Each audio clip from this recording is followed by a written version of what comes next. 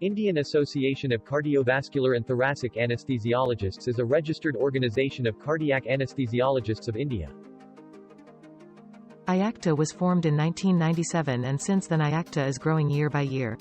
Over the years, IACTA has got 14 regional branches spread all across India, namely Delhi, North Zone, Jaipur, West Bengal, Jodhpur, Ahmedabad, Chennai, Bangalore, Malabar, Hyderabad, Nagpur, Pune, Mumbai, Cochin, and Madurai.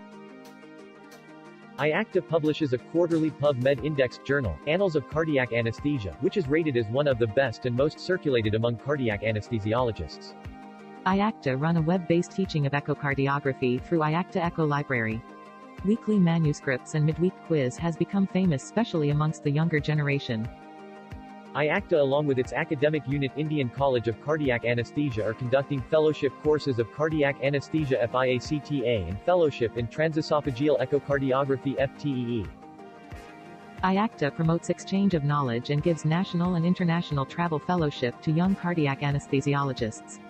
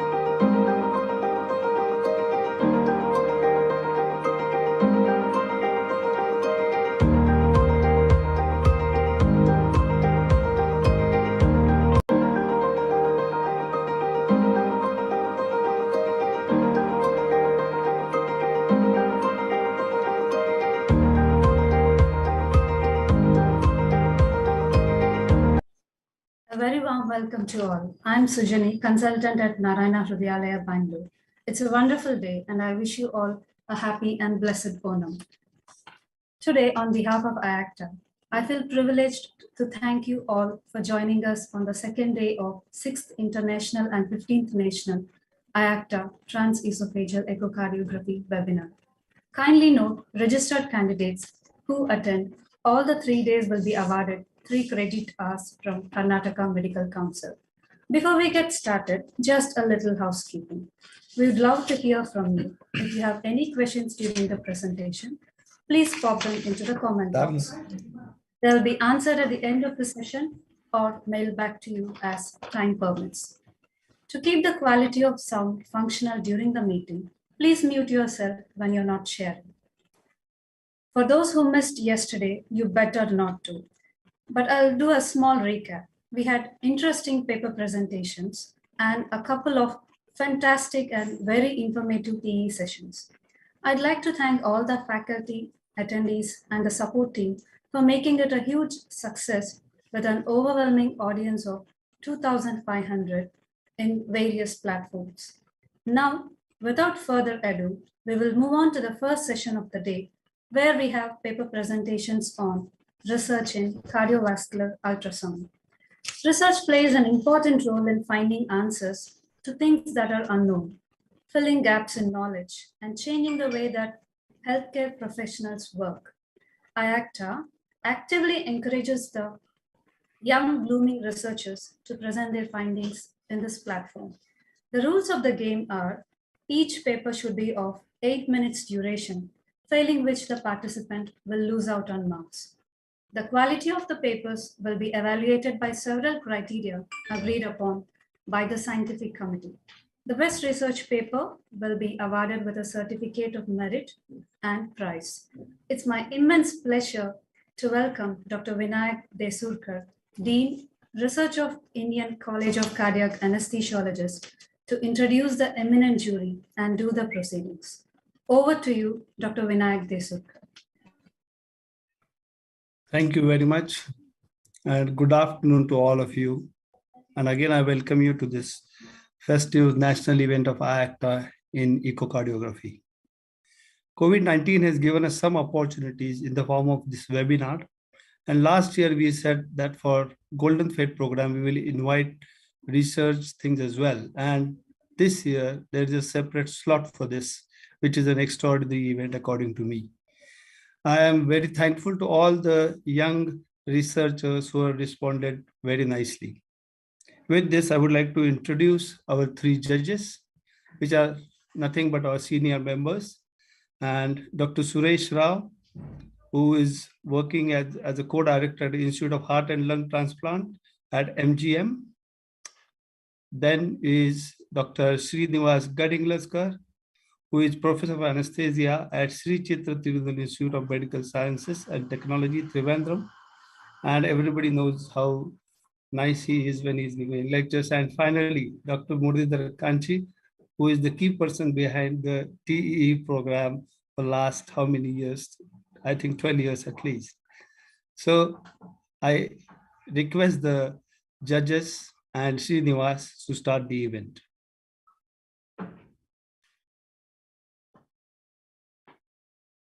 Sir, please unmute.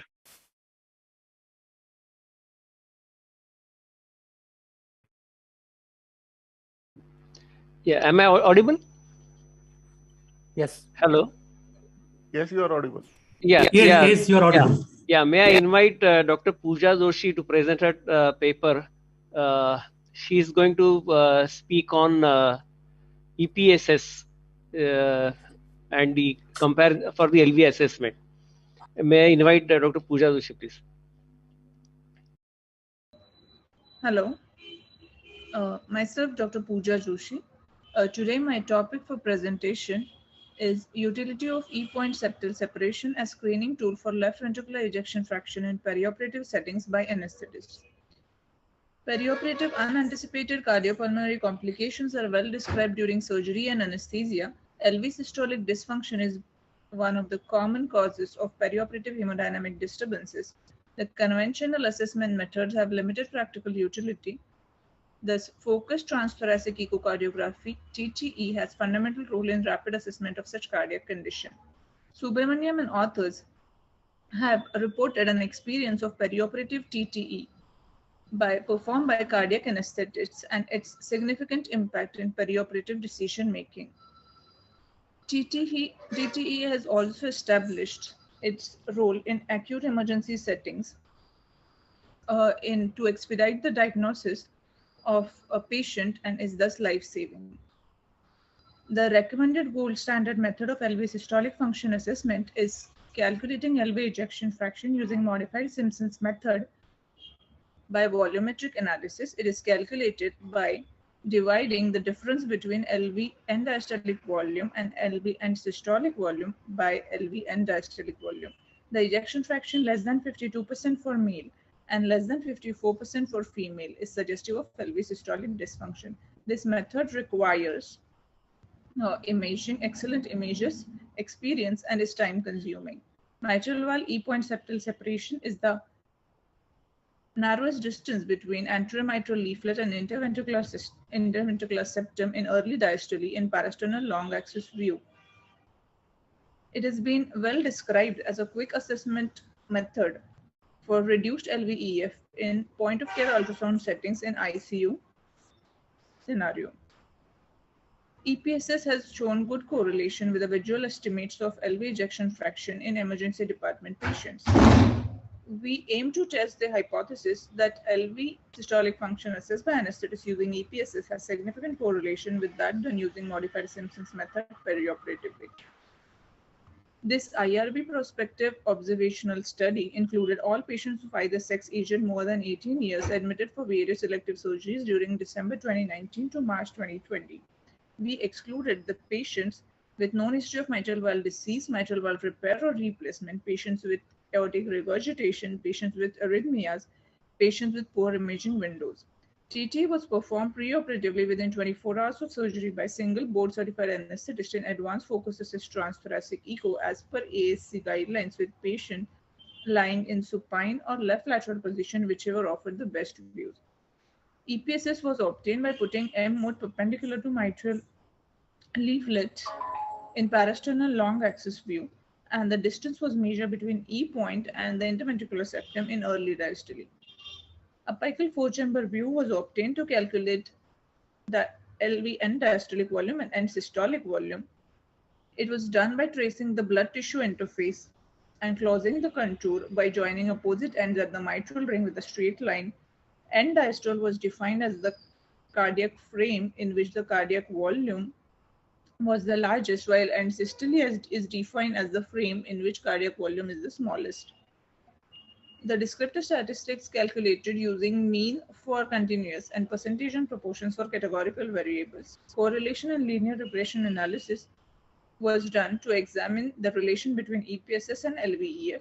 Area under curve and Jordan's index obtained from receiver operating characteristic curve between EPSS and LVEF. P-value less than 0.05 is statistically significant. 105 patients were included, 2 of which has moderate MR and 3 had poor apical four-chamber views. Thus, final analysis included 100 patients. The mean age of study population is 60 years with 21% of female patients. The mean LVEF value was 56%, ranging from 28 to 74%. Mean mitral valve EPSS was 7.18 mm, ranging from 3 to 21 mm. In a patient with LV systolic dysfunction, EPSS has come out to be 1.4 centimeter, while the EF was calculated as 26% in the same patient. This is a linear regression analysis of EPSS and LVEF, and this is the ROC curve. The area under curve is 0.95 with p-value less than 0.0001, suggesting statistically significant correlation. EPSS was statistically significantly related to EF negatively with Pearson coefficient minus 0.74. Jordan's index of EPSS 7 mm was obtained with 95.8% sensitivity and 85.7% specificity to predict LV systolic dysfunction. In emergency department patients, EPSS has shown good correlation with calculated LV ejection fraction. Similarly, there was a moderate negative correlation between EPSS and fractional shortening. Prada and authors have described the underutilized simple linear measurement using M-mode imaging in ultrasound. It is the most reliable temporal resolution. EPSS and LVEF using Simpson's method, both obtained in cardiac MR imaging, show very strong correlation coefficient. In a very recent study by Stenberg and colleagues, 3 point-of-care tests were studied to identify LV systolic dysfunction, where they found EPSS to be most efficient, MAPC to be most feasible method. In study by Dustin and colleagues, parasternal long axis view was the most preferred window for transthoracic imaging. Similarly, we found we did not exclude any patient because of the poor imaging window to obtain parasternal long axis view. The limitations of our study are EPSS is unreliable in mitral aortic pathology, inability of EPSS for serial evaluation of the given treatment. The inter-observer variability could not be commented upon, and the impact of EPSS on clinical outcome was not demonstrated. Just to conclude, EPSS shows significant negative correlation with gold standard LVEF measurement for LV systolic function estimation. It can very well be used to assess LV systolic function perioperatively in busy OR during odd hours by anesthetists with brief TE training. Thank you.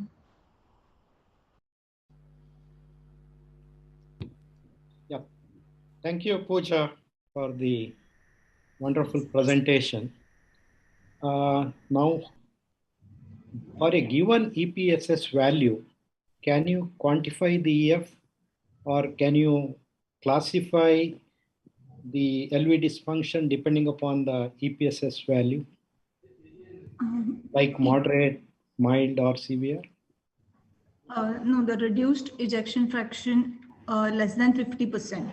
If the EPSS value comes out to be more than 7 mm, is we have achieved. And if the EPSS value is less than 7 mm, the patient is having good normal LV function, systolic function.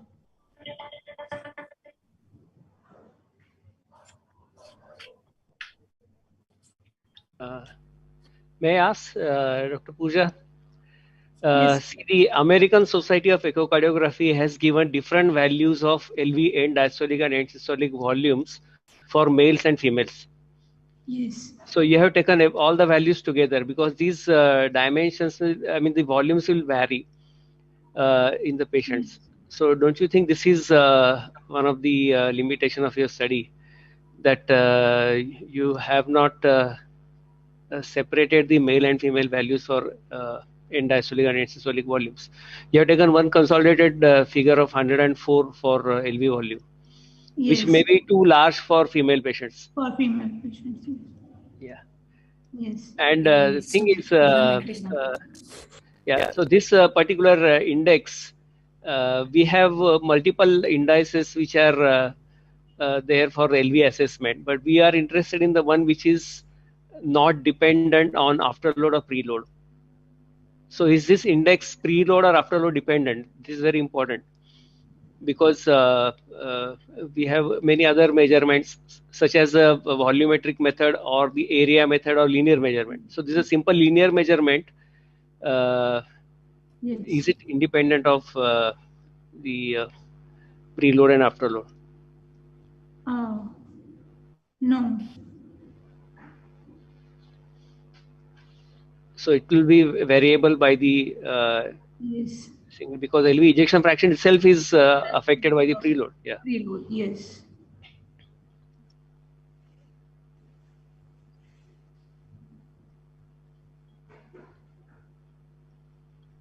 So I finished. Murli sir. Desktop we need.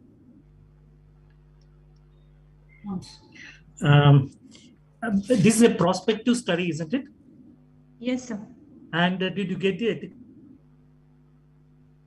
ethical clearance for this study before you started? Yes, sir. In the last sentence, you said the anesthesiologist should have a brief training to be able to do the TTE. Yes. So for the beginner, what do you mean by brief training? Is it 1 month, 2 months, 6 months, 1 year? So around. You have to define what is brief. That's all. Thank you so much. Yes. Thank you, sir.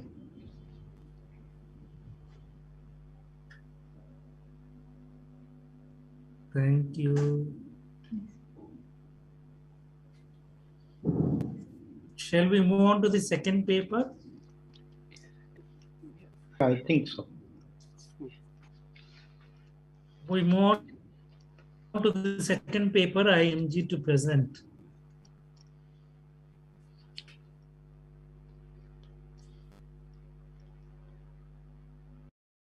Okay, good morning, everyone. Myself, Dr. Rajesh. I am working as a cardiac anesthesiologist in Amuda Hospital, Kochi.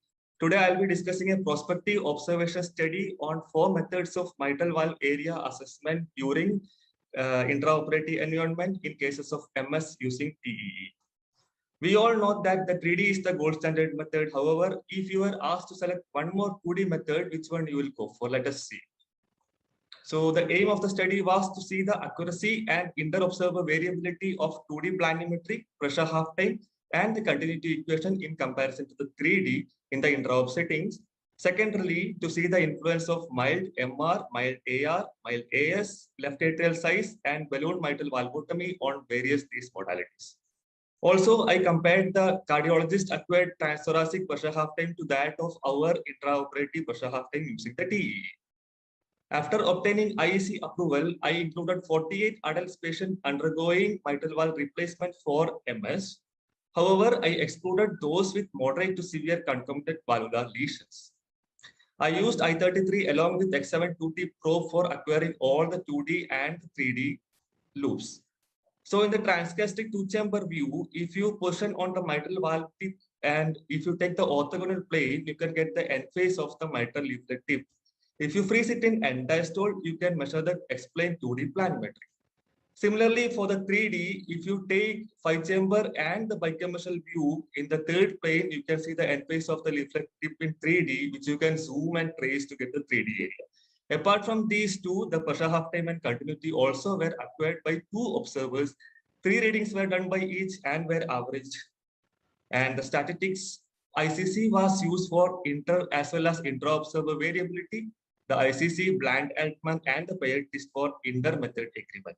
The confounding variables were assessed using the ANOVA. In the demographic, there were around 35% of the post-BMV cases, few of the regurgitant lesions, and the LA enlargement was there for 60% of the cases. There was an excellent inter as well as intra-observer agreement between all the 4 methods. However, the percentage-wise, the maximum detection was by the continuity and the 3D method. In other words, when the 3 2D measures were compared to that of the 3D, you can see the excellent correlation was there for the continuity equation in terms of ICC as well as the limits of agreement. In the chart itself shows the same thing. The scattering is least for the continuity equation than the pressure half time and the 2D.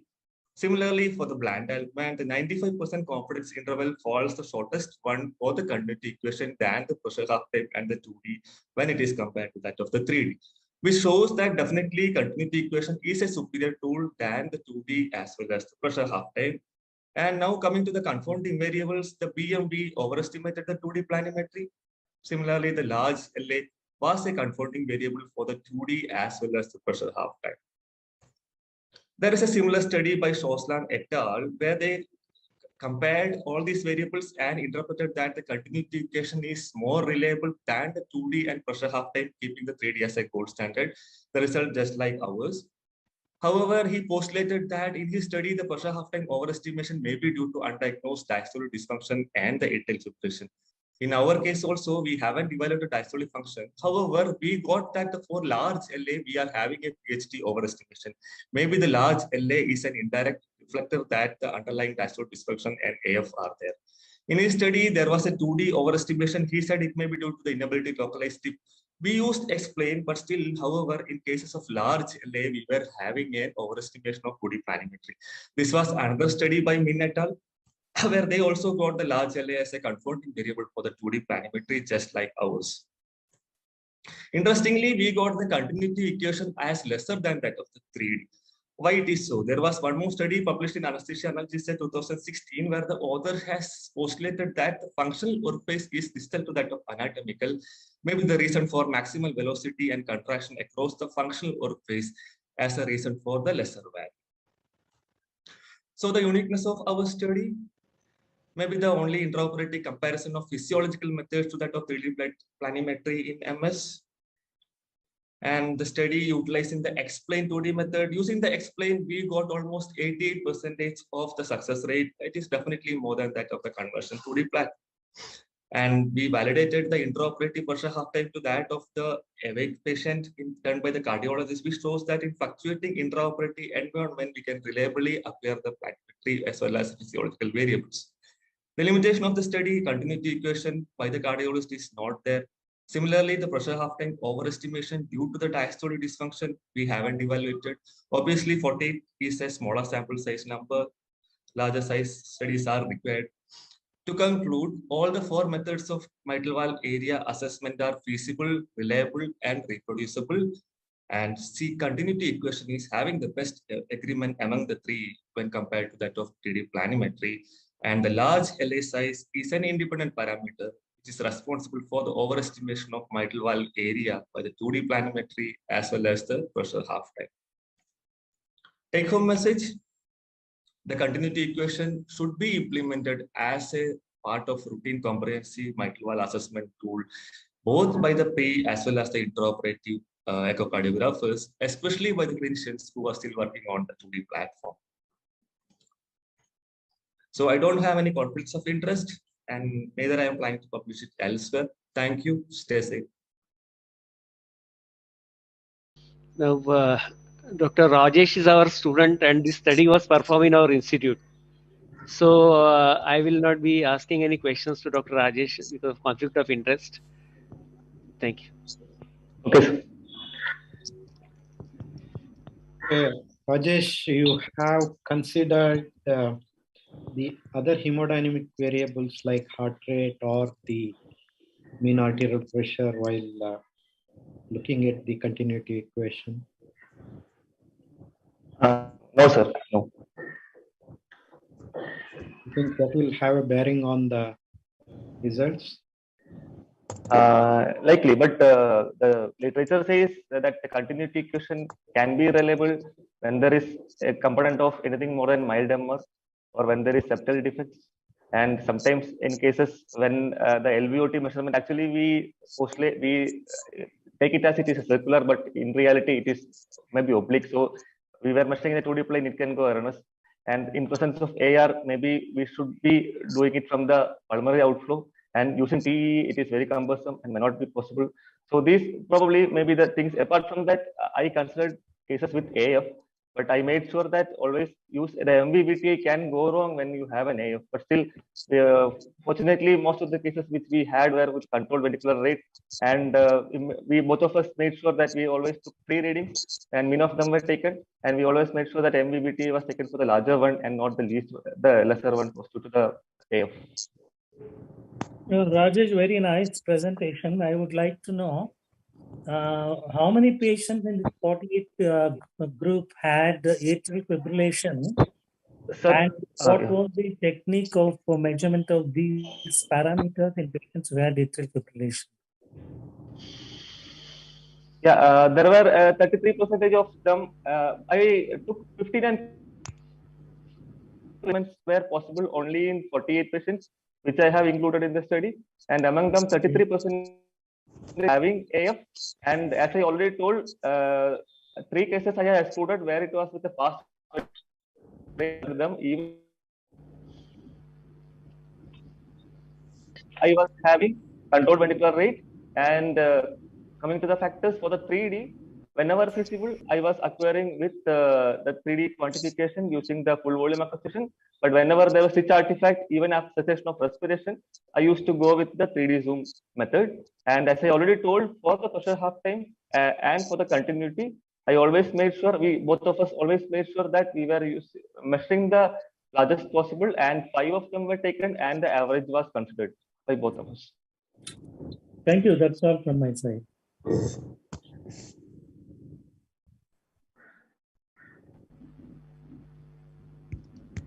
I think we'll move on to the next presenter, Dr. Arun. Thank you, sir. Happy Onam to you also. Thank you.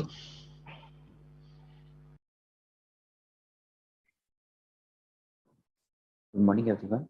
Myself, Dr. Varun Arora.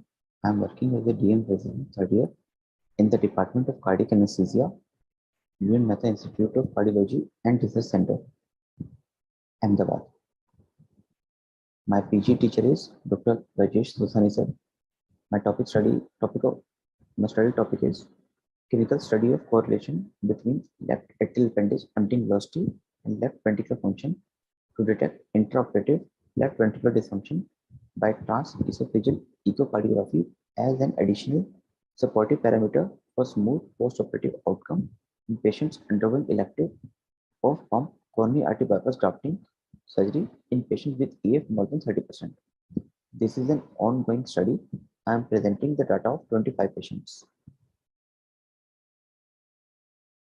Coming to the assessment of LV function, for systolic function, commonly used method is ejection fraction, biplane modified Simpson method, and for diastolic function, mitral inflow pattern, mitral annular velocity, left atrial volume, tricuspid regurgitation jet velocity, pulmonary vein flow pattern, mitral inflow propagation velocity. Introduction. Patients undergoing elective off-pump coronary artery bypass grafting are frequently at risk of adverse cardiovascular events like hemodynamic instability, ischemia, arrhythmia, and dysfunction. So it is very important to detect these events in time and manage by pharmacological support or relieving of mechanical obstruction by octopus of heart to maintain the hemodynamic stability. Coming to the focus of study. Left atrial appendage is a contractile structure of left atrium during atrial systole. Patients with poor or low left ventricular function has reduced ejection fraction and compliance along with rising of low left ventricular and diastolic pressure. There is LVDP. Therefore, left atrium and appendage emptying is affected. By measuring atrial appendage emptying velocity will give assessment about ventricular function intraoperatively. Coming to the methods. In mid-esophageal mitral commission view, left atrial appendage emptying velocity was measured by pulse wave Doppler. The cursor was placed at the orifice of left atrial appendage with transmitral pulse wave Doppler. E velocity and A velocity was measured, and we measured tissue Doppler at lateral annulus of mitral wall, that is E prime, and also calculated the ratio of E velocity and E prime.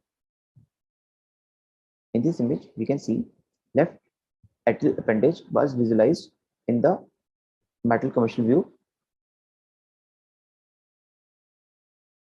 at 99 degree, and left atrial appendage emptying velocity was measured. This cursor was placed at the orifice of left atrial appendage and pulse wave Doppler was taken.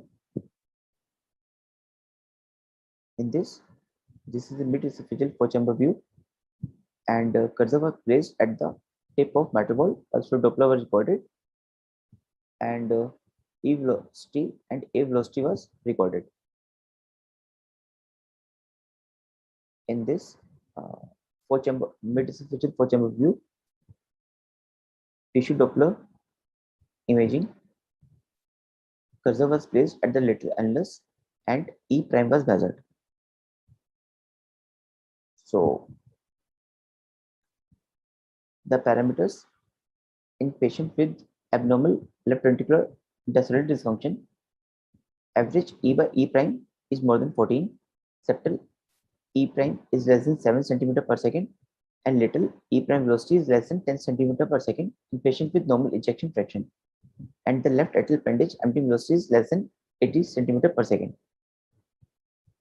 So in patients with anatropes and in patients without anatropes, out of 25 patients, 15 patients required intraoperative anatropes, and we can see on comparison of pre-grafting and post-grafting in patient with anatropes, left atrial appendage and E velocity and A velocity, this was increased in post-grafting period, and the p-value was statistically significant, and there was no statistically significant seen with E by A, E prime, and E by E prime. And in patient without anatropes, as you can see on the comparison of pre-op grafting and post-op grafting, you can see there was no statistical significance seen. Results. During the grafting of obtuse, marginal, or high ramus, there is a significant hemodynamic instability, and we manage by repositioning of octopus and sometimes with pharmacological support in 50% of patients for a short period. After the grafting, we continued same pharmacological support in those patients, and which was gradually reduced within 6 to 8 hours after the surgery. Conclusion. In-time detection of unwanted events and decision to start pharmacological support with reposition of octopus and heart will allow smooth grafting in difficult position during beating heart grafting. Still, we had selected the patient with nearly good ejection fraction, that is more than 30%, and we want to focus on patients with poor ejection fraction to detect the efficacy of this measurement by transesophageal echocardiography. This may be an additional supportive factor after studying more cases with analysis of outcome. Conflict of interest or sponsorship, there was nil. Thank you.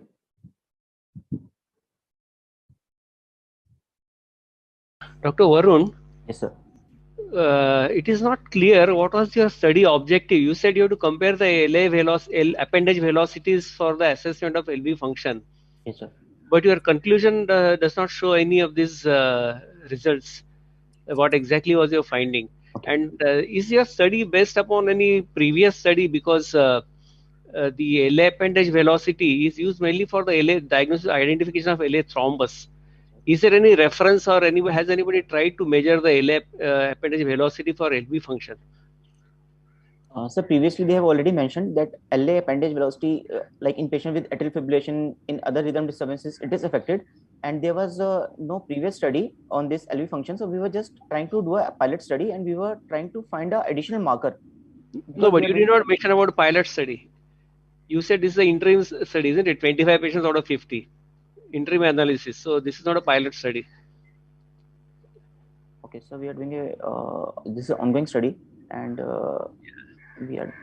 Yeah, and second thing is what I remember is you have shown in one graph, all your patients had diastolic dysfunction, normal systolic function, but all of them had LV diastolic parameters of LV diastolic dysfunction. Like average E upon E prime was more than 14. Actually, that was E prime was less than 7 and lateral was less than 10. So they all suggest they. So actually, those are the American Society of Echocardiography guidelines to detect the patients with LV dysfunction. Like that was the criteria. Your patient's observations. It was not my patient observation. You did not specify that. I thought these are your patient's observations. No. This was just a criteria which we are following. ASC guidelines which we are following.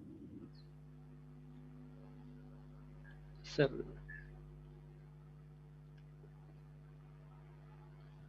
Dr. Suresh, Murli sir. No, I have no questions. Is this a prospective study? I would like to know whether you have got the ethical clearance for this study. Was it mentioned? Yes, sir. We have got the ethical clearance, institutional ethical committee. Yes, sir. Okay. Thank you. Thank you. Thank you, sir.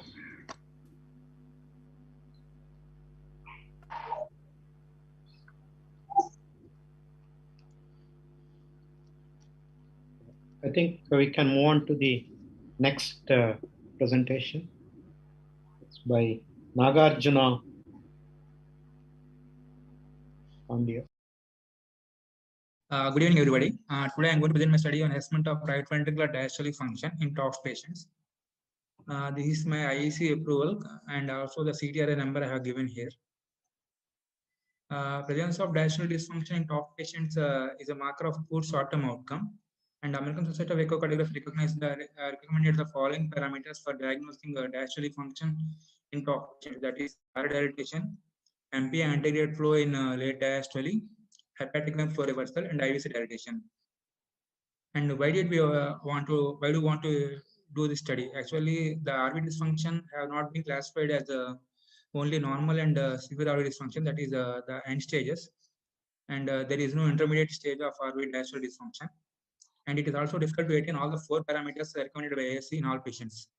And top of that, the etiological factors responsible for diastolic dysfunction in the intermediate post-operative are not clearly known. So our primary objective was to assess the diastolic diagnostic predictability of E by A and E by E prime values in the patients who are already diagnosed as having diastolic dysfunction based upon the ASC recommended gold standard parameters. And our secondary objective were to assess the systolic function in patients with diastolic dysfunction, to determine the etiological factors for diastolic dysfunction in the early postoperative period, and to study early postoperative outcomes. This is the prospect observation study done at Chitra Hospital in children age group between 6 months to 10 years of age, with a preoperative diagnosis of TOF and with good PA anatomy and no additional BST. And children with previous BT shunt surgery and more than mild tricuspid regurgitation, emergency or redo cardiac surgeries, and post CPB residual RVT gradient more than 30 millimeters of mercury, and more than 1 CPB runtime were excluded from the study. Initially, the sample size was taken as 40, but due to current situation of COVID, we were unable to complete sample size. So, a convenient sample analysis was done only for 30 patients. So, initially, study protocol, we try to acquire all the 3 gold standard parameters, that is the RV dilatation, by using the mediasophageal force chamber view, and then MP anterograde flow in diastole, and ultimately we try to see the hepatic for reversal in systole. So once these three parameters are seen, then we went ahead with evaluating the triglyceride E by A ratios and E by E prime ratios at the respective views. And while assessment of these Doppler parameters, we try to maintain the loading conditions of the heart within normal limits, like maintaining the RV and diastolic area, CEP, hematocrit, and hemodynamics within the normal limits. So out of 30 patients, 10 patients were found to have diastolic dysfunction based upon the IACTA recommended gold standard parameters.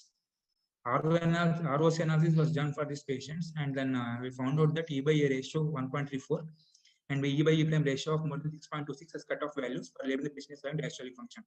So you can see the two ROC curves. On the left side, you can see ROC curve of E by A, and on the right side, you can see the ROC curve of E by E prime. So out of 10 patients who are diagnosed as having diastolic dysfunction, 7 patients were found to have E by A ratio of 1.34, and out of 20 patients who are having normal diastolic function, 15 patients are found to have E by A ratio of less than 1.34. So the study has sensitivity of 70% and sensitivity of 70%, and the overall diagnostic accuracy was 73%. Regarding E by E prime ratios, out of 10 patients who are having diastolic dysfunction based upon the AAC parameters, 8 patients were found to have E by E prime ratio of more than 6.26, and out of 20 patients who are having normal diastolic function, 17 patients were found to have E by E prime ratio of less than 6.26. So the sensitivity was 80%, specificity was 85%, and overall diagnostic accuracy was 83%. Regarding our secondary objectives, in patients who are having diastolic dysfunction, the FAC values and SPM values were significantly lower compared to that of patients with normal diastolic function. However, the TAPC values are also on the lower side, but it is not statistically significant. Our secondary objectives include seeing the postoperative inotropic score, duration of mechanical ventilation, and duration of chest tube drainage, so which were significantly higher in patients with diastolic dysfunction compared to that of normal diastolic function. Even the CPB runtime and cross-clamp time were also significantly higher in patients with diastolic dysfunction. Incidence of diastolic dysfunction in our study was 30%, as opposed to previous studies which are showing about 35 to 60%. So the low incidence in our study was mainly because of the age group, because the previous studies have taken age around mean age around 6 to 8 years. However, our study has got age of around only 4 years mean age. And changing loading conditions are known to influence Doppler echocardiography elevation. Therefore, previous studies suggested against their usage. In our study, we maintained the loading conditions within normal limits and tried to evaluate the spectral and tissue Doppler parameters in assessment of diastolic function. Among 10 patients who are labeled as having diastolic dysfunction using AAC criteria, 7 patients had E by A ratio of more than 1.34, and 8 patients had E by E prime ratio of more than 6.26. Prolonged CPB run times and cross-clamp times in children with diastolic dysfunction explained RV systolic dysfunction, which was shown by lower FAC value and SPM values. And our study has shown that RV, FAC, and SPM values predicted systolic dysfunction better than that of TAPC. Even the mean inotropic scores, ICD drains, and duration of mechanical ventilation was significantly higher in patients with diastolic dysfunction. Most of the studies describe the pathophysiology of diastolic dysfunction of top surgery in adolescent population only, but etiological factors responsible for them were not addressed in children. Placement of transannular patch is a documented etiological factor for development of diastolic dysfunction in adolescent patients due to development of chronic pulmonary regurgitation. In our study, out of 10 patients, 70% of children with a diastolic dysfunction had a transannular patch placement, but it was placed in only 20% of the study population without diastolic dysfunction. And in all patients with diastolic dysfunction, CPB runtime was more than 140 minutes, and cross-clamp time was more than 103 minutes. 20% of children with diastolic dysfunction developed leaky kidney injury requiring peritoneal dialysis, and length of stay in ICU and hospital was similar in both the groups. So to conclude, the triglyceride E by E prime ratio of more than 6.26 and E by A ratio of more than 1.34 can be used as a good indicators to predict diastolic dysfunction in the immediate postoperative period. The loading conditions are kept within the normal limits in top patients. The etiological factors responsible for RV restrictive physiology are transannular patch placement, cross-clamp time more than 103 minutes, and CPB runtime more than 140 minutes. Children with diastolic dysfunction are associated with higher mean inotropic scores, higher drain in ICU, and higher incidence of acute kidney injury require peritoneal dialysis. Limitations were our study population was ranging from 6 months to 10 years because the age is one of the important factors that influences diastolic parameters. And also indexing the echocardiography parameters to the body surface area could have made our results further standardized. Effects of anesthesia and ventilation on preload parameters could not be rolled out. And Doppler parameters are also angle dependent. So even though we try to minimize the errors due to angulation, there is still a possibility of minor errors. No and ethical statement, the patient consent taken. Thank you. This paper is from our institute, so there is a conflict of interest, so I will not be asking any questions. Okay, that's good. You mentioned about E by prime ratio of 6.25 as the cutoff value. What was the relation between the E by E prime and the right atrial pressure? Have you checked that if the E by E prime was below certain value, this was the RA pressure? What is the correlation with right atrial pressure? Because on the left side, we correlate the E by E prime with the left atrial pressure. Left. No, sir, at that point we did not try, sir. We did not see in our study. The second point is, do you have the preoperative values vis-a-vis post-operative values of all these parameters which you check for diastolic function? Yes, sir. Actually, we have seen the preoperative values, sir. Yes, sir. But we did not include in the study of finance. Any reason why you could not? Because I would like to know what is the preoperative status.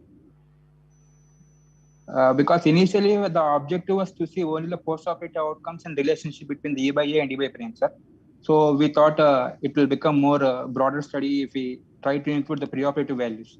So that's why we removed the in final conclusions.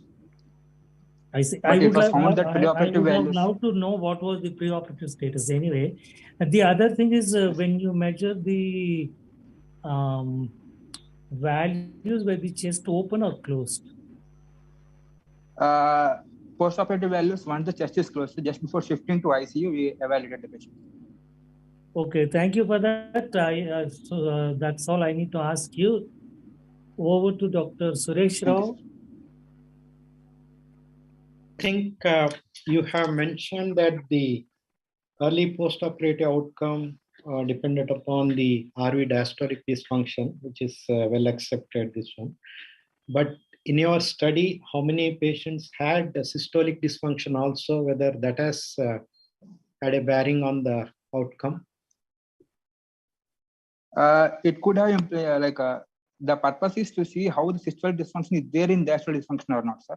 And but it can it can influence the post-operative outcomes. Like L1, the patient is having systolic dysfunction. That part we did not see. Yeah, that's.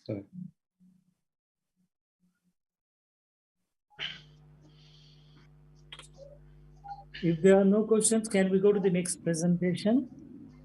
Yeah. Kedar B is the one. Kedar is from my center, so I will not be asking any questions. Yes, sir. Yeah. So Kedar, can you go ahead with the inferior vena cava collapsibility, distensibility as an index of fluid responsiveness in cardiac surgery? Yes. Yeah. Please. Good afternoon, everyone.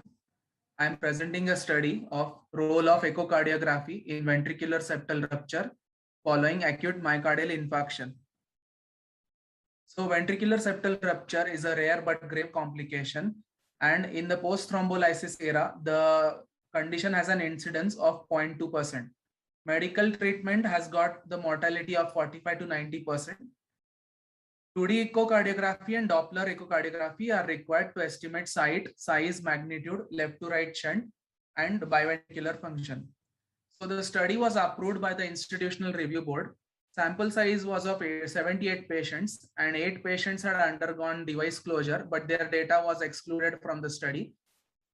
Any visible shunt after closure of BSR was considered as a residual shunt. Transesophageal echocardiography was done pre and post cardiopulmonary bypass using midesophageal 4-chamber view, midesophageal AV long axis view, and transgastric basal short axis view. So mean age of the patient group was 60.35, 56 of them were male, and mean weight was 62.26. Period between hospitalization, that is BSR diagnosis, and surgery was 2 days. They belong to all 1, 2, 3, 4 KLIP classes, and the mortality seems to be rising with the rise in KLIP class. 39 patients were hypertensive, 45 patients were diabetics, and they had a history of coronary artery disease since old times, recent, and as an acute phase also. There was a history of percutaneous transluminal coronary angioplasty in 9 patients and history of thrombolysis in 7 patients. Amongst the survivors and non-survivors, the period between VSR diagnosis and surgery was not statistically significant. The difference was not statistically significant. The preoperative ventilation was more in the non-survivors group. Odds ratio is 3.92, that is 3.92 times the patient is prone to have mortality if he is having preoperative ventilation. Then preoperative inotrope score was significantly more in the non-survivors group. So mean ejection fraction was 41.97%, and mean VSR size was 10.96. The presence of residual shunt is 1.33 times predictive of mortality. So these are the echocardiography images. First is the mid-esophageal AV long axis on the top left corner.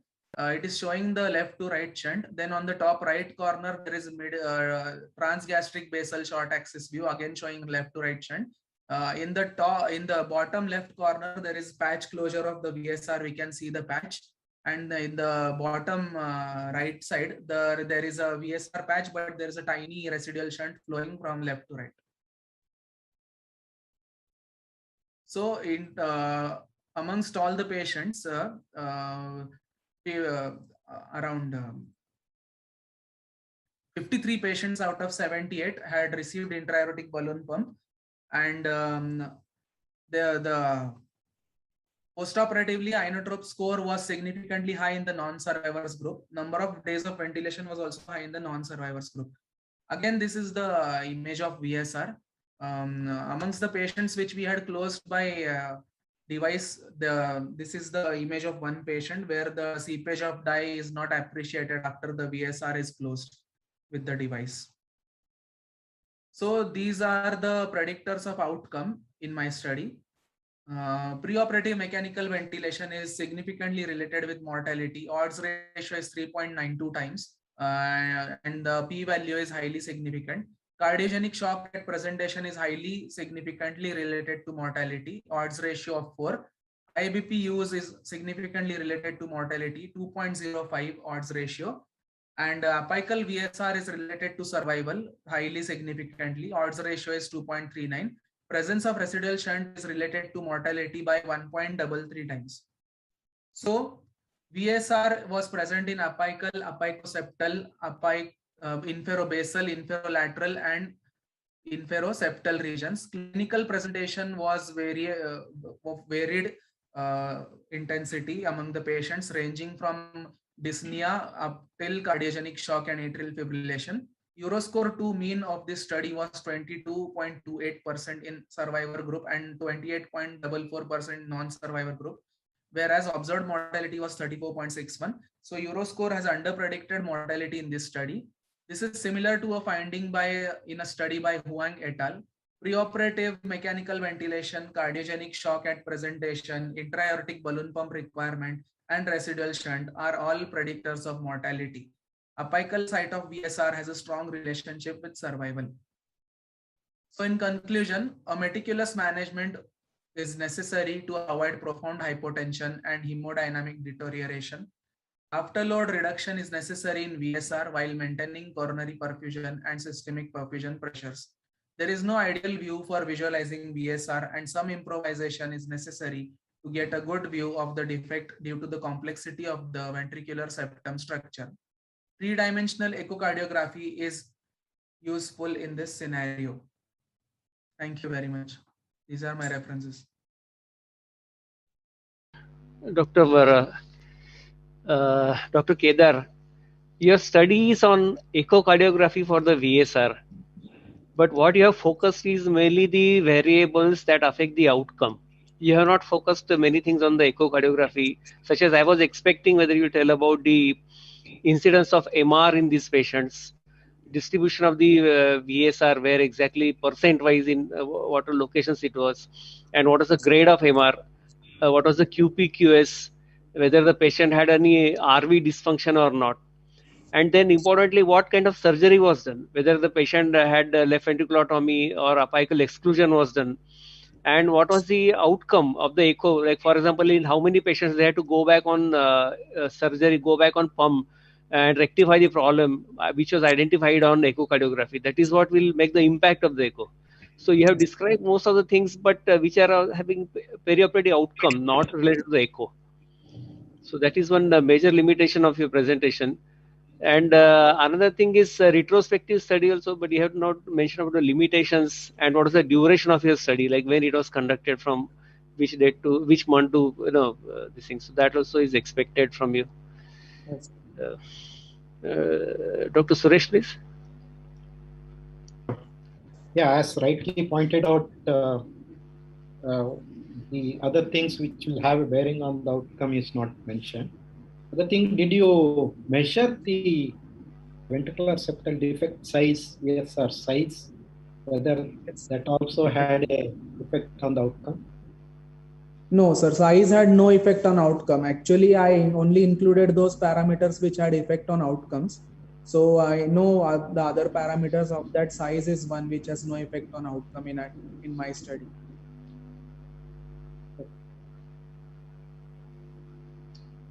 Yeah.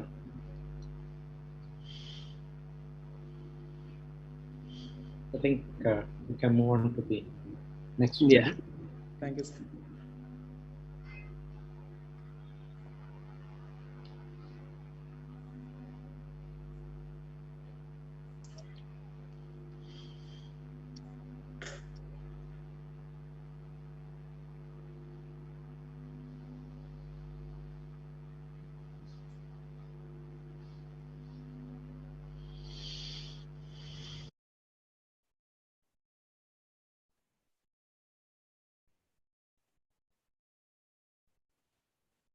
Good afternoon, everyone. I'm Dr. Kedar Bangal and I'm going to speak about inferior vena cava collapsibility, distensibility as a dynamic indicator of preload in cardiac surgery. Management of hemodynamically unstable patients can be challenging. Hypovolemia as well as fluid overloading increase morbidity. Static indices are central venous pressure, pulmonary capillary wedge pressure, whereas dynamic indices of preload are stroke volume variation, pulse pressure variability. Pulse pressure variability of more than 12% is a good indicator of preload with high sensitivity and specificity. Area under ROC curve of 0.94. Pulse pressure variability values may be misleading in open chest condition as it is the case in cardiac surgeries. Sternotomy and retraction of both hemithoraces reduce constraint on heart and the lungs. So my objectives were to determine the effect of rise in tidal volume on the distensibility index, then to identify hypovolemic patients based on the pulse pressure variability values in closed chest conditions. After this, to compare and correlate the change in magnitude of the distensibility indices in supine position and passive leg raising position in closed chest condition, that is after induction, between hypovolemic and normovolemic group of patients. Third objective was to compare the distensibility indices in closed chest condition with the distensibility indices in open chest conditions between hypovolemic and normovolemic patients. On the left side, we can see the image of inferior vena cava and hepatic vein is connecting to it. This image is obtained in the transgastric region, placing the probe in that region and rotating it to the right. Then we can see the inferior vena cava in short axis and multiplane angle is increased to 90 degree to get it in long axis. On the right side, we can see the bicaval view where we can see the inferior vena cava on the left top region of the sector. Here we can advance the probe and see the proximal part of the IVC. So it is a prospective observational study of 30 patients. Patients more than 18 years were included who were posted for elective cardiac surgery and had good ejection fraction.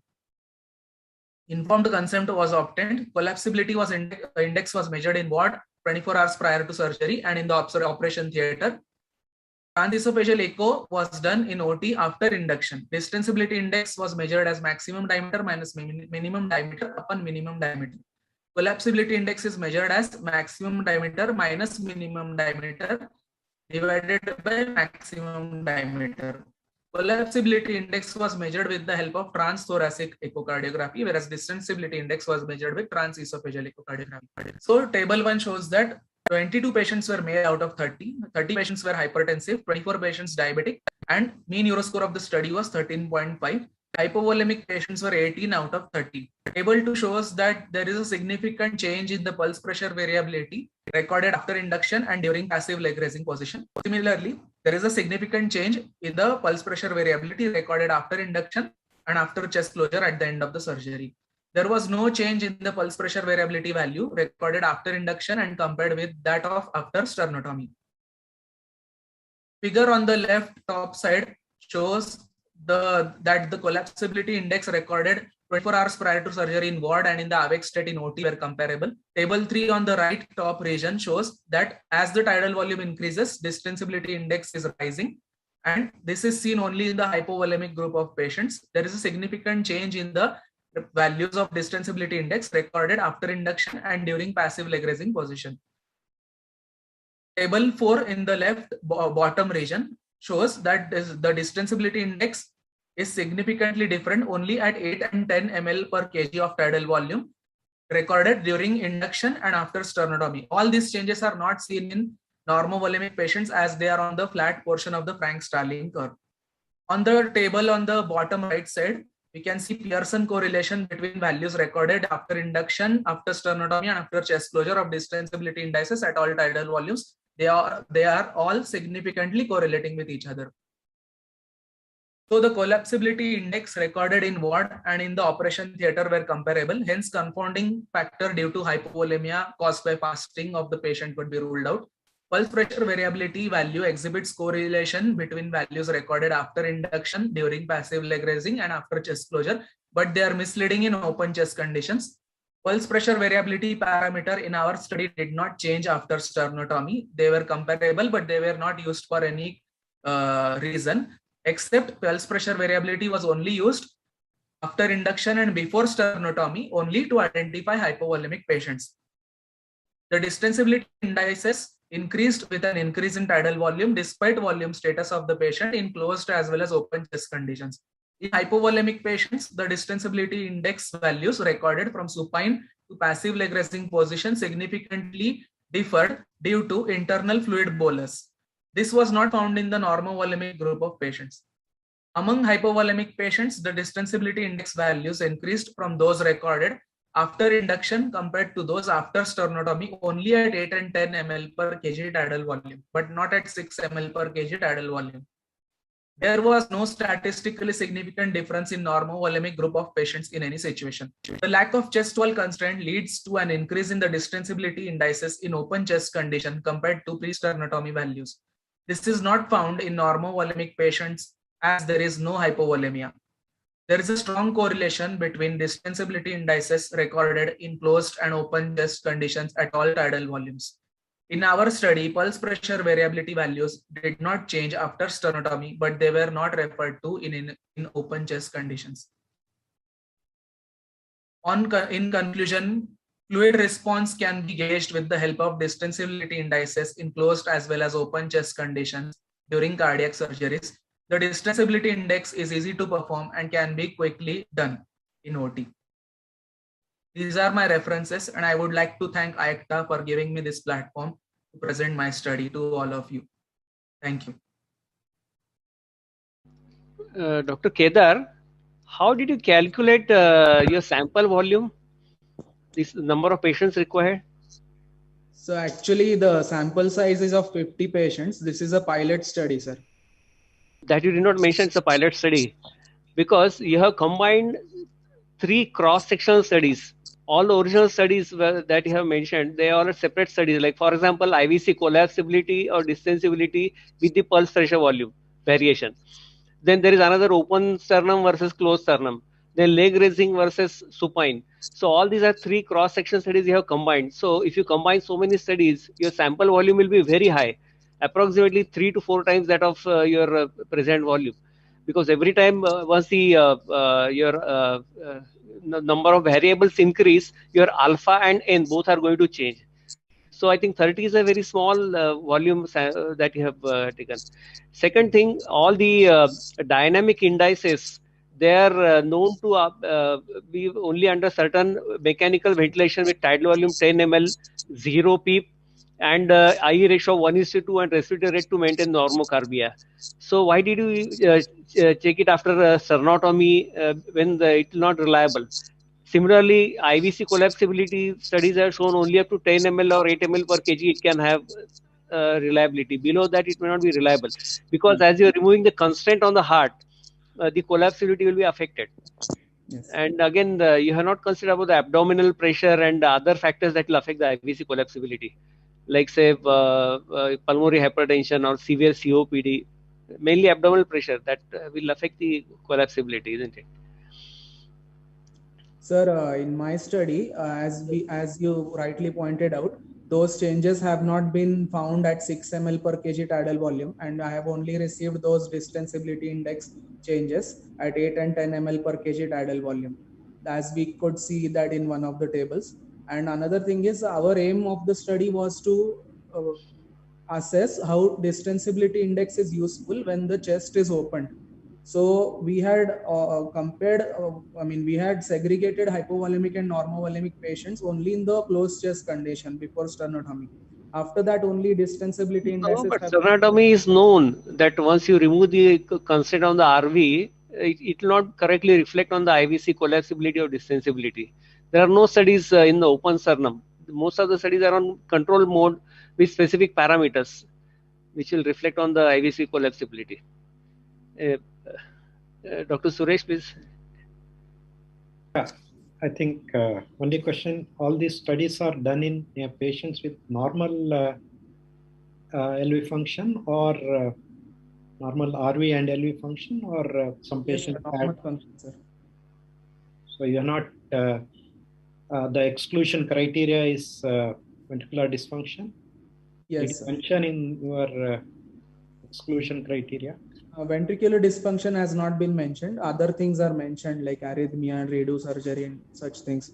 But ventricular dysfunction has not been mentioned. But in inclusion criteria, I have written as EF, good ejection fraction, like more than 50, like that. And the thing is, none of the patients had COPD or any other comorbidity which would cause any confounding factor or affect any parameters. Okay.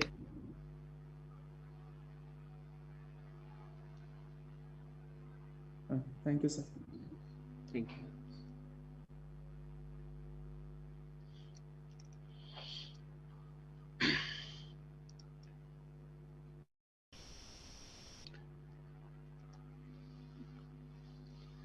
Next is Dr. Avneet Singh, I think. Dr. Avneet Singh, utility of transfontanelle ultrasound in predicting the fluid responsiveness in children after repair of congenital heart disease. Dr. Avneet, please. Good morning, everyone. I thank IACTA and my mentors at PGI Chandigarh to giving me this opportunity to present my study on the utility of transfontanelle ultrasound in predicting the fluid responsiveness in children after repair of congenital heart diseases. These are my acknowledgements. I have no disclosures or conflict of interests. The postoperative fluid management in infants undergoing cardiac surgery warrants a delicate balance between hypovolemia and fluid overload. Traditionally, CVP has been the indicator of initiating volume infusion in circulatory shock using the Frank-Starling law. However, nowadays, the respiratory variability of peak aortic blood flow velocity on transthoracic echocardiography is commonly used to optimize fluid requirement in the post-operative period. However, the intensivist is often faced with the challenge of poor echocardiography window post-surgery due to the presence of surgical side dressing and chest tube drain. The transfontanelle ultrasound of internal carotid artery is a novel modality that can be used as a surrogate of aortic root velocity in patients aged up to 12 to 14 months. In this study, we hypothesized that the variability of internal carotid artery may be a reliable indicator of fluid responsiveness and aim to observe the correlation between the variability of internal carotid artery and the aortic blood flow velocity as a marker of fluid responsiveness in infants on mechanical ventilation during post-operative period after cardiac surgery. It was a prospective observational study done in post-cardiac surgical ICU of Postgraduate Institute of Medical Education and Research, Chandigarh, during November 2019 to December 2020. During this time period, 137 infants underwent surgery. 76 of them were excluded because of ejection fraction being less than 45%. They had intact intracardiac shunts or arrhythmias. They were on hemodialysis or had their sternum open. 61 patients were eligible who had open anterior fontanelle and were on mechanical ventilation after cardiac surgery. Of them, 30 patients were analyzed and given a fluid bolus of 10 ml per kg over 10 minutes at 2 time points, 1 hour and 6 hours after surgery during their stay in the intensive care unit, and 60 observations were made. There were 22 patients were responders and had their increase in the index stroke volume of more than 15%, and 8 patients were non-responders. So the internal carotid artery variation was measured using Phillips S5 sector array probe. The transducer was placed at the anterior fontanelle to obtain a coronal plane image of brain structure and cerebral blood vessels. The pulse wave Doppler superimposed on color Doppler was used to measure the variation in the internal carotid artery over one respiratory cycle, and it was averaged over 3 readings. And the variation in the internal carotid artery was calculated using this formula. The other values that were measured were variation in the aortic blood flow velocity, measured below the aortic annulus, respiratory variation of the inferior vena cava, measured 2 to 3 centimeters beyond the right atrium and IVC junction, heart rate, central venous pressure, systolic blood pressure, left ventricle, diastolic and diastolic diameter, the plethysmographic variability index. All these values were measured before and after 10 minutes of giving fluid bolus. The sample size calculation was done based on the previous report that the variability of the aortic blood flow velocity could predict fluid responsiveness in 40 to 69% of the patients with a sensitivity of 77% and 85% specificity. Considering positive negative value for responders and non-responders to be 50% and an alpha error of 0.05, 80% power with an attrition of 10%, and an inability to visualize the transthoracic images in 15% of the patients, a sample size of 30 was needed. The statistical analysis was performed using FPSS version 21, and a p-value of less than 0.05 was considered statistically significant. These were the preoperative, intraoperative, and postoperative parameters. The age in our patients who were responders were significantly younger at the age of 6.66 months. These patients also had a higher right ventricular fractional area change, and the responders also had a lower risk scores at 9.63 in the postoperative period. 60 fluid bolus observations were performed, and a positive response was obtained in 46% of the observation and a negative response in 53% of the patients. Before fluid, the internal carotid artery variation was significantly higher amongst the responders at 14.7% compared to the non-responders at 10.5%. Similarly, the variation in the the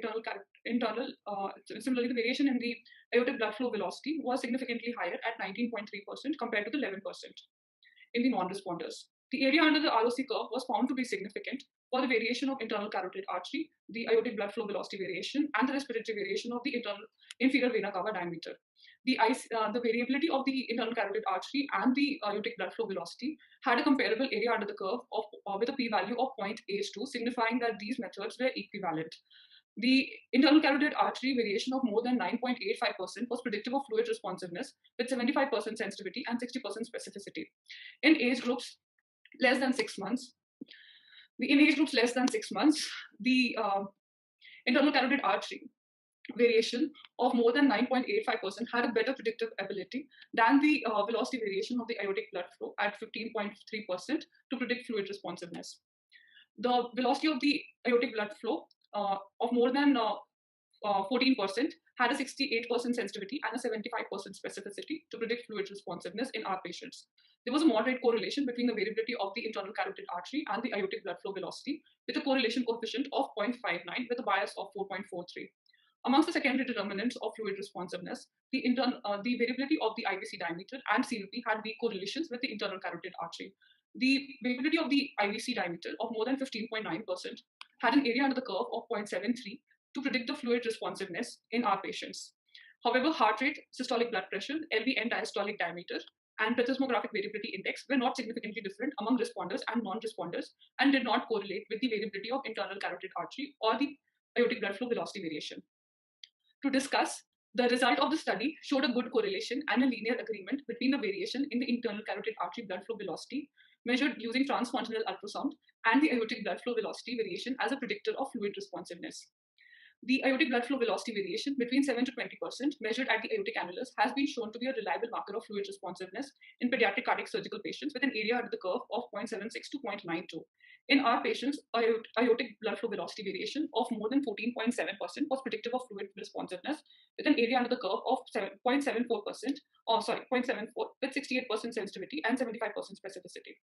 KM et al. Had demonstrated the variability of internal carotid artery of 13% amongst patients who responded to a fluid bolus as compared to non-responders with an internal carotid artery variation of 8%, with an area under the curve of 0.83 and sensitivity of 94% and specificity at 69%, with a cutoff of 7.8% to predict fluid responsiveness amongst patients who were undergoing cardiac surgery. Our study also demonstrated a higher internal carotid artery variations amongst responders at 14.7% versus 10% amongst the non-responders in patients who were in the post-operative period in the cardiac surgical ICU. However, these values were higher than those observed by Kim et al. This study was limited to the fact that it was a single operator study. The choice of fluid, ringer lactate versus 5% albumin, depended upon the attending intensivist. There were the confounding effects of vasopressors and inotropes. Our patients belonged to complex congenital heart disease, whose prolonged critical illness with cyanosis could have decreased the cerebral blood flow. To conclude, the internal carotid artery variability measured using transcontinental ultrasound at more than 9.85% is comparable to the velocity variation of the aortic blood at the aortic annulus in predicting fluid responsiveness in infants on mechanical ventilation after cardiac surgery. The internal carotid artery variability is better than the variability of the aortic blood flow velocity in predicting fluid responsiveness in children younger than 6 months of age. Thank you.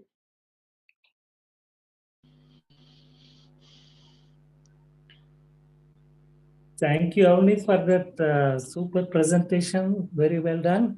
I would like to know what was the influence of respiratory phase of mechanical ventilation on the parameters and the amount of PEEP used during this study? Sir, according to our study, we used a physiological PEEP of 4 to 5 centimeter, and Okay. For the ventilatory setting for all the patients were similar of tidal volume of 10 ml per kg with a PEEP of 4 to 5 with a respiratory rate and respiratory rate to maintain a normocarbia between 30 to 35 millimeter of mercury of PaCO2. And coming to the second part of the question, what was the effect of the respiratory phase? Inspiration versus the expiration. Did you separate it out? No, sir, we did not separate the entire. We did not separate the readings, but the readings were taken for one respiratory cycle, and we had taken 3 readings, and the values were averaged over the 3 readings to negate the effect of any respiratory variation. Thank you. And there is a similar study in anesthesiology 2019 May. That is by KM et al. How is this your study different from that study? So this study was initially based on the study by KM et al, which I have also quoted in my presentation. Right, right. So the author had taken patients. They had taken infants who were under surgery. मैं video कैसे join करूं? अच्छा ये नहीं करना. Yes. So the KM et al had taken had done this study intraoperatively after sternum closure, and they had similarly given fluid bolus of 10 ml per kg, and they had derived their readings. So in our patients, we had taken the readings during 1 hour and 6 hours after being shifted to the ICU, when the patients were in a stable environment.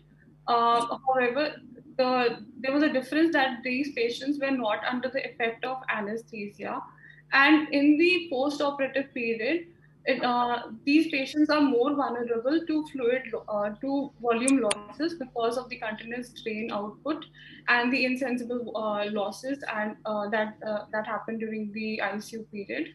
So we feel that our study would be more reliable than the study done by Kim et al., who had done it in the intraoperative period in a very controlled environment under the effect of anesthesia. Dr. Avneet, Dr. Avneet, about the same study, the Kim et al., they had blinded the observations. In your study, there is no blinding.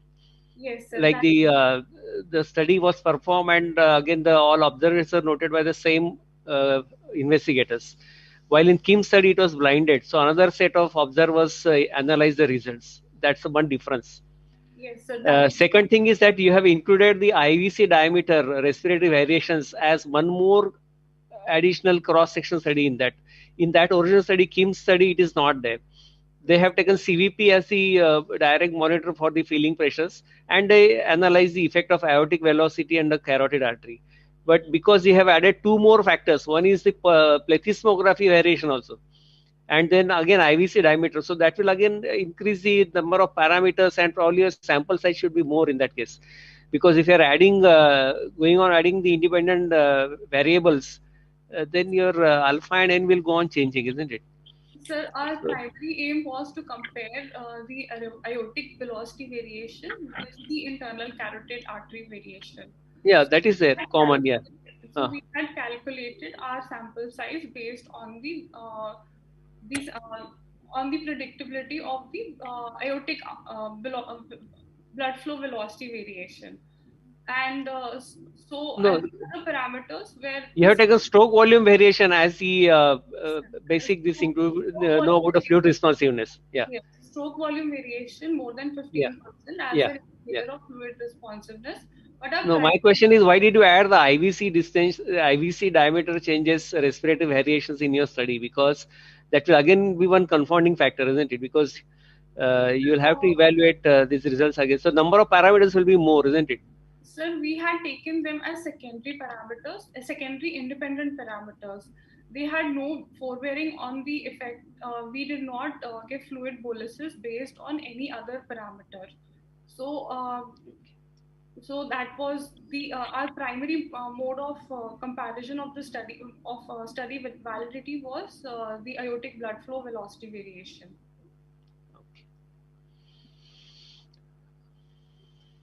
Yeah, other question is, did you look for signs of raised ICP and whether raised ICP can have a bearing on the carotid blood flow velocity?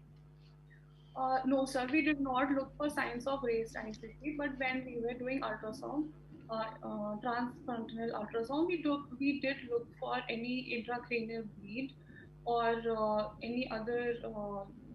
We primarily look for any intracranial bleed in our patients, and we could rule out, and we did not find any patient to have that.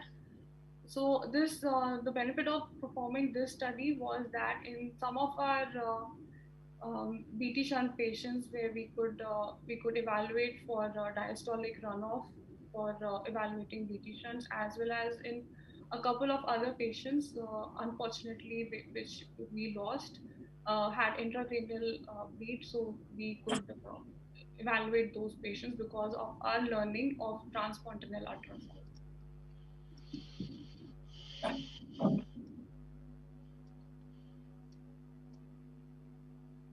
Can we move on to the next?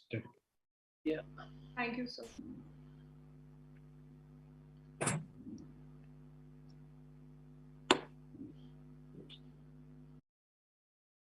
Good afternoon, everyone. Today, I will discuss about comparison of TE-guided modified 2D and MO TAPSEs with transthoracic echocardiography guided MO TAPSE in adult and pediatric cardiac surgeries for assessment of right ventricular function. Moderate to severe right ventricular dysfunction is related to poor post-operative outcome. Due to its complex nature, to assess global function, RV fractional area change is used intraoperatively and TT-MO TAPSE is used preoperatively. RV-FAC is not always easily attainable. Hence, an easier and reliable method is needed. This modified 2D TAPSE measured using transesophageal echocardiography show good agreement with TT-guided MO-TAPC in both adult and pediatric patients undergoing cardiac surgery was a research question, and we hypothesized in the affirmative. Our primary objective was to compare intraoperative TE-guided TAPC measurements to preoperative TT-guided MO-TAPC in terms of accuracy, inter-observer and intra-observer variability. We conducted a prospective observational non-randomized study in adult patients undergoing CABG and valvular heart surgeries and pediatric patients undergoing congenital cardiac surgeries, with 42 per group as sample size. Optimal images were part of our inclusion criteria. Emergency and redo surgeries were excluded. Preoperatively, transthoracic echocardiography guided MO-TAPC was measured by the cardiologist. It was repeated on table after anesthesia induction by the cardiac anesthesiologist as well. Transesophageal echocardiography was then used to assess modified 2D TAPC in mid-esophageal 4-chamber view, deep transgastric MO-TAPC, transgastric RV inflow MO-TAPC, and RV FAC. They were measured before pericardiotomy, after cardiopulmonary bypass, and after sternal closure. Modified 2D TAPC was measured by annoting an arrow at the lateral tricuspid annulus at end diastole as well as at the end systole. The excursion was then measured using the caliper. Next image shows transthoracic echocardiography guided MO-TAPC measurement. As we can see, the annulus is well aligned with the M-mode. RV FAC measurement is shown in this figure. Endocardium is included in the measurement. Deep transgastric M-mode and transgastric RV inflow MO-TAPC measurements are shown in the subsequent figures. Statistical analysis was then done using SPSS version 25. In adult and pediatric groups, poor transgastric RV inflow image quality and poor RV FAC image quality in spite of agitated saline injection has led to dropouts. Modified 2D TAPC had significant positive correlation to transthoracic echocardiography guided MO-TAPC in both pediatric and adult groups.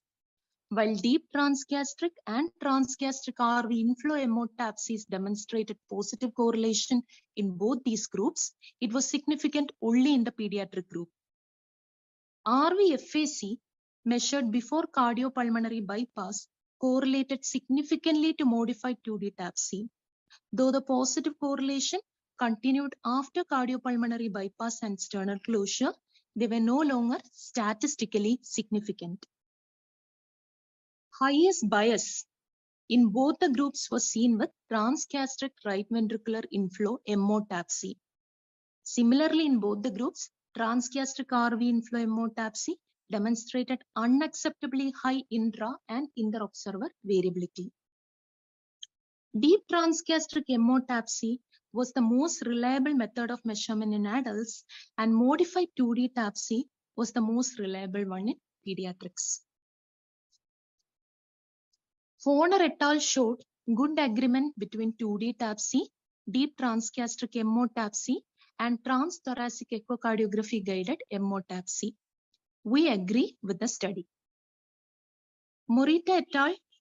And Skinner et al. Both these studies demonstrated positive correlation between modified 2D TAPC and RV FAC. We agree with both these studies.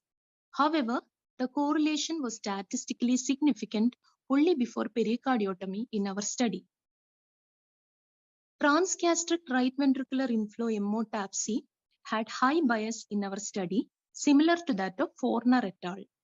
However, Foner et al. Documented high bias in deep transgastric MO-TAPC, whereas we found low bias.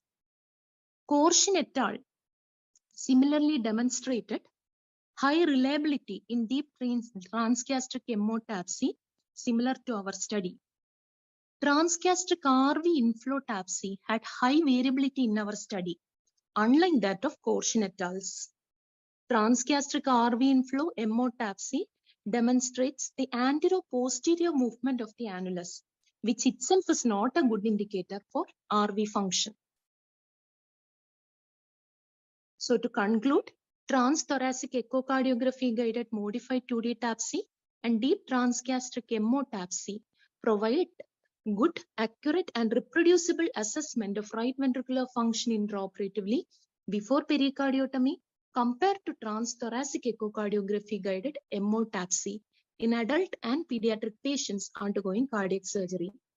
We propose not to use transgastric right ventricular inflow MO TAPSE intraoperatively for the assessment of right ventricular function due to inaccuracy, high interobserver variability, and high intraobserver variability of the method.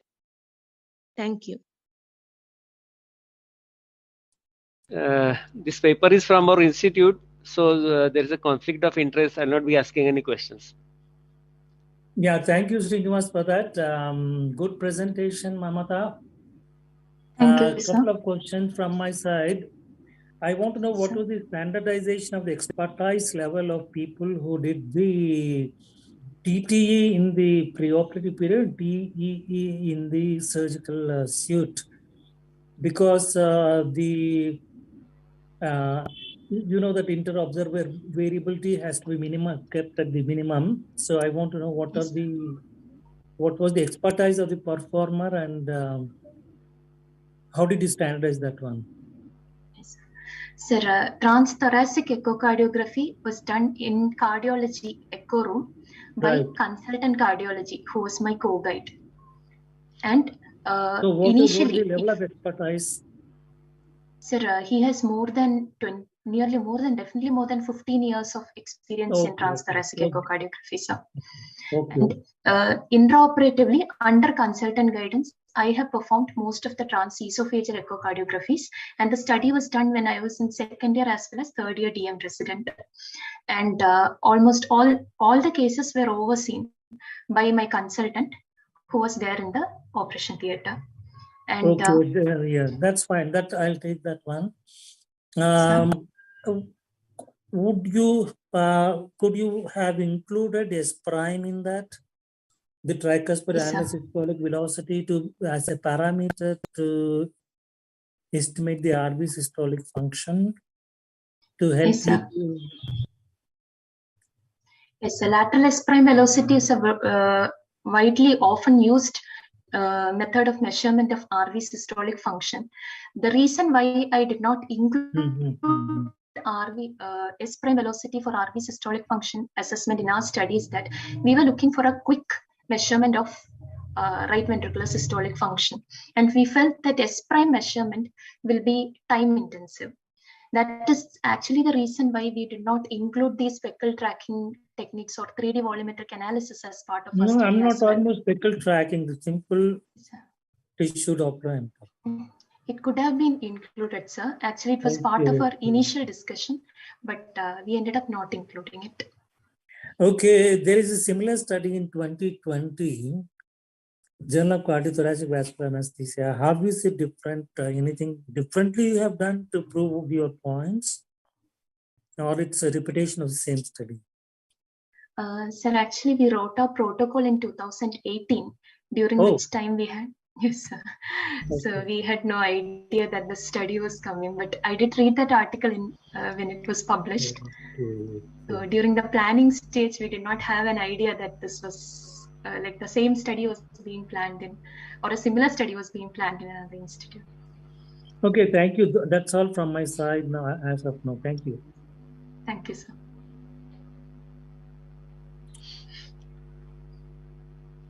Thank you. I think we can go to the next this one. Hi, I'm Dr. T.S. Srinath Kumar, working in Narayana Hridayalaya Limited. Today, I'll be presenting my research topic on effectiveness of screening echo in patients presenting with chest pain and STT abnormalities. A plea for inclusion of surface echocardiography in the algorithm for acute coronary syndrome. With this background, I would like to take you all to the next 6 minutes regarding the study which we have done in Narayana Hrudayalaya Limited.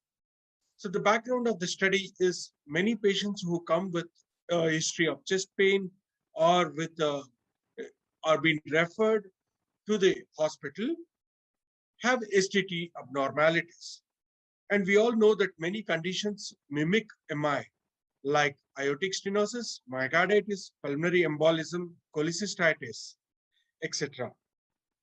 So even in AHA guidelines, let it be in 2015 or 2020 algorithm for the ACS, it does not include the echocardiography evaluation in the assessment of chest pain.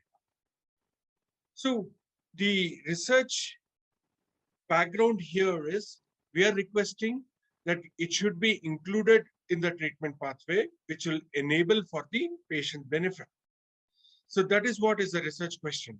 In patients presenting to the emergency department with chest pain and STT changes on electrocardiography, that is the ECG, would perform a screening echo aid in establishing the diagnosis and make any change of modality in the treatment.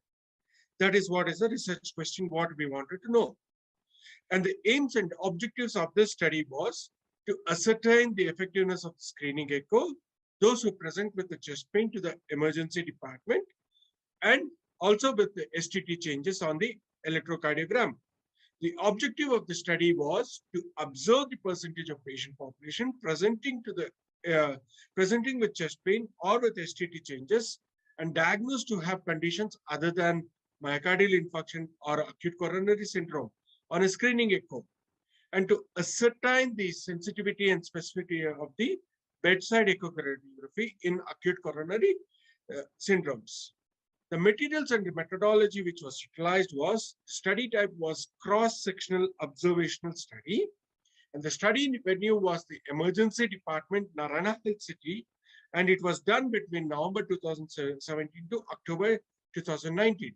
The inclusion criteria was to include all the patients who come to the AED with the chest pain with STT changes. And the exclusion criteria was those patients who already had a PTCA or CABG cases. This was excluded. The methodology was we had an approval from the ethical committee clearance, and the necessary approval was taken from the institution. And then we followed with an initial assessment. 12-lead ECG was taken for all the patients who present with the chest pain to the emergency department. Simultaneously, we also did the echocardiogram as shown.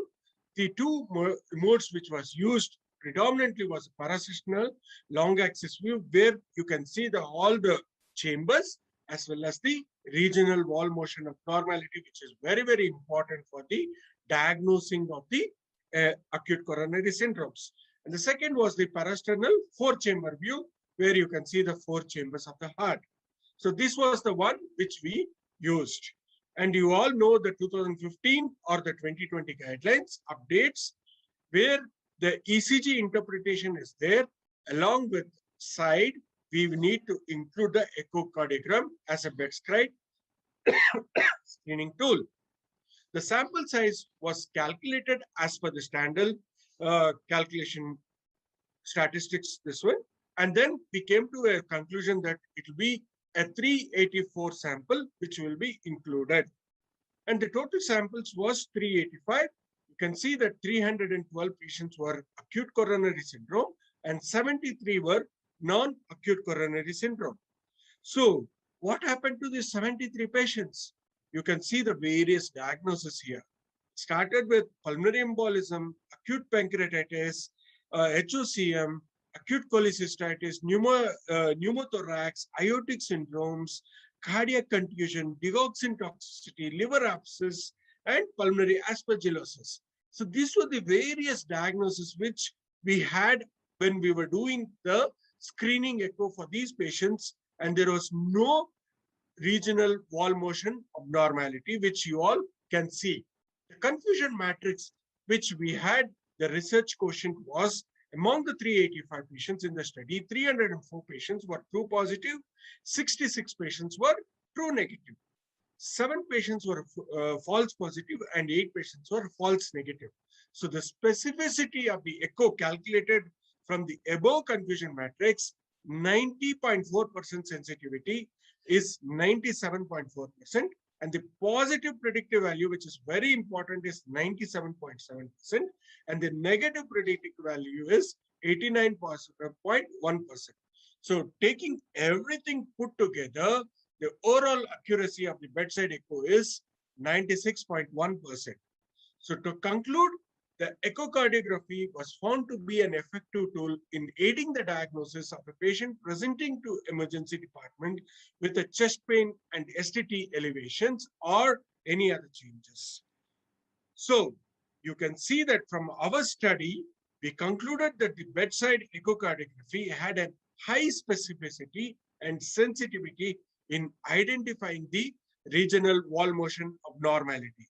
Hence, a screening echocardiography might help to avoid unnecessary delay in diagnosis and other invasive interventions in non-acute coronary syndromes. So the recommendation is we have a plea to include this echocardiogram in the ACS algorithm by the AHA or in general. That is what is a plea. A small percentage of patients in our study presented with chest pain had different causes other than ACS. Thank you all. We should evolve or dissolve. That is what is my whole study, which was been involved. And I thank Dr. Viju Wilben, Dr. Bijay, who did the work for this and who helped me throughout. Thank you. Dr. Srinath, I have some questions regarding your presentation. First thing is, chest pain is not synonymous with angina. All the ACS guidelines, they describe about the angina and the biomarkers as a diagnostic modalities. So you haven't analyzed the presence of RWMS in the STEMI, NSTEMI, and unstable angina. That you have not separately analyzed. You have seen only in the patients who had chest pain, means because of acute coronary syndrome, versus those who had for other reasons, almost 20% of the people with other non-coronary causes. So have you analyzed separately the RWMS in STEMI, NSTEMI, and unstable angina? That is one. Second thing is that if you want to include the echo in the guidelines, then you'll have to see what is the impact of the echo on the outcome. In how many cases your echo examination has changed the course of the treatment in acute coronary syndrome, not the non-coronary patients, but in acute coronary syndrome, if you want to include in the guidelines, whether it has changed the course of the treatment. And the third logistic problem is, if you want to include in the guidelines, the echo machine and expertise both should be available in the peripheral centers. If they are not available, will it increase the door to needle time in all the, or door to balloon time in all cases? That is a logistic problem. With due respect for all the three questions, so if you see the research question, it was chest pain with this one, STT elevations. That was what was the inclusion criteria. So you see the algorithm, if you see the patient was having with the STEMI, and then straight away the AHA guideline is to take the patient straight to the cath lab. So that is the reason why we had requested and why we are looking into this guideline. That is, I think that is the answer for the first question. No, and but did you separately analyze the RWMS in STEMI, NSTEMI, and unstable angina? That's the first question. No, that is what I said, sir. The thing is, we have done all these things, and only those patients with the ST elevation, MI patients only we included into the study, and then we did the echocardiogram. Because that is not specified. You mentioned chest pain. You did not mention specifically about the STEMI. In that you took only those patients were selected who had STEMI. That you did not mention in your presentation. It was ACS basically. Yeah. No, effectiveness of screening echo in patients presenting with chest pain and STT abnormalities.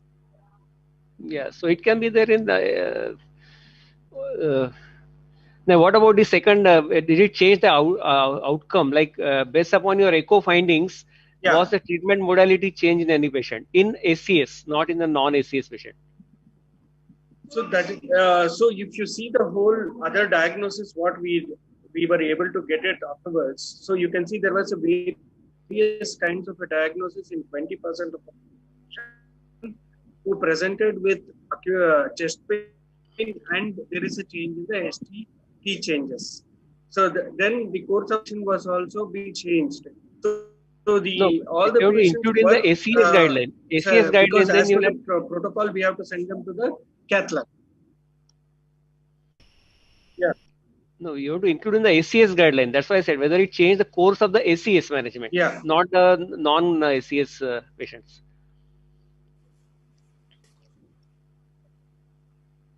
Yeah.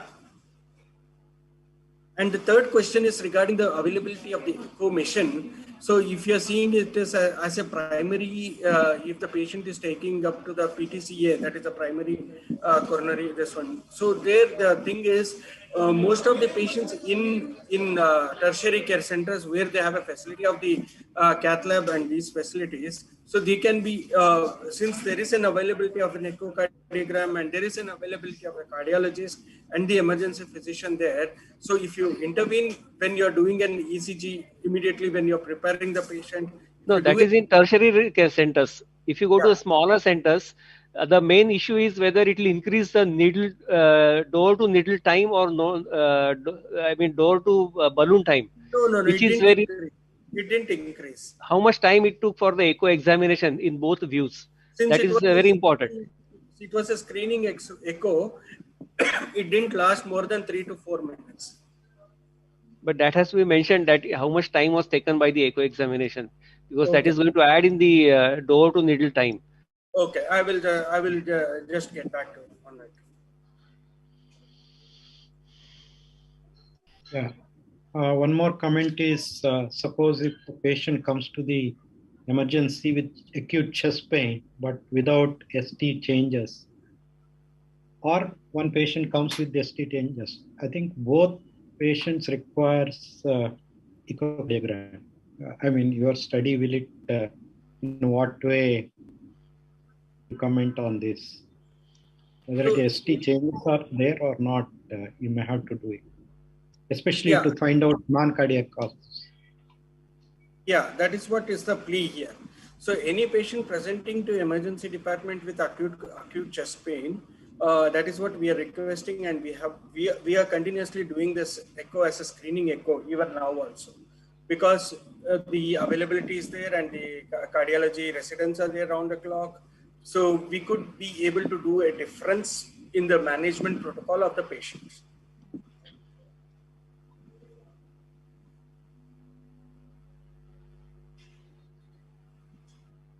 Yeah. Okay, I think there are no questions. We can move on to the next. Thank you. Oh boy. Doctor. I'm Dr. Gaurav Kumar Gogoi, postdoctoral trainee second year, Department of Cardiac Anesthesiology, IPGMR, SSKM Hospitals, Kolkata. My topic is a study on mitral aortic flow PTI ratio, MAVIR, used as a screening method to grade mitral regurgitation severity in patients with concomitant calcific mitral stenosis. I shall be presenting an interim result as the study is ongoing, and we hope to complete it by the end of this year. As we know, mitral regurgitation is a major cause of morbidity and mortality, and its intervention depends on the severity of the mitral regurgitation. Echocardiography is a standard means of assessing severity. However, conventional methods like color flow Doppler, vena contracta, and proximal isovelocity surface area have their own limitations and pitfalls. So it is so a method like MAVIR, mitral to aortic PTI ratio, which is a dimensionless index, is proposed as a new method to assess and screen severe mitral regurgitation by several studies. So the objective of my study was to compare MAVIR with standardized and validated means of grading MR severity with ERA by PISA method and regurgitation volume by the continuity equation preoperatively by doing a TTE in patients with concomitant mitral stenosis. Also, whether MAVIR can be used as a screening method to grade MR severity in the same group of patients. It was a hospital-based cross-sectional observational study with the interim results for the first 11 patients. The inclusion criteria were patients with mild MR with at least mild MR with concomitant calcific mitral stenosis diagnosed by 2D color flow Doppler posted for MBR operation. And patients excluded were those who had associated aortic regurgitation or stenosis, acute myocardial infarction, rhythm other than the sinus, and previous valve operations. So the evaluation protocol was a preoperative TT was done in patients with the left lateral decubitus position, and the views used were the standardized precordial and apical imaging planes. MAVIR was expressed as a ratio of mitral and aortic time velocity integral values. MAVIR more than 1 was considered as severe, and MAVIR less than 1 was considered as mild MR. The EROA and the regurgitation volumes for the mild, moderate, and severe were according to the AAC guidelines. To calculate MAVIR, I first got the apical four-chamber view and put the continuous wave Doppler across the mitral valve and traced the envelope of the spectral Doppler to get a Veloz VTI of 28.6 in this case. And similarly, across the aortic valve in the apical five-chamber view, I put the pulse wave Doppler to get a VTI of 11.2 centimeters. MAVIR is nothing but the ratio between the two VTI values. In this case, it is around 2.5. Coming to calculation of EROA, I tried to get by the PISA method. I tried to get a good PISA. Once I got a good PISA, I tried to freeze it and measure its radius. And by putting it in the equation 2 pi r square into aliasing velocity divided by the Vmax, I got an area of 1.62 centimeters square, which indicates it's a severe MR. Coming to calculation of the regurgitant volume, it is by the continuity equation. We know that it's by regurgitation volume is equal to stroke volume through the regurgitant valve minus the stroke volume through the compliant valve. In order to get the stroke volume of the regurgitant valve, we have to measure its cross-sectional area and the VTI, and similarly through the normal valve, that is the aortic valve. So in the plex view, I measured the LVOT diameter, and in the four-chamber view, I measured the annulus of the mitral valve. Putting all this in the equation, I got a RV of 180 ml, indicating a severe MR. So we can see from the values of MAVIR, EROA, and RV that they are correlating. However, in the results for the first 11 patients, so we saw that there has been a poor agreement between the MAVIR and the RV method in grading severity of MR. However, there is a moderate agreement between MAVIR and EROA in grading severity of MR. In addition, MAVIR compares favorably with EROA in terms of sensitivity, 50%, and specificity, 75%, and has a positive predictive value of 83% and negative predictive value of 60%. So you can say that it has a good sensitivity and specificity in comparison to EROA, but not so much in case of in comparison to RV. So coming to the discussion, I would like to say that there are several limitations of the conventional methods like PISA and vena contracta. For example, PISA and vena contracta will depend on the orifice shape, the timing of the regurgitation, the color gain settings of the machine, and presence or absence of calcification. Even 3D vena contracta with jet area left atrial ratio are derivatives of color flow Doppler. Regurgitant fraction, orifice area are subject to errors in the measurement of LV outflow tract and mitral annulus diameters. EROA is also derived from the PISA calculation, which is also dependent on color flow Doppler. So in conclusion, I would say the MAVIR agrees relatively well with the EROA method, more than the RV method, both in the terms of categorizing severity as mild, moderate, and severe, as well as in terms of detecting severity of MR.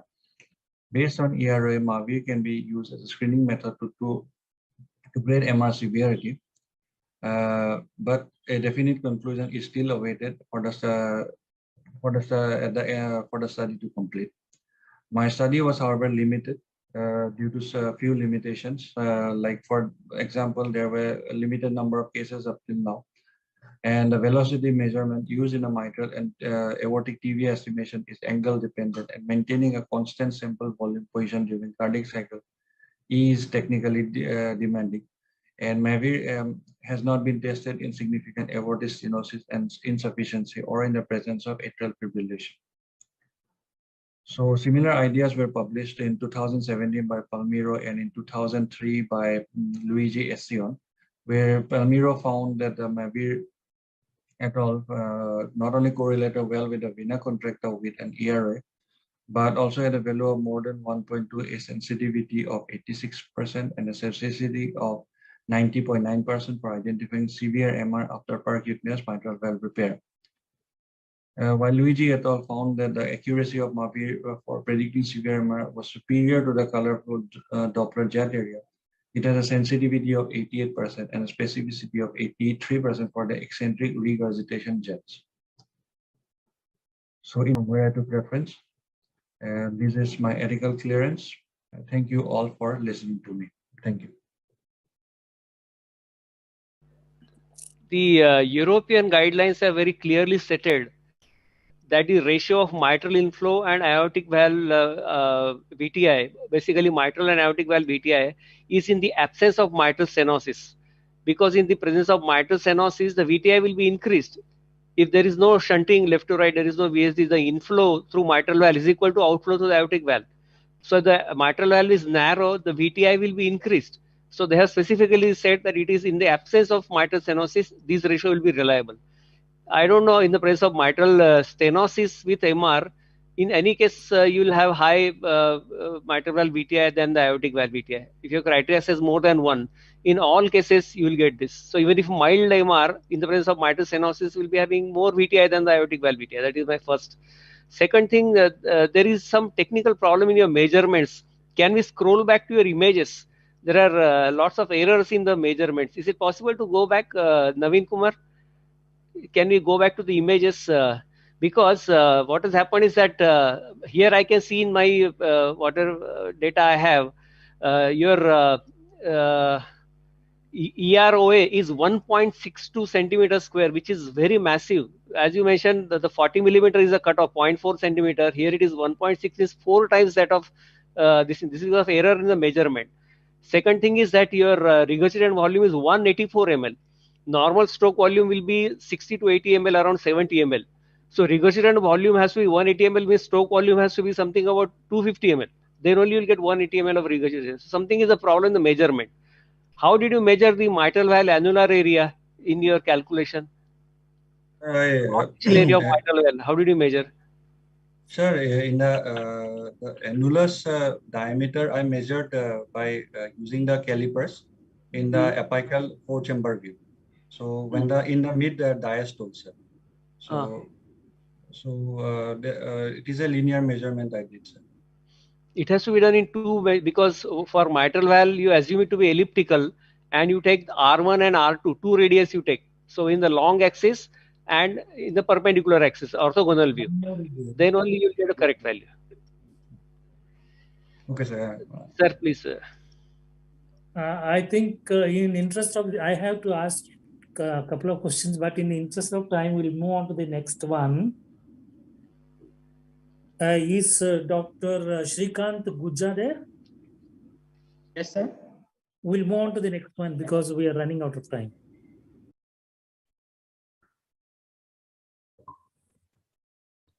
Hello everyone, I am Dr. Shrikant. I am presenting a study, prospective comparative evaluation between transthoracic and transesophageal echocardiography for grading of aortic stenosis in adult patients undergoing elective aortic valve replacement surgeries. Introduction. Weidner mentioned discrepancies in grading severity of aortic stenosis between transthoracic and transesophageal echo imaging. Anesthesia and surgically induced changes in cardiac loading conditions may alter flow across the aortic valve. We conducted a prospective study comparing pre-induction transthoracic echo and intraoperative transesophageal echo grading of aortic stenosis in patients posted for aortic valve replacement surgeries. Pressure gradient across the aortic valve, peak velocity of aortic valve jet, aortic valve area with the planimetry method and continuity equation method, and a dimensionless index were used in our study for aortic stenosis grading. Present knowledge, why Uda et al. Observed changes in cardiac loading conditions due to anesthesia, positive pressure ventilation, and surgery, leading to these flow-dependent measurements. Application of transthoracic echo validated in awake, spontaneously breathing patient may create errors in estimation of aortic stenosis severity and adversely influence medical or surgical decision making. Nandita et al. Conclude aortic valve area measurement by continuity equation and dimensionless index are reliable in grading aortic stenosis while performing intraoperative transesophageal echo. Morelli et al. Observed direct planimetry by multiplane transesophageal echo is reliable method for aortic valve area determination. Patients and methodology. After ethical committee approval, in 100 patients undergoing aortic valve replacement for severe aortic stenosis are identified. Peak velocity, mean pressure gradient across the aortic valve, and aortic valve area dimensionless index measured with preoperative transthoracic echo are compared with those measured with intraoperative transesophageal echocardiography. Inclusion criteria: patients with isolated aortic stenosis with or without coronary artery disease and age 20 to 70 years. Exclusion criteria: patients of aortic stenosis with moderate to severe AR, patients with other valve surgeries and preoperative hemodynamically unstable patients and severe LV dysfunction patients and emergency surgeries and patients with poor transthoracic echo window and patients with contraindications to TE placement are excluded. After routine induction and placing invasive lines, pressure gradient across the valve, peak aortic jet velocity and aortic valve VTI obtained with the continuous wave Doppler across the aortic valve in apical 5-chamber view in a transthoracic echo and in a deep transgastric aortic valve long axis view in a transesophageal echo after induction. LVOT VTI measured by pulse wave Doppler at LVOT. Dimensionless index was obtained by dividing LVOT VTI by aortic valve VTI, aortic valve area by planimetry method and the continuity equation.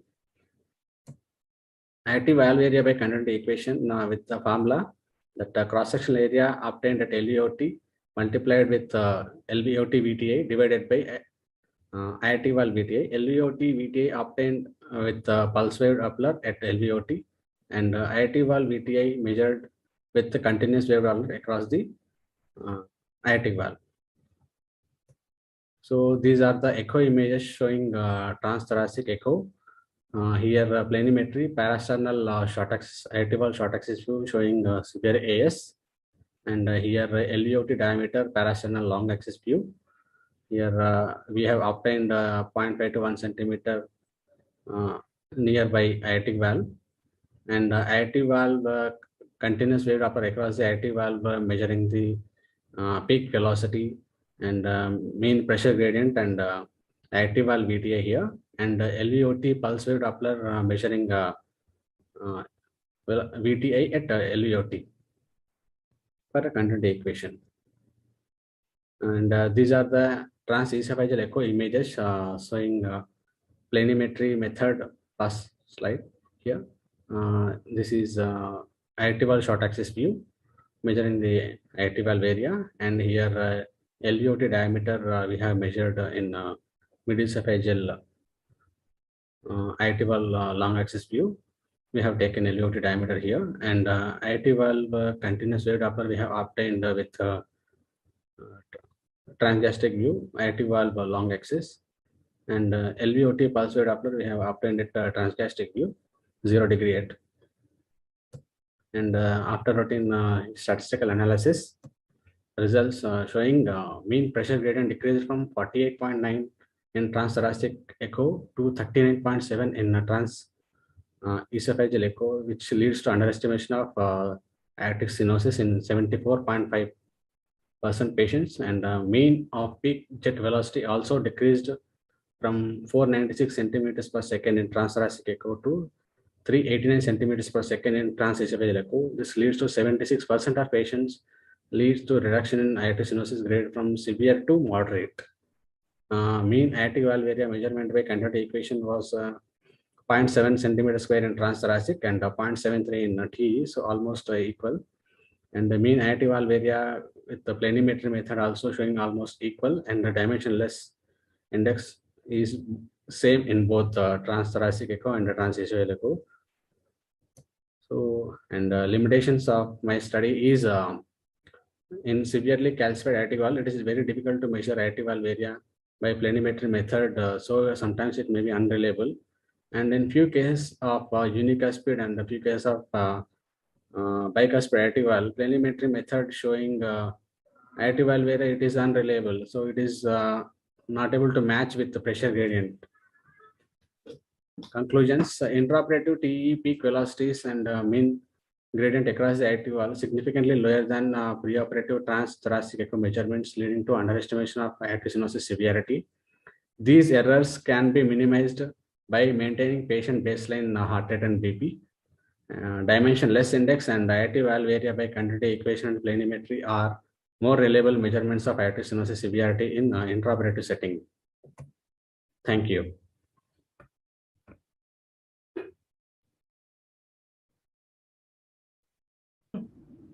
One quick question from me is, in what phase of respiration did you measure the gradients intraoperatively? Is it inspiration or expiration? I didn't consider that variations, respiratory variation. Because if you are using 8 to 10 ml per kg of tidal volume, yes, sir. During inspiration, the gradient will be higher than during expiration. Anyway, next question. Dr. Srikanth, one question is, yes, how sir. was the blood pressure in the intraoperative period? So these patients, almost every patient, we maintained baseline, whatever the patient had in pre-op. So most of the patient, so that the IACTA guidelines clearly mention that your blood pressure should be less than 140 units of mercury. If your blood pressure increases more than 140, it is going to bring down the gradient. So you have not mentioned anywhere that a blood pressure was kept below 140. That is one major limitation because otherwise you'll get low gradient intraoperatively. Yes. Second thing is the gradient across the aortic valve are flow dependent. Yes, sir. So did you try to measure how was the left ventricular outflow tract VTI or stroke volume in these cases, or index stroke volume? If the index stroke volume is low, I didn't measure stroke volume, but I measured LVOT VTI. Yeah, so you have all values. For all, you should measure the LVOT stroke volume index so that you will know whether it is less than 35 or more than 35. That carries a lot of meaning in aortic valve assessment, stenosis assessment. And a small question is, you have taken ejection fraction less than 30 as that is the exclusion criteria. Exclusion criteria, yes, sir. But a guideline mentioned less than 50 as the LV dysfunction. So between 30 to 50, you have some patients who may be having what is called as a low flow, low gradient. Yes, so sir, symptomatic actually, patients with D2, that is a low flow, low gradient. So Yes, in these cases, probably under anesthesia, there may be fall in the pressure. So did you Yes. evaluate how many patients were low flow, low gradient, and was any dobutamine given to them for assessment? No, actually, till now, we didn't get such patients, sir. So low flow, low gradient patient, one patient had less than around 25% EF. So that patient we excluded. So most of the patient I got normal LV function. One quick question from Dr. Suresh Rao. Otherwise, we'll have to conclude this session. Only thing, did you look at the heart rate also? Yes, sir. Yeah. So we maintained the baseline heart rate, so around 60 to 70. So we didn't allow fluctuation. So heart rate and the blood pressure, we maintained pre-op, same levels to avoid the confounding factors. Thank you. Thank you, Srikanth, for that. And I would like to thank both Suresh Rao and Dr. Srinivas for efficiently conducting this session. We'll announce the prize winner at the end. Thank you so much. Good luck. Thank you. Thank you. Thank you so much. Thank you, everybody. Thank you so much.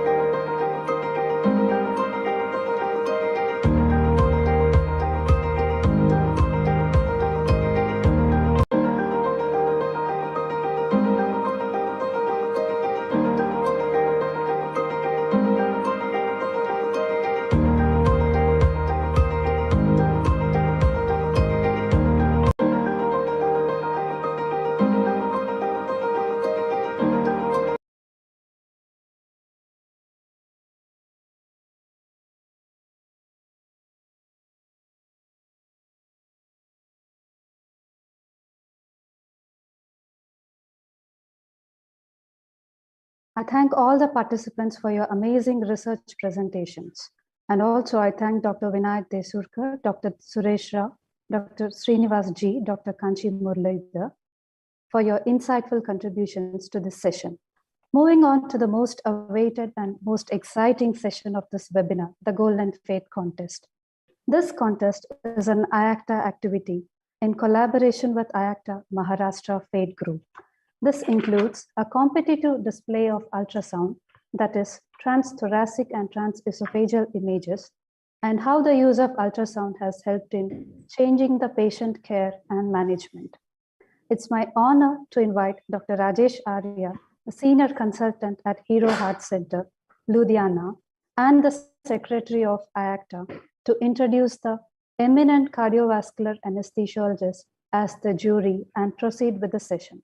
The floor is all yours, Dr. Rajesh Arya. Thanks, Dr. Sujani, for a kind introduction. I'm very happy the way this 15th national and 5th national international conference is going on. We just finished research in cardiovascular ultrasound with 11 excellent papers. And to begin with the IACTA Golden Fate Contest, this was started 2 years back, and this is the 3rd year.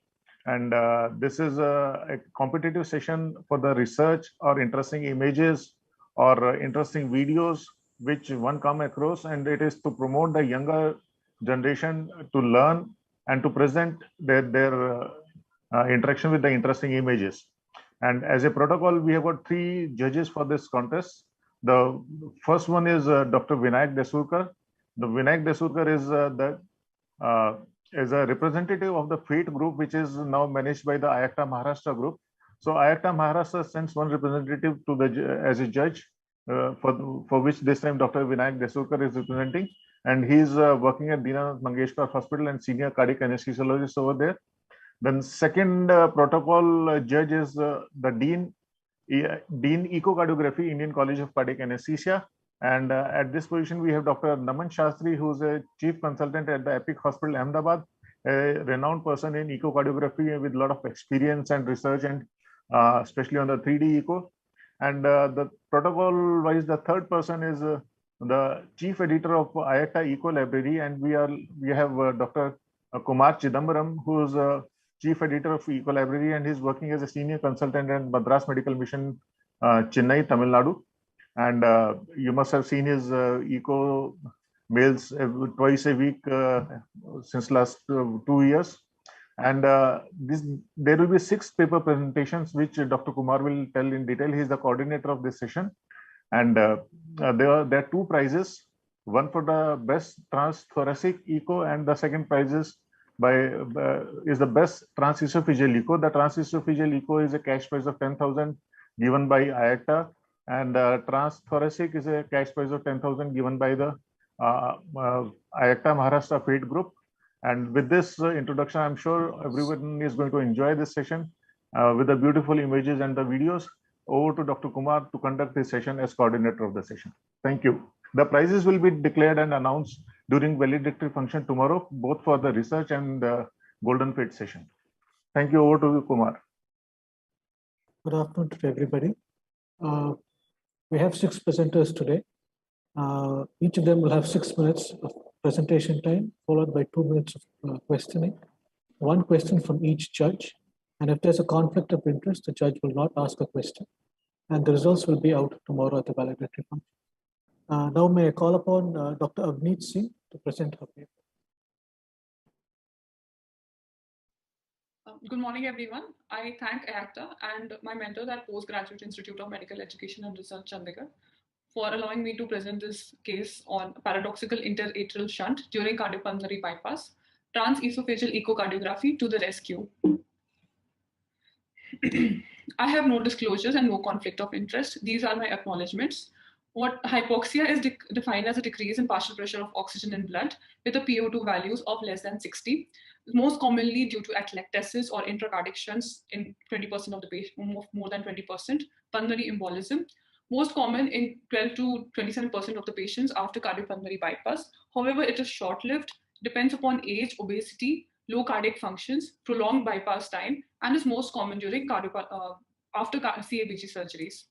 So what happens if there is hypoxemia or during cardiopulmonary bypass? So let us see during with our index case, who was a 39-year-old male patient who came with complaints of occasional chest pains and dyspnea on exertion grade 2, diagnosed with severe aortic stenosis and planned for an autologous pericardial patch reconstruction of aortic valves by Ozaki technique.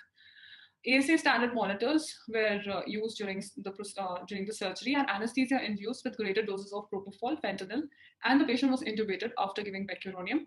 T-Pro S8 3 to 8 megahertz Phillips was inserted in the esophagus after intubation. The intraoperative transthoracic echocardiography confirmed the preoperative diagnosis with the transthoracic apical four-chamber view showing severe aortic stenosis and a gradient of 96/55. The transesophageal echocardiography, the mid-esophageal aortic valve long axis view showed a severe aortic stenosis with mild aortic regurgitation. The short axis view showed the aortic valve area of 0.9. There was also a mild mitral regurgitation and LV ejection fraction of 50%. The CPB, the cardiopulmonary bypass proceeded after hepatization and a 20 French Medtronic aortic cannulation.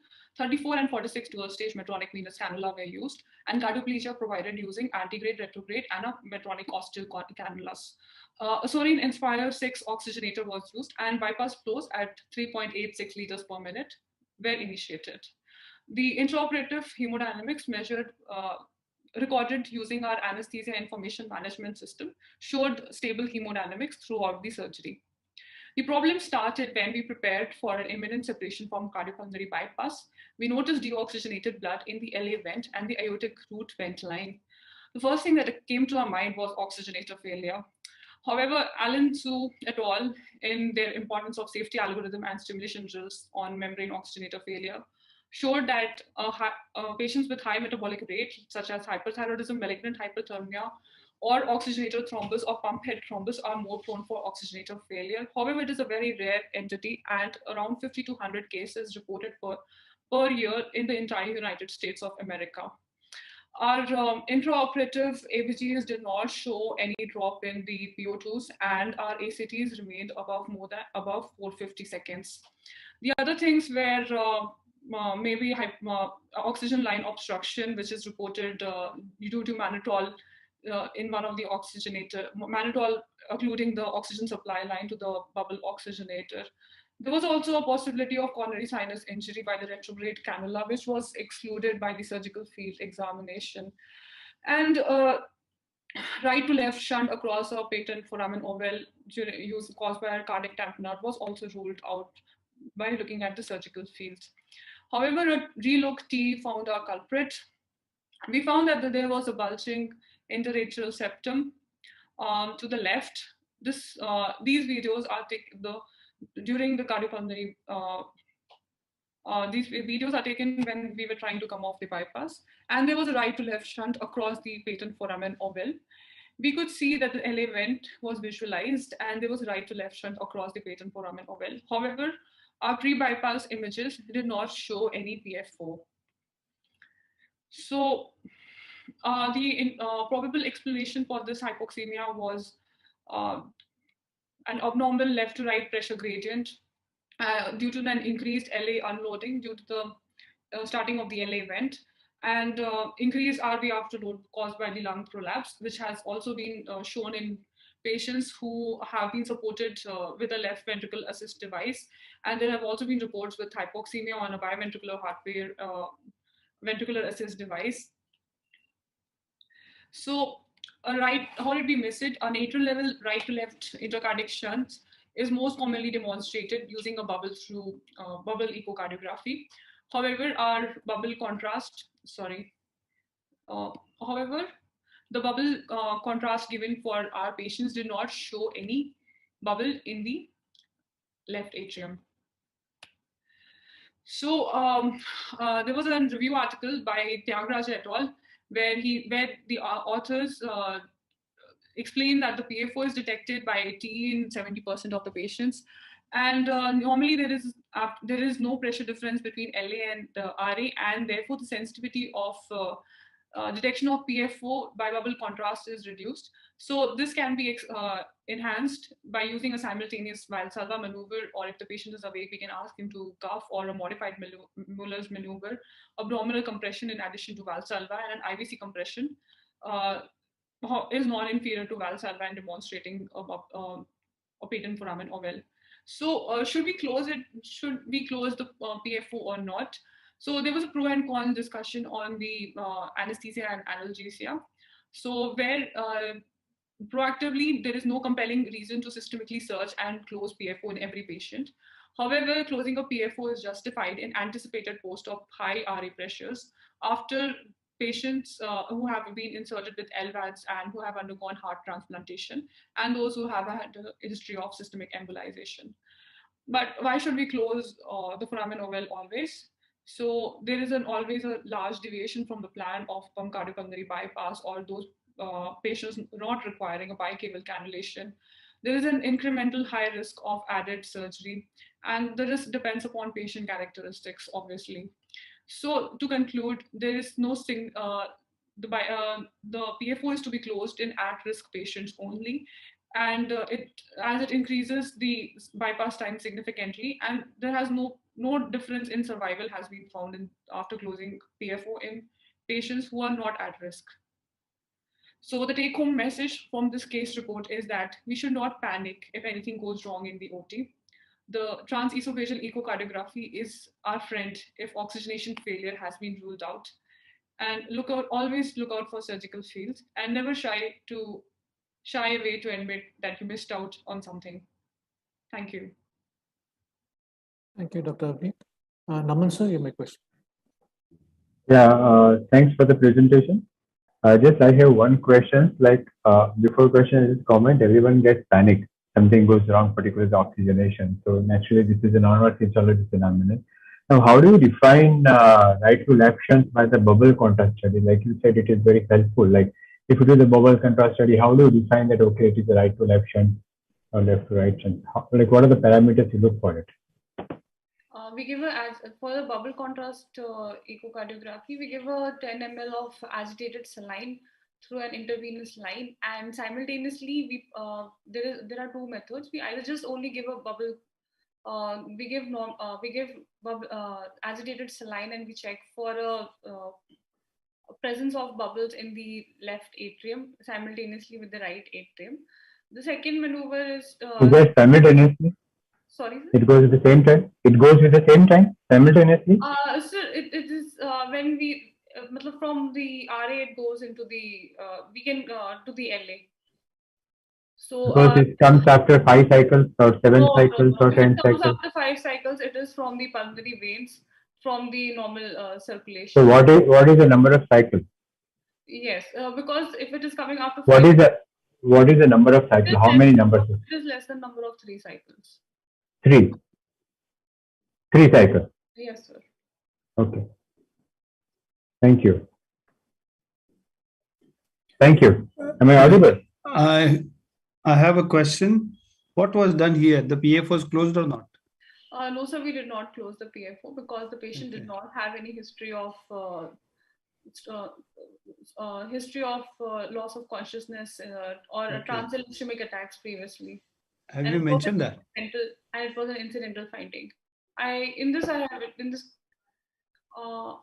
You haven't mentioned in the presentation. Yeah, I did not anyway, don't worry. Presentation. I did not. Don't worry. The presentation. Kumar. Dr. Abhi, it's a good presentation. I have a few observations. You said you had introduced an SA3T probe. All your images showed an X72T probe on your monitor. One. Your presentation lasted for 7 minutes and 32 seconds. Time allotted was 6 minutes. You said the non-ventilated lung, collapsed lung contributed to the high RA pressures. Now, after this case, did you change your anesthetic plan on cardiopulmonary bypass as far as ventilation is concerned? And was there any other reason that this RA pressure could have gone up other than a collapsed lung? So we did not change our anesthetic plan because we knew that after the start, we started and we checked the cause of this right to left shunt across the PF4 by starting and stopping the LA vent again. We found out that after stopping the LA vent, the shunting decreased. The shunting stopped. So the primary cause of the shunting was the LA vent. So we had stopped using the well. We initially reduced the vent flows, and then we stopped using the LA vent completely, which led to this. Which led to the stoppage of the right to left shunt across the PF4. So our anesthesia plan as such did not change in this case. Okay. Did you do a rope score for this test case? Sorry, sir. Did you do a rope score? Did you do a No, risk of para? No, sir. Okay. Thank you. We can go to the next presentation. The next presenter would be Dr. Marcos Perret.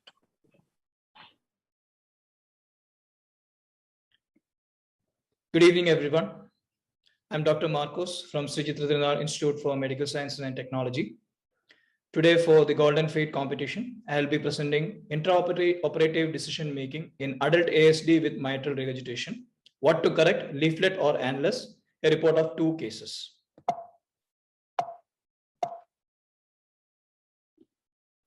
Case number 1, 53-year-old gentleman, progressive breathlessness for 2 months. Pre-op transthoracic echocardiogram showed ostium secundum ASD with left to right shunt, mitral valve prolapse of A2/P2 segments with severe MR, severe TR and moderate PH. He was posted for mitral valve replacement/repair. The pre-CPV showed ostium secundum ASD.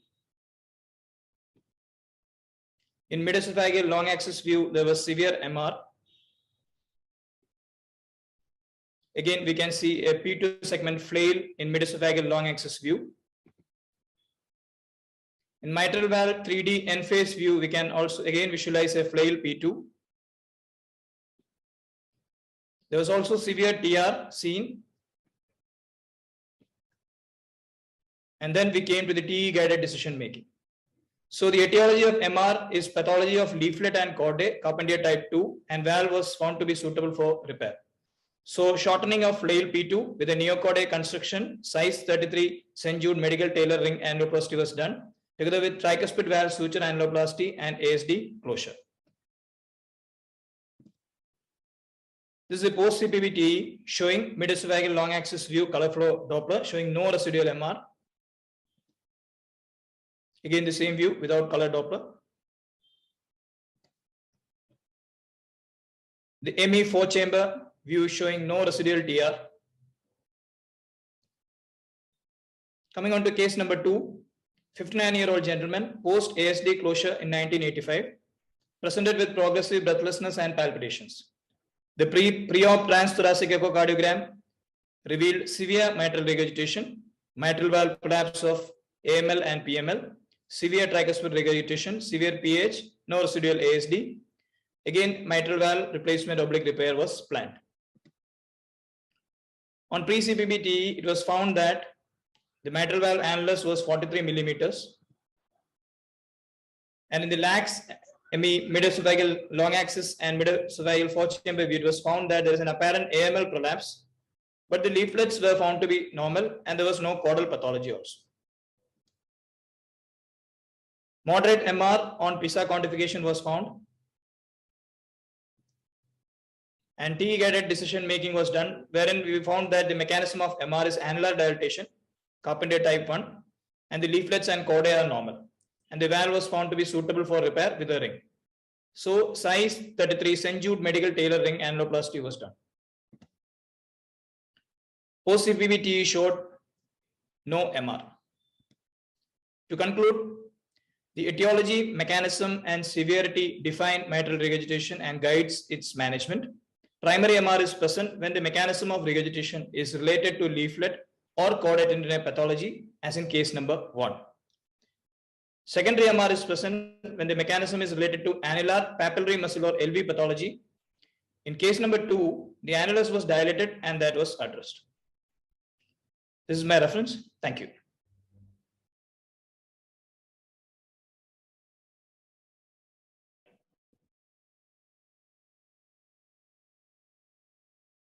Aman sir? Yeah, actually, it's nothing new, but I just will, because of the only few questions, I can ask one question. So for the state case number 2, you said AML and PML. I think actually the leaflets were not totally looking normal. If you look at the PML, it was standard PML. And what could be the cause of the dilated? You said type 1 MR, like it's a dilated annulus. So what could be the cause of dilatation of annulus? Sir, in this case, no definitive reason was found for the dilatation of annulus. The patient history didn't mention. Because 59 years of age, we did not go for the angiogram. Did you go for the angiogram and you have not mentioned? I have not mentioned, sir. Angio was done, which is normal, sir. And Yeah, no so angiogram. So what we were what hypothesizing is that patient in one of the case history sheets, there was one mention of patient having one transient episode of AF or something that was found. And in between, patient also gives some history of some palpitations in the previous some 2 months or something. So maybe some atrial fibrillation causing some atrial functional annular dilatation is only one thing that I can think of in this case.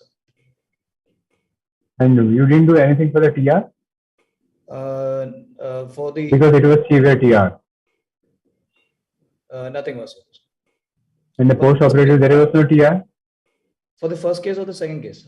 Second case. Second case, nothing was done. But it was severe TR.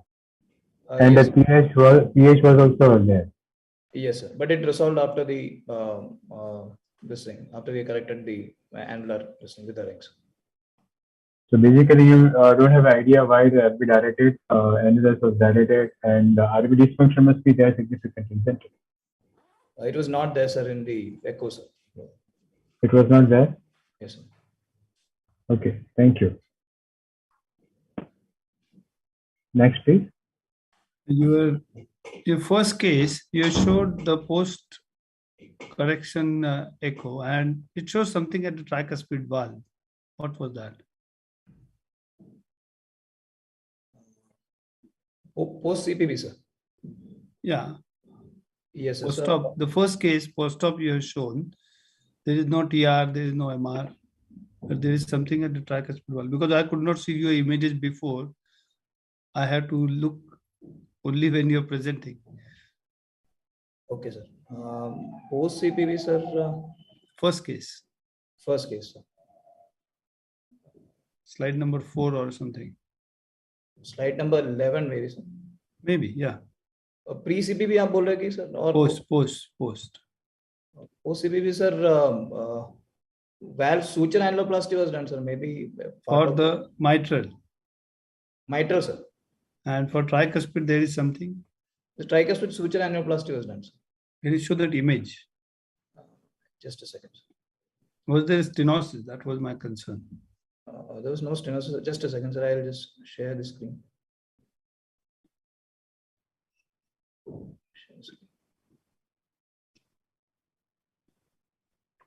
Can you see the screen, sir? Yeah, that's the one.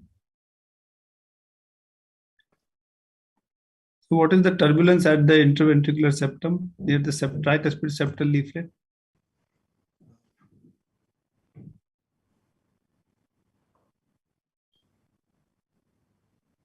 Not completely aware. Could be. There's a turbulence. Is there? Yeah, that's the one. Yes. Okay. Kumar? Marcos, good evening. Good presentation. I do agree with Naman sir that the second case, your leaflets were not normal. I think your PML was tethered. I think your AML was a little bit thick, more than normal. That's okay.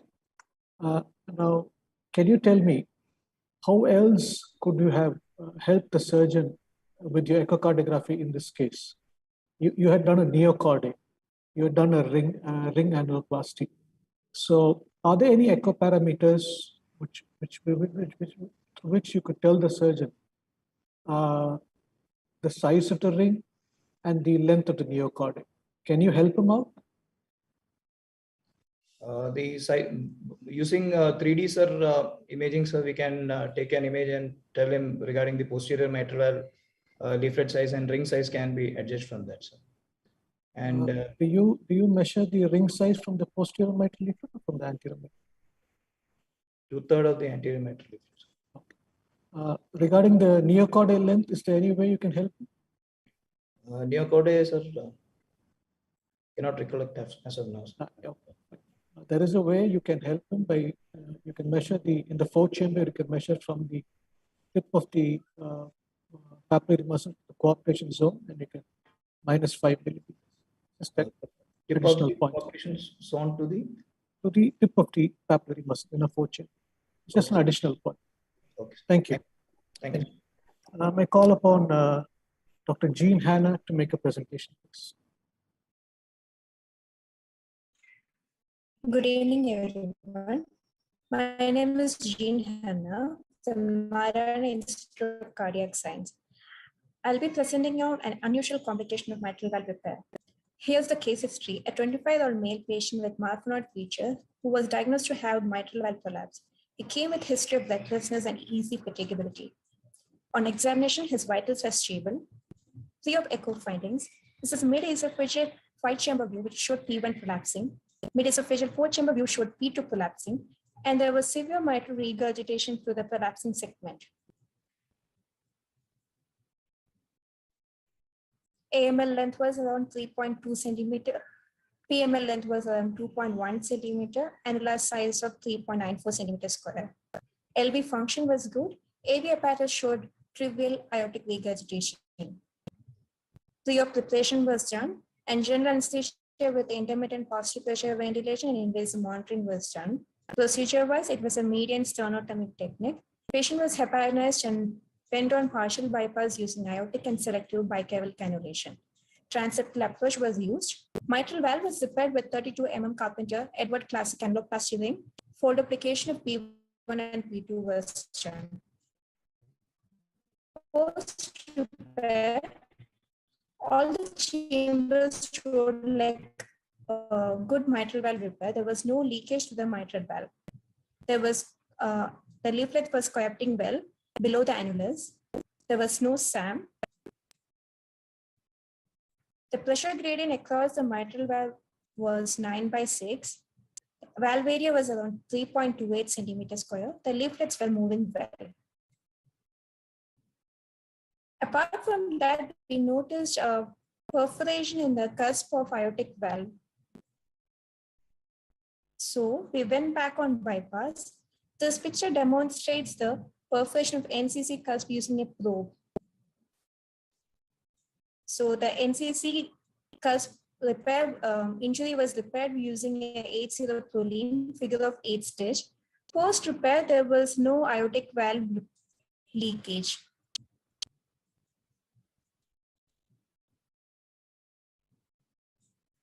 So discussion-wise, the iatrogenic valvular insufficiency has been reported in many cases due to the leaflet entrapment or perforation. And the most commonly involved valve is the aortic valve because of its central position and its association with other cardiac structures. Here, when we see that the mitral valve is associated with NCC and LCC cusp of aortic valve, tricuspid valve is associated with NCC and RCC, and pulmonary valve with RCC. So the interleaflet triangles of NCC and LCC, it's an area of direct continuation of fibrous continuity of mitral fibrous continuity. The aortic mitral curtain, it's actually indicative of the annulus of anterior mitral leaflet. So when we place a ring here, there are chances that the cusp can be pulled away from it, causing aortic insufficiency, or the needle can pass through the aortic cusp, causing a perforation. So INTROP TE helps in early detection of such iatrogenic mishaps. Also, it reminds us that to do a complete cardiac assessment, not only the structure which is being repaired or replaced, but also the surrounding structures. Thank you.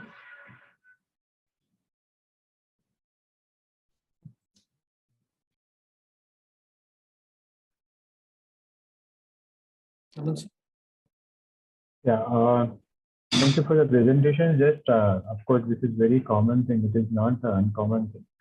I just want to see that how do you find out NCC, like on your 2D echocardiography, you state it is NCC. Which view you notice it is NCC, not LCC or not RCC? So in short access view, sir, mid-esophageal aortic valve short access view, sir. But you did not show any views of aortic valve short axis view, which is showing perforation, isn't it, in your presentation? I have. So that's very important. How did you find out that? How did you find that perforation, right? Yes, sir. Suppose you are not having a short axis view, if you are having the long axis. I think the important thing is you should show the perforation, the short axis view, if you are very sure that by short axis view you are seeing the perforation. Second thing is, like suppose you have a long axis, how do you find that it is NCC not LCC or it is LCC not NCC? Do you have any maneuver to get it NCC more predominant or LCC more predominant? So if we turn the probe a little more antiflex, so we'll get an NCC, sir. It's more left actually. If you take the left, more leftward, it is an LCC. Otherwise, if you turn more in right, it is NCC. If you want to see the long axis view, but ideally you should show the presentation short axis view by which you are very sure it is NCC. Otherwise, you cannot be sure with the long axis view 100% that it is an NCC perforation. So basically, we are discussing here the echo help, and you did very good job. By doing echo, you got to know that it is a perforation and you save the patient's life post-operative complication. But how did you pick it up by the T is very important. Thank you. Next judge, please. Thank you, Jean. It was a nice presentation and you have picked up quite well, which can be a common, not so common, but that's what we look usually after the valve surgeries. As Naman has said, you should have shown a short axis view and that would have substantiated your excellent use. Thank you. Good evening, Jean. That's a nice presentation. The only thing I could say is just a few comments. Your preoperative images could have been a little more better. Really could not see where the leakage was coming off from it. You had to go behind the images. You had an X7-2T probe inside the patient, was it so? Sorry, sir? Did you have a 3D probe? No, sir. No, your images showed an X7-2T, so that's a 3D probe. 3D probe, sir? Yeah, okay. Could you have used the 3D probe to localize the cusp which was affected? Yes, sir. We could have used for a 3D probe, but... Okay. Do you use an explain regularly? I'm not sure, sir. Okay. The 3D probe has the explain. I think you have the Philips machine there? Yes, sir. Okay. You have the explain on the 3D probe. And even with the long axis, if you're cutting the explain, you can say which leaflet is affected. It's either the left coronary leaflet or the non-coronary leaflet. So I think you must start using the explain more to find out where your perforation was. You didn't do a good job of finding the perforation, but if you had better images like the aortic valve short axis and the explain, your presentation would have been better. Thank you, Jean. Call upon the next presenter, Anupama Shahji.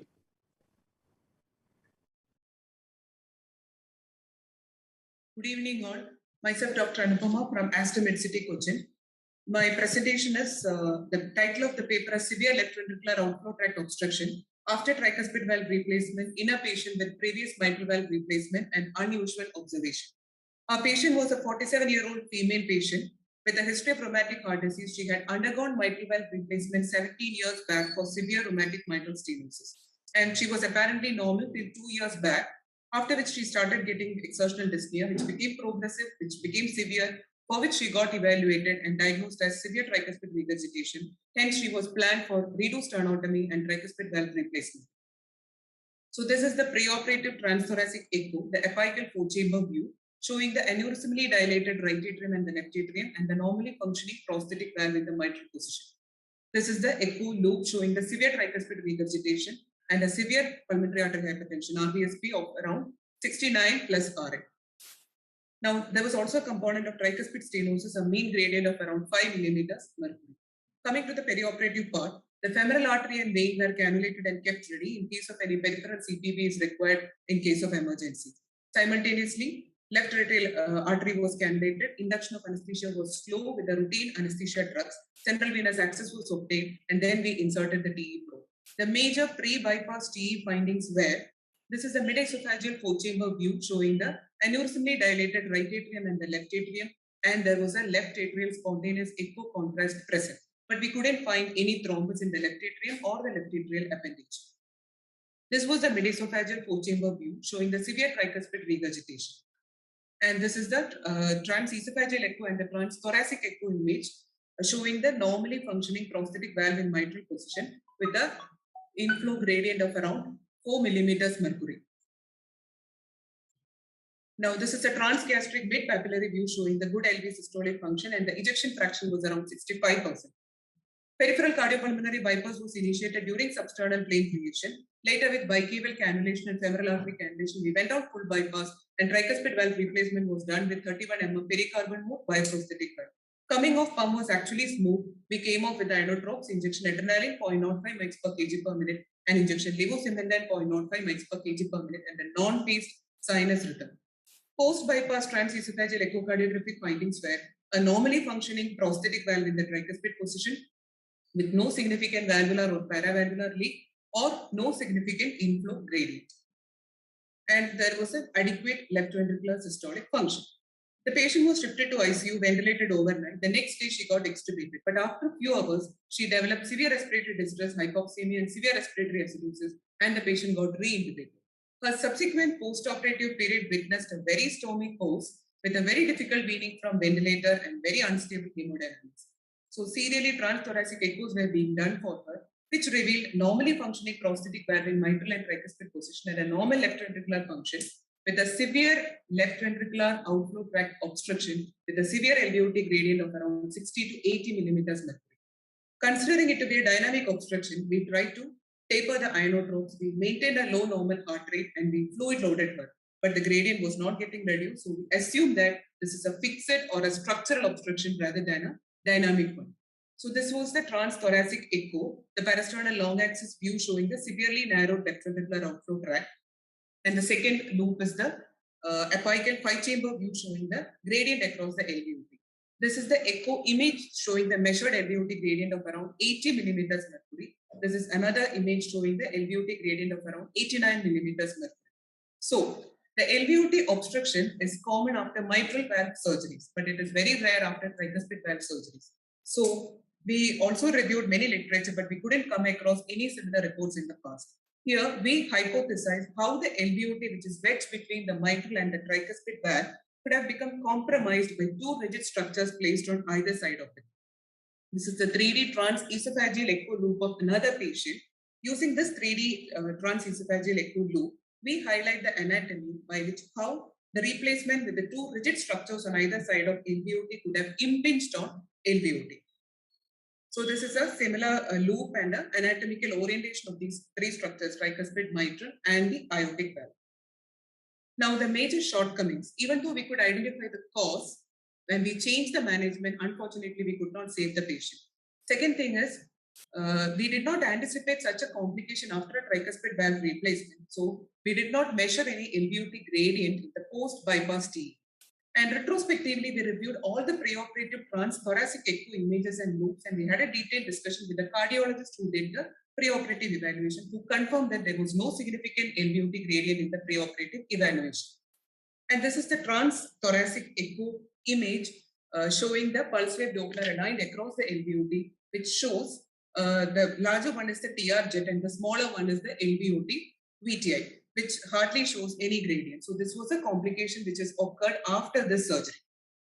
So there is no conflict of interest, no funding, no ethical clearance is not applicable. Originality of work is author's own work. The lesson we learned is again emphasizing the importance and the need for an organized echocardiographic evaluation in each and every case, whatever the case may be. Thank you. For the nice presentation, very informative, but I have a couple of things to comment and question as well. Like, because in these cases, there is less likely to have a suspicion of dynamic obstruction. Why there should be a dynamic obstruction to this patient? There is no any reasons of having suspicious of dynamic obstruction post-operatively by which you give fluid and you give taper the inotropes. And I mean, what I feel that after extubation, your patient had persistent PAH, which must have worsened it. RV dilated, dysfunction has moved the septum into the more towards the alveoli, could be the reason of this thing. Because one patient was ventilated, if it would have been really alveoli obstruction because of impingement, it should have shown the means extubation would have been impossible or difficult. Since you extubated the patient well, I think RA-RV issues because of the extubation and severe persistent PAH could be the reason, not the impingement according to me, because impingement again is a fixed obstruction, right? The patient should have given their issues even at the time of extubation, not after the extubation. So I think it is the RA-RV issues after the extubation and PA, the persistent PA. That's what I feel. Yes. And then, yeah, I mean, then did you think about the PAH issues post-operatively? Because we did not mention any PA monitoring or central line monitoring or CVP pressure went up or what was the fluid balance, what was hemodynamics. So did you notice, did you have any think about it? This was actually a scenario of a diagnostic dilemma, sir. We also didn't have a clue as like what was happening. We didn't anticipate this complication actually. And in fact, we didn't monitor the PA pressures because we didn't. CVP. CVP you could guide it by increasing CVP pressure. Yeah, CVP was high, sir, but we thought that since there is an LVOT gradient, the LV would have ultimately failed. So that also could have raised the CVP, of course. Okay, next to Dr. Desarkar, please. Your first image shows smoke in the LA in a preoperative period with a gradient of 8.6 peak gradient. So was it like a patient prosthetic mismatch at that point? And then there was a tricuspid regurgitation. So what Naman was saying was there was element of pulmonary hypertension in the patient, which you stopped by giving a good tricuspid valve. And probably in the perioperative period, your fluid management was okay. So that's why you could maintain it well. And afterwards, the RV went into failure and might be the reason for that. And the second thing was why you haven't done a TE to confirm your finding of fixed obstruction. Yes, we could have done, but by the time actually the patient had become very unstable with very stiff supports. Okay. And even we need to open our chest on bedside. Okay. Good evening, Dr. Shaji. That's a nice presentation. One observation, none of your TTE loops had any ECG on them. I request all of you to have the ECG loop on all TTEs. We do it for TEs, but we somehow don't tend to do it for TTEs. I request all of you to do for the TTEs also. So what was the old mitral valve? What was the size of the old mitral valve? It was a 28 sized mechanical valve. So how did you size the tricuspid prosthesis by echo? What was your contribution to sizing the tricuspid prosthesis? We measured the tricuspid annulus and told the surgeon, sir. It was around 32, I remember, 32 millimeters, sir. What was the index tricuspid annulus? We didn't find, sir. Do you recommend repair of the tricuspid valve by indexing the tricuspid annulus or non-indexing the tricuspid annulus? Better way is to indexing the tricuspid annulus. Yes, sir. And to measure the prosthesis, I think the length of the anterior tricuspid leaflet would be a good thing. Yes. I think the whole crux of the issue was again that I think the thing was we cut off the pop-off to the RV.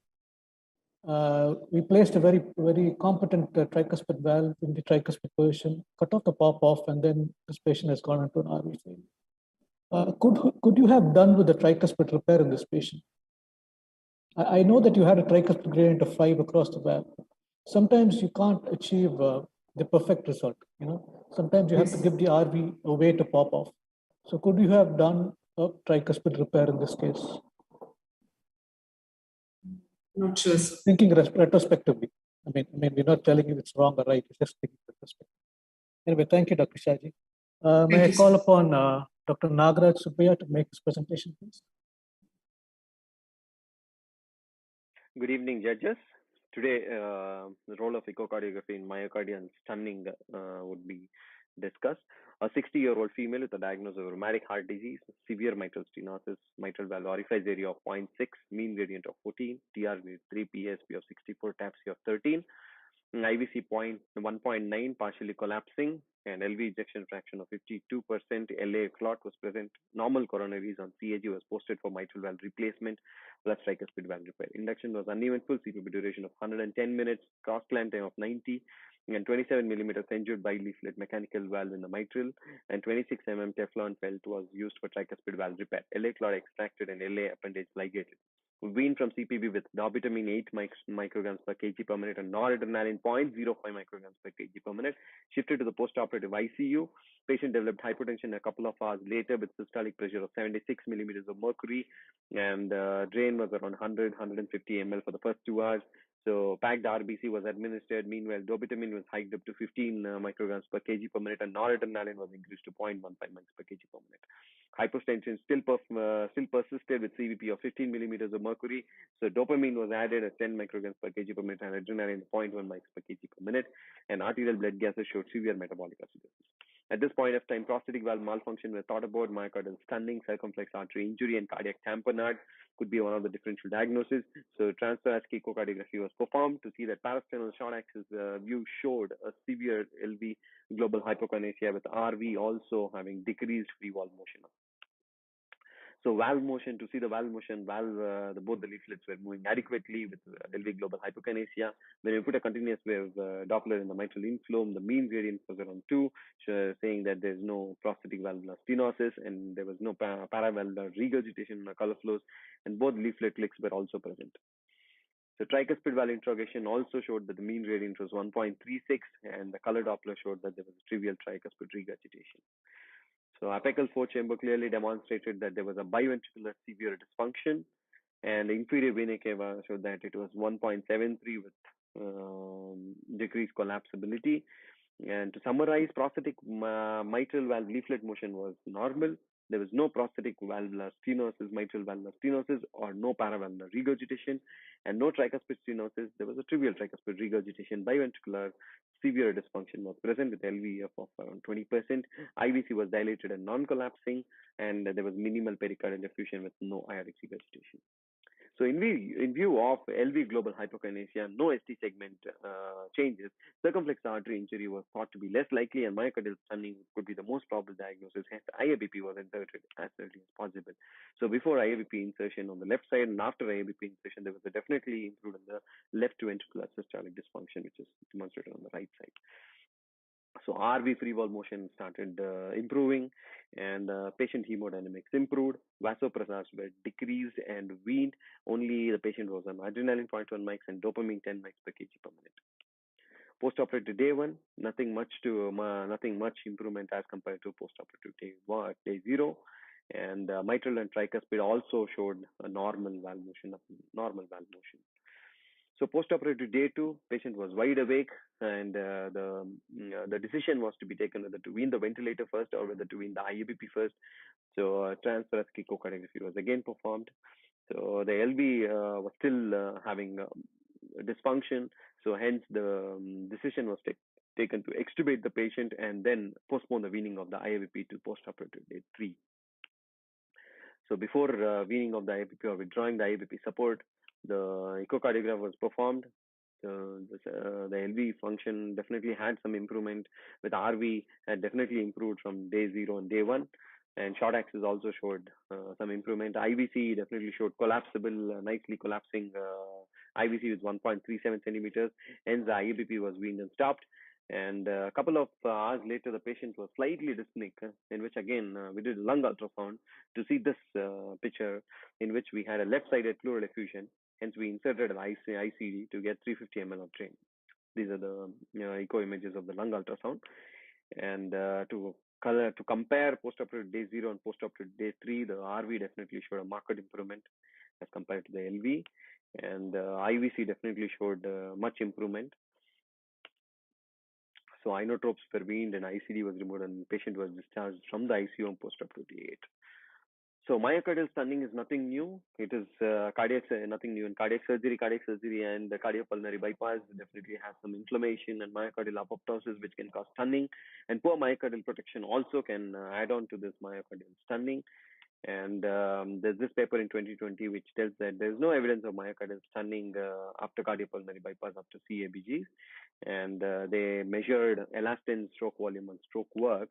The contemporary review by Robert A. says that the prolonged but very importantly a reversible left ventricular dysfunction is possible following cardiac surgery. In this, there was reversible left ventricular dysfunction where the IABP is used to recover the left ventricle. In stunned myocardium, the perfusion is decreased and the function is decreased in the phases of acute ischemia. When there is a relief of ischemia, definitely there is restoration of perfusion and function, unlike hibernating. A serial transthoracic guided therapeutic intervention has definitely resulted in a favorable outcome of this patient. When to actually insert the IABP, when the decision to wean the IABP or decision to extubate was taken based on transthoracic echocardiographic images.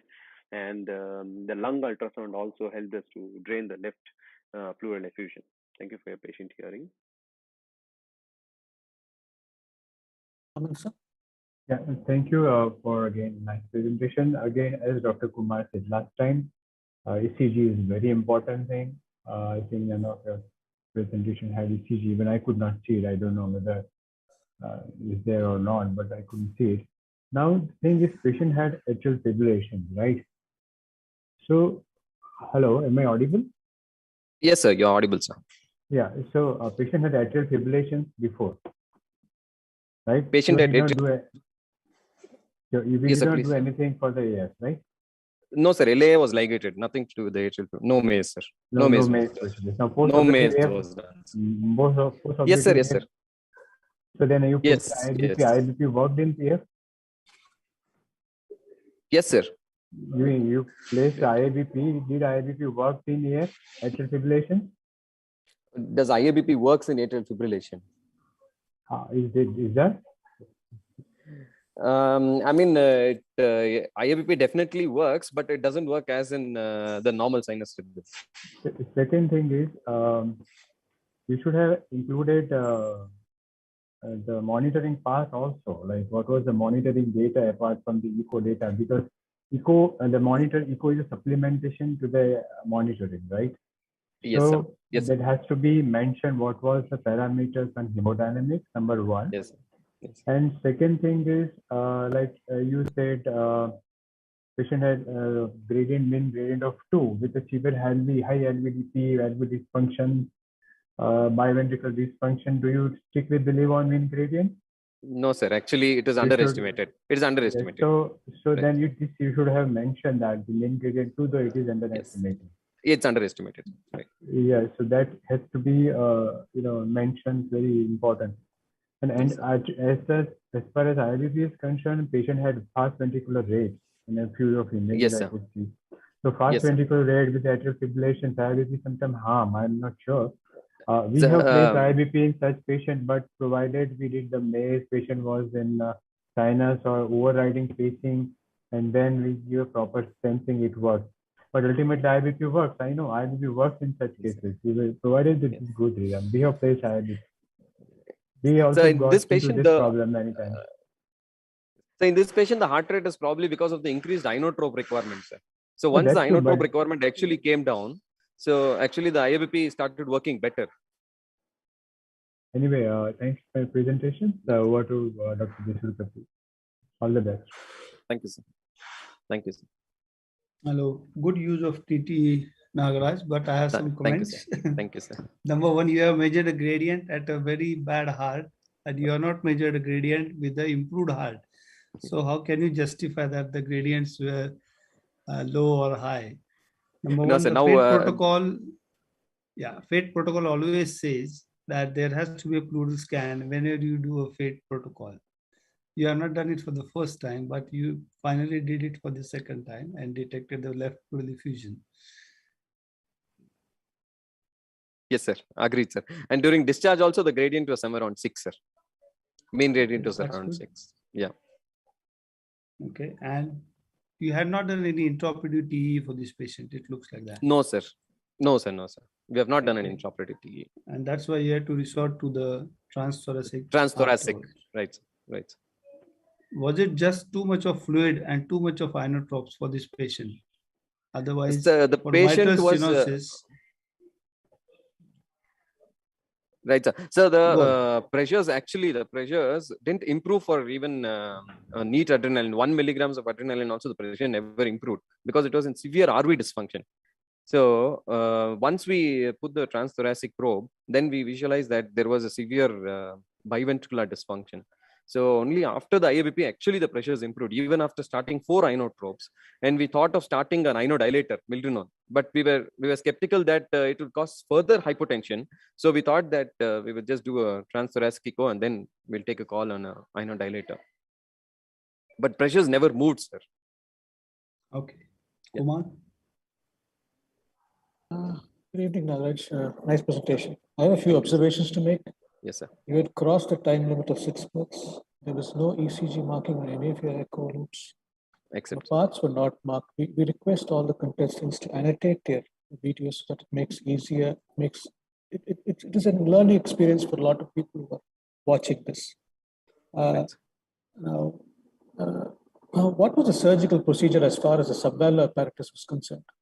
They had placed a mitral valve, prosthetic mitral valve. What have the surgeons done to the subvalvular apparatus? So the subvalvular apparatus was sacrificed. So it was not a caudal preservation. No, it was not a caudal preservation. Now you know what the problem is. I understand. Yes, sir, I understand. And moreover, I need to get into thing that there were 2 cardioplegia which was given for a period of 90 minutes. And from 11 a.m. to 12 a.m., there was no cardioplegia which was been given. So because the surgeon was, he never allowed. Okay, let's not talk about it. Worried that we had not gone behind the circumflex because the surgeon said he had not gone to the circumflex. It's quite difficult for any surgeon to be quite sure that he has not done anything to the circumflex. It's not a direct injury. It can just be the pull near the circumflex which can happen. And you had said that there was some anterolateral wall hypokinesia. I personally believe that we should have had a look at the circumflex either by echo or even go to the cath lab and have a look at it. Now, there were no objective measures on your TT. It was all subjective measures. I mean, it was all eyeballing. I would have liked you to do some objective measures on the LV function to help more. And have you altered your protocols of TE or TT after this case? In any way, have you altered it? So the alteration would be that we do a echocardiogram after the patient is received in the post-operative ICU. May it be a mild hypotension or a less than say 20% blood pressure decrease. We do a transthoracic echocardiogram after getting into the post-operative. May it be a screening echocardiogram. And circumflex, and your points is circumflex injury. Definitely, we suggested the surgeon that we will get an angio shoot for this patient, and if at all it can be graftable, we would graft it, but they didn't. Okay. They didn't. Thank you. Yes. I call upon Dr. Arun to make his presentation. Thank you. Thank you.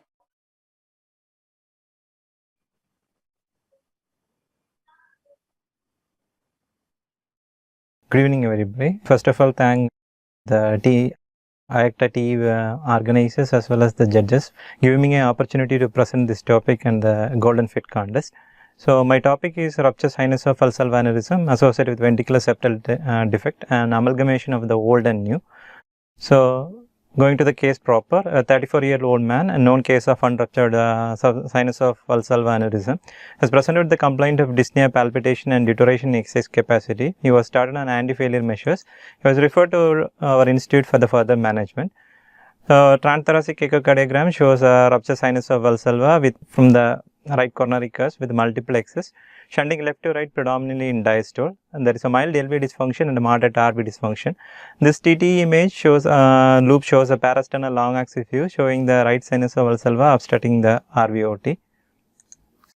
The rupture sinus of valsalva aneurysm diagnosis has been made. A trial device closure has been tried in the cath lab. It is unsuccessful. So the patient has been posted for the emergency surgical repair. So in-drop. So patient monitoring has been done according to the standard ASA guidelines. Anesthesia induction according to institution guidelines, and the 3D probe has been inserted. the images shows the explained mediasophageal aortic short axis in the long axis view, where the sinus of valsalva aneurysm, it is coming out of the right coronary sinus and is bulging into the RVOT, obstructing the RVOT. So the color flow across the right sinus of valsalva and the aneurysm, it shows continuous flow across the both systolic as well as the diastolic. So this is the ascending aorta short axis view, where they have been showing the characteristic Winch-Sack appearance of the ruptured sinus of valsalva. So this is a 3D zoom view with multi-beat accusation of aortic valve long axis, where the right sinus of valsalva aneurysm is arising from the right coronary sinus as is bulging into the RV. The continuous wave Doppler across the right sinus of the ruptured sinus of valsalva aneurysm. We expect that there is a continuous flow across the as well as the diastolic augmentation, but in this case we found that there is a systolic augmentation also. So in view of this systolic augmentation, we search for the associated anomalies that may be associated with ruptured sinus of valsalva, which produce a systolic accentuation. The most common lesion that associated with the ruptured sinus of valsalva is the VSD. So that can also produce a systolic accentuation. So we search for an VSD. So in a 3D zoom view with multi-beat accusation of aortic valve short axis, we found that there is a subpulmonic VSD, and this image is from the aortic side of the VSD, while this is from the pulmonic side of the VSD. So this is 3D view with multi-beat accusation of aortic valve short axis, which is demonstrating the subpulmonic VSD. So this is a 3D color across aortic valve short axis, where it has been showing the ruptured sinus of valsalva flow as well as the VSD flow. This is a frozen image of the 3D zoom of aortic valve short axis, where it has been separate flow across the RSOV as well as the ventricular septal defect. So TE image also we found that there is a mild aortic regurgitation as well as the descending aorta shows a holodiastolic flow reversal. So transgastric right ventricular basal view, it shows the right RV dilatation and RV dysfunction with the straightening of the interventricular septum. So MOD echo made us to think of an associated lesion. The 3D echo confirmed as a pulmonic VSD, which was missed in the pre-op TTE. These findings were communicated to the surgical team, and a VSD closure was added to the surgical procedure. A surgical repair consists of double patch closure of SOVA and VSD repair. CBP time has been 167 minutes and aortic cross clamp time is 107 minutes. Post CBP, the patient having a stable hemodynamic sinus rhythm, we came off with milrinone of 0.5 microgram per kg per minute and Adria of 0.05 mics per kg per minute. No residual defects has been found in the TE post CBB, and mild AR is persisted. This is the explained aortic short axis and long axis view, while they shows the double patch. Mediasophageal aortic long axis, mild AR has been persisted. There is no increase in AR. So reversal of the holodiastolic flow in the arch of aorta. We conclude that a reported ruptured sinus of valsalva associated with the VSD that was diagnosed intraoperatively by TE. Although rupture of SVA is rare, it is known to be associated commonly with the ventricular septal defect. The close proximity of these two anatomical pathology as well as the torrential flow across the ruptured sinus of valsalva make it difficult to achieve accurate diagnosis. And this case demonstrates the importance of assessment in multiple TE views and techniques to correctly diagnose and otherwise easily overlook congenital cardiac pathology. We combined the MOD echo and 3D echocardiography to refine the diagnosis. There is no conflict of interest and there is no sponsorship. Thank you. Yeah, thanks for a nice presentation, and it is very important the things you did for identifying the T. Just one comment and one question. Comment is, in fact, it is very easy to find out these PST, subpulmonic in the transthoracic echo as compared to transesophageal, because in short axis you can really make it out very nicely, the subpulmonic PST which was missed. It is a big thing. Second thing, in transesophageal echocardiography, did you use multi-beat acquisitions or state like you're showing 3D images? So did you use multi-beat acquisitions or single beat acquisition? Hello. Hello. Hello. Hello. Yeah, I can't hear you. Hello, sir. Yeah, okay. Please tell me. Yes, sir. It's a multi-beat acquisition only, sir. But the frame, what was the frame rate? Frame rate was too low actually. Because in multi-beat, actually we have the better frame rate. That's the beauty. And otherwise, you would have taken the small segment, because when you put a 3D with a color flow, you have a lot of haywire and chaotic images if you have the low frame rates, and you cannot exactly pick it up. So either multi-bit acquisition, because frame rate has to be at least more than 20, 25, 25. I think with the color you may have a better image. But yes, this was very important because they are always in hyperdynamic, like high heart rate, 100, 110 heart rates, and in that you put a color flow with the 3D acquisitions, and along with that, the frame rate goes so down that it is very difficult to differentiate. But yeah, your doctor indicated very well the systolic and diastolic, and you look for it, and that was a good. I think that was a very good pickup. Otherwise, it was a difficult only color flow. And the cropping, multi-bit and cropping, I think this combination helps us better. So next time when you present this images, multi-bit, cropping, and color flow, so you can differentiate where the RSOV and where the subpulmonary is. Because in T it's very difficult in long axis because they are mixing the images. But in transthoracic and short axis, you can have a better image. Thank you. Yes. Thank you. Next. Excellent presentation, Arun, and you have perfectly demonstrated the ECG timing and the use of the 3D TE. I would say even in the pre-op TE, if you have a look with the ECG, probably when the aortic valve is open, there is a flow there. So, but that commonly happens with TT because people just don't look at the timing with the ECG, and that's why they miss these things. But excellent pickup, and I think it was a good change in the strategy as well. And that's why probably the device closure was unsuccessful here.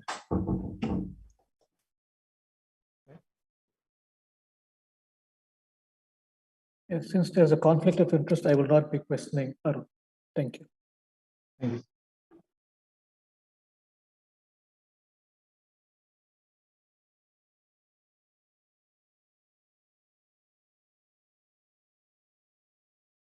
Yeah, over to you. Yeah. Welcome back. I'd like to thank all the contestants for their outstanding presentations in the Golden Plate contest. We are grateful to you, Dr. Rajesh Arya, and the jury for working with us on this session. That was absolutely awe-inspiring.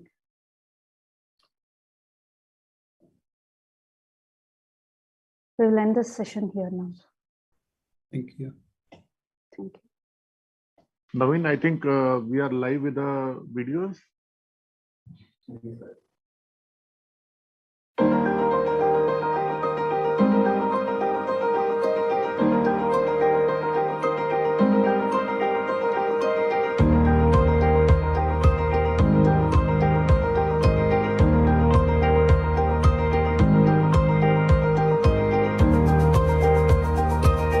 Edwards Life Sciences is advancing hemodynamic monitoring with a first-of-its-kind technology. The Acumen Hypotension Prediction Index software detects if your patient is trending toward a hypotensive event before the event occurs and provides you insights to inform a potential course of action. There are 3 key elements to the Acumen Hypotension Prediction Index software. The HPI parameter, which indicates the likelihood that your patient is trending toward a hypotensive event. The HPI High Alert pop-up, which draws your attention to a potential developing hypotensive event. And the HPI secondary screen, which allows you to investigate and may help to identify the root cause of your patient's developing hypotensive event. Using the predictive index and continuous advanced hemodynamic pressure and flow parameters, you are empowered with both knowledge and the ability to take action before a hypotensive event occurs. By bringing predictive technology to the patient, Edwards provides you with a decision support tool to help you manage and advance the care of your patients. The Acumen Hypotension Prediction Index software.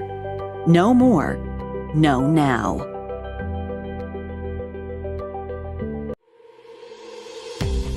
Introducing vScan Extend. vScan Extend is designed for speed in clinical encounters. The system starts in less than 10 seconds from standby.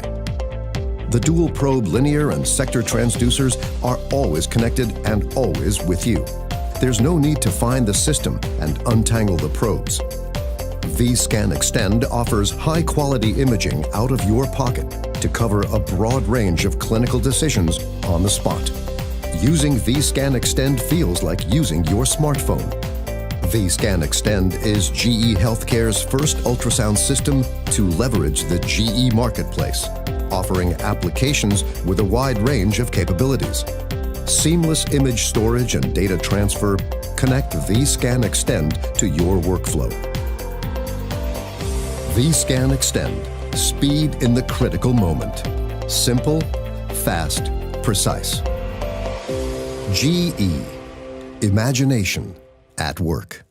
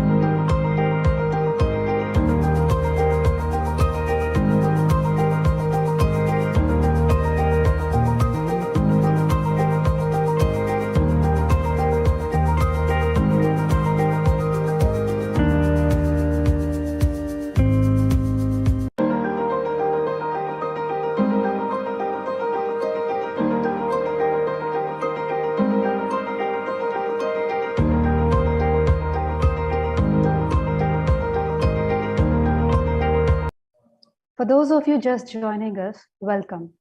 Now we'll go ahead with the third refreshing coffee session of the day, where we hear about the prettiest wall, especially 3D and phase view in all of the echocardiography. It's my privilege to invite Dr. Lokeshwara Sajja, Senior Consultant Cardiothoracic Surgeon at Star Hospitals, Hyderabad, and he's also the chairman of Sajja Heart Foundation.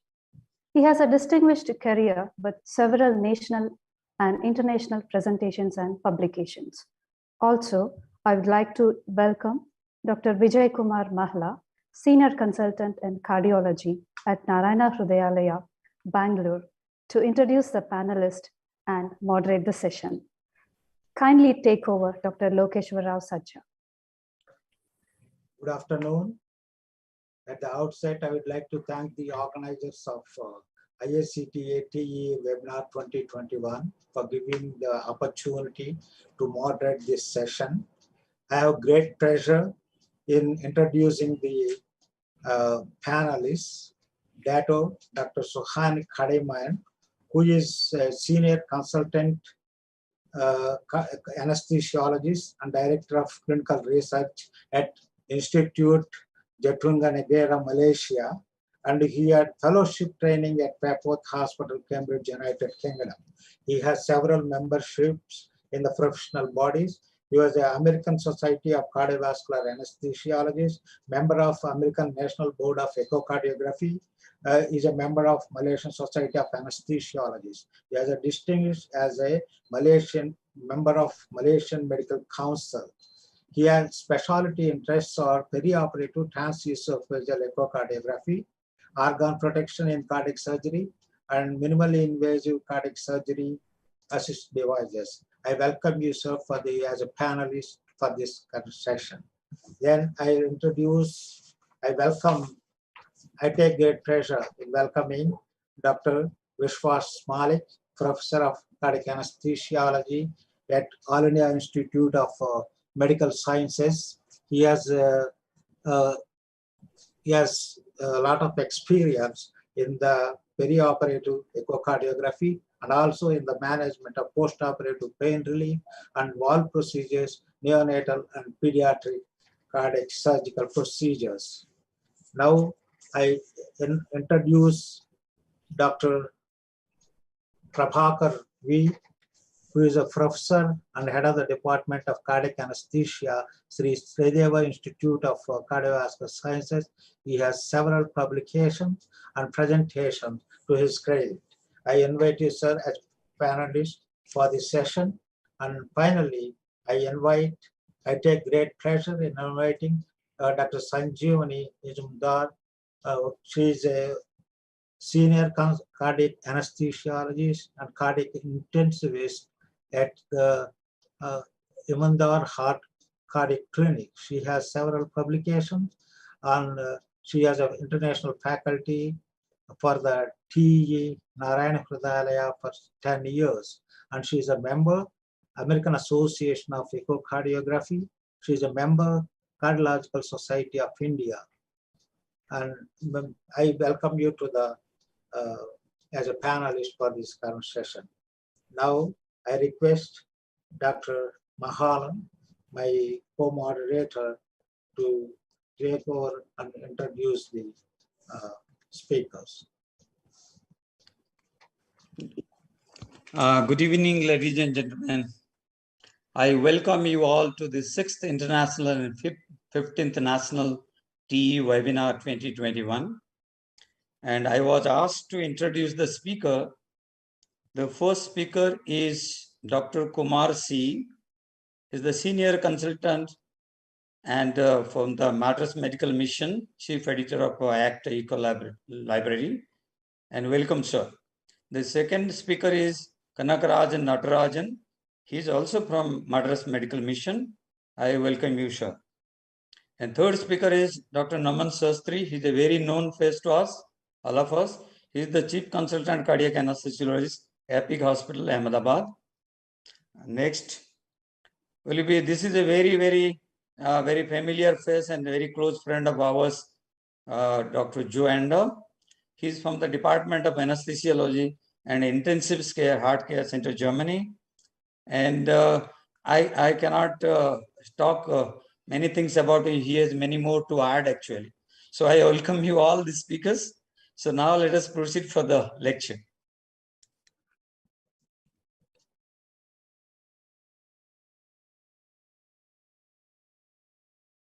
Good afternoon. At the outset, I would like to thank the organizers for having given me opportunity to be before this elite audience. Today, I would be talking about 2D analysis and Doppler echocardiography in mitral stenosis. It will be a 15-minute talk. I'll be talking about 2D features of mitral stenosis, the Doppler evaluation of mitral stenosis, the associated feature, what's new, and how I usually go about it. Coming to the 2D features of rheumatic mitral stenosis. There is leaflet thickening, and characteristic of the leaflet thickening is it starts at the leaflet tips and moves on to the base. There is also reduced leaflet mobility, especially of the posterior mitral leaflet, and the anterior mitral leaflet takes the characteristic doming shape. This occurs because the tip of the leaflet is restricted while the body of the leaflet is free to move, giving it the characteristic hockey stick appearance at end diastole. You also have commissural fusion. This is best viewed in the transgastric basal short axis. Here you see a commissure, the anterolateral commissure which is fused and the posteromedial commissure which is free. It's quite difficult to look at this commissural fusion in a 2D. It's more easier to look at commissural fusion in a 3D. This is a 3D zoom which is cropped from the left ventricular side, and you can see that the anterolateral commissure is fused while the posteromedial commissure is free. And this commissural fusion gives it the characteristic fish mouth appearance in rheumatic mitral stenosis. You also have thickened and shortened chordae and also hypertrophied papillary muscles. Coming to the 2D echo features of calcific mitral stenosis. Now we will have to differentiate calcific mitral stenosis from rheumatic mitral stenosis. In calcific mitral stenosis, there is less commissural fusion, and the smallest mitral valve area is at the base. This gives the mitral valve orifice a tubular shape, and the calcification extends from the annulus to the base as opposed to from the leaflet to the tip base in rheumatic mitral stenosis. Now this is a picture of calcific mitral stenosis. You can see a lot of calcium on the leaflet tips, giving it a characteristic 2D appearance. This is a 3D picture, it's a 3D zoom from the left atrial perspective. You're looking at a calcific mitral valve, and the arrows are showing a heavily calcified mitral annulus, mitral annular calcification. Now coming to the Doppler evaluation of mitral stenosis. The first one is transmitral pressure gradient. Now you'll have to get a continuous wave Doppler across the mitral valve leaflet tips in one of the mid-esophageal views. And on tracing this continuous wave Doppler, you would get the max gradient and the mean gradient. We usually use the mean gradient to classify mitral stenosis. The peak gradient is not used to classify mitral stenosis as it is influenced by atrial compliance and left ventricular diastolic function. We can grade mitral stenosis based on the pressure gradient, and any gradient greater than 10 millimeters of mercury is severe mitral stenosis. Now there are certain fallacies in using pressure gradient for classification of mitral stenosis. There can be underestimation of mitral stenosis if there's a nonlinear sampling beam, there's a type 1 diastolic dysfunction or a low cardiac output. And there's an overestimation of mitral stenosis during tachycardia, type 3 diastolic dysfunction, elevated cardiac output and mitral regurgitation. The second modality is mitral valve area by planimetry. This is the gold standard and reference method for mitral valve area calculation, and biplane imaging is preferred in 2D planimetry. The crux here is the plane should pass through the tip of the leaflets and not the base of the leaflets in rheumatic mitral stenosis to calculate accurately the mitral valve orifice. Now 2D planimetry measures anatomical mitral valve area, while functional mitral valve area is calculated by PISA, pressure half time and 3D planimetry. The advantages of using planimetry is it is less dependent on flow conditions, chamber compliance and associated valve lesions. The disadvantage is it is not accurate in severely distorted valves. Now planimetry also has its fallacies. You can underestimate MS if the gain is too high, if there is tachycardia or in a post-valvuloplasty situation. And you can overestimate MS if the gain is too low or if the scan plane is passing through the body of the leaflets. Grading of MS can also be done by planimetry, and any area less than 1 square centimeter is severe mitral stenosis.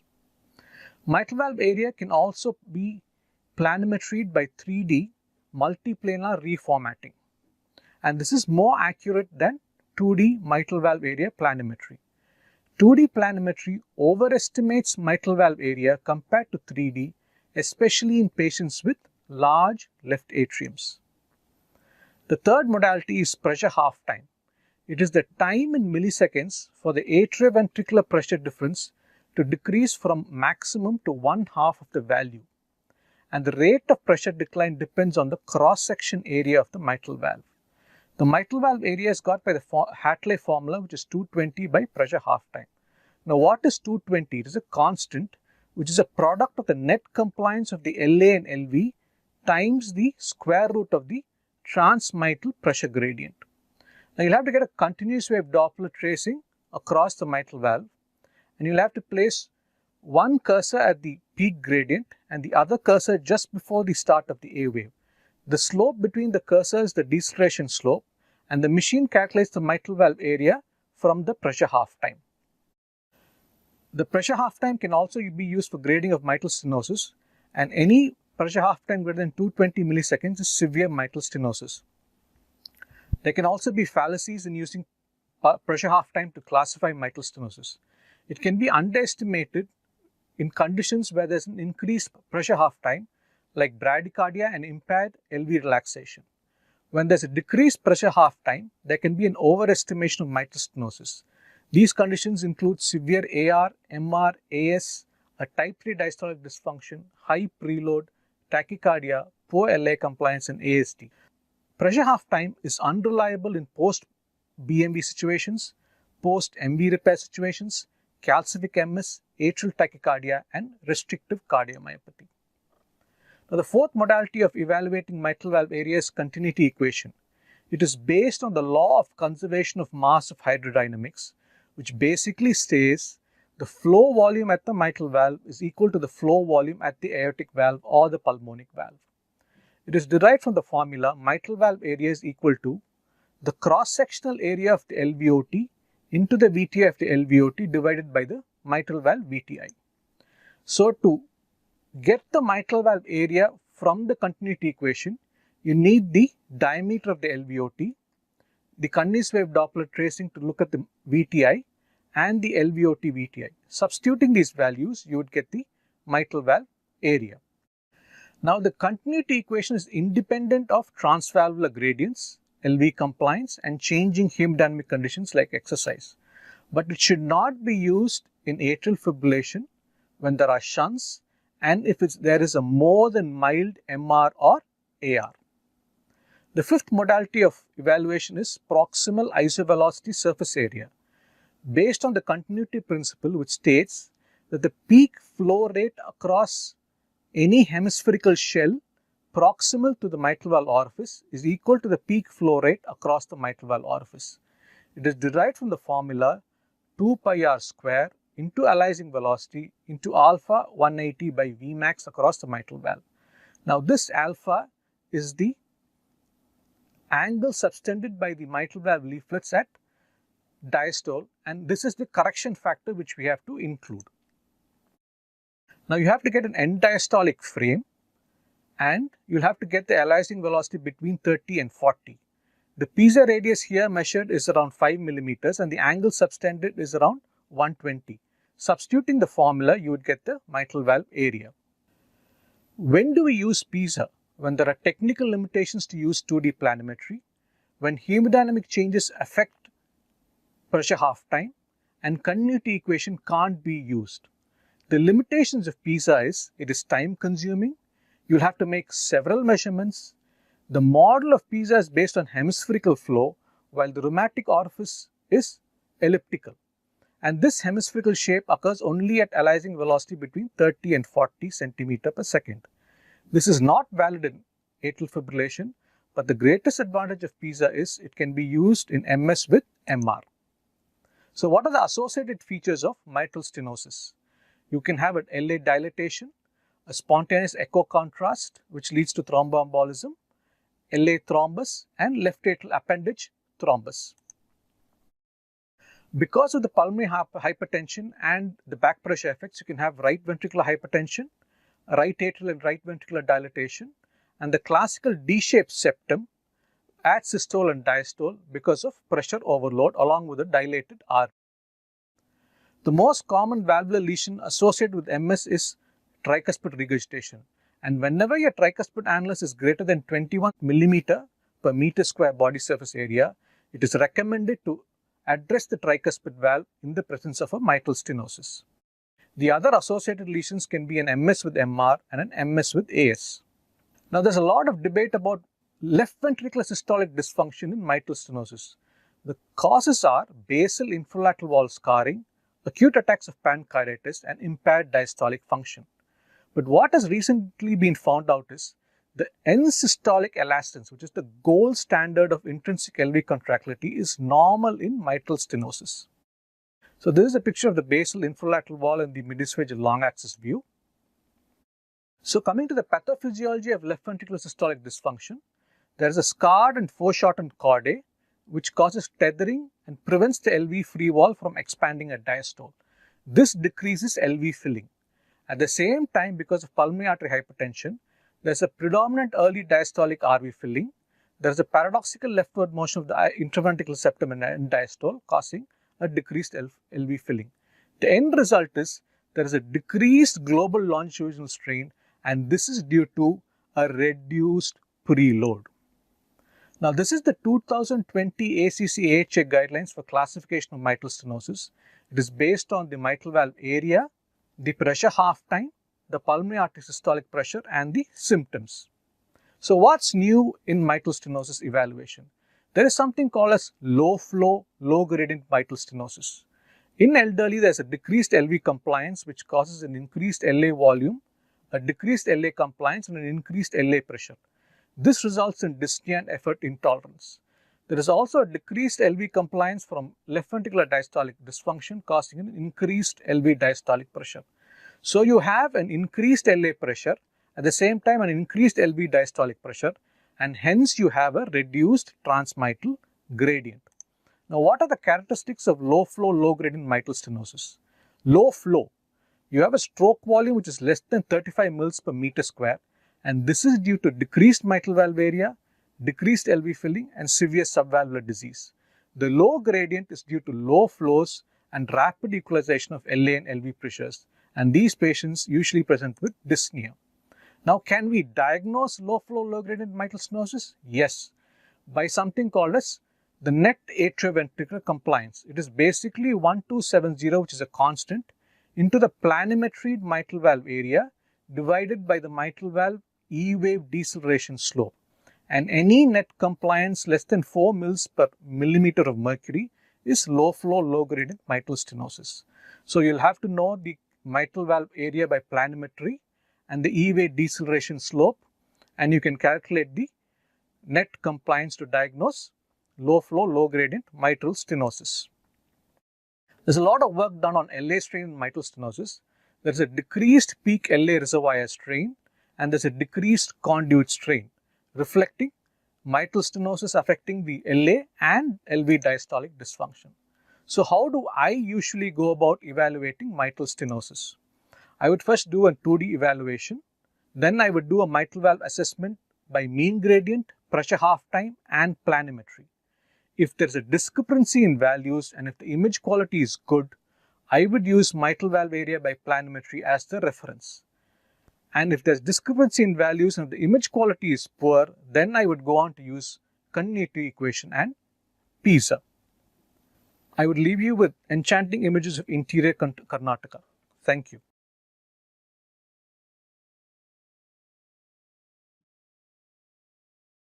Good evening, everybody.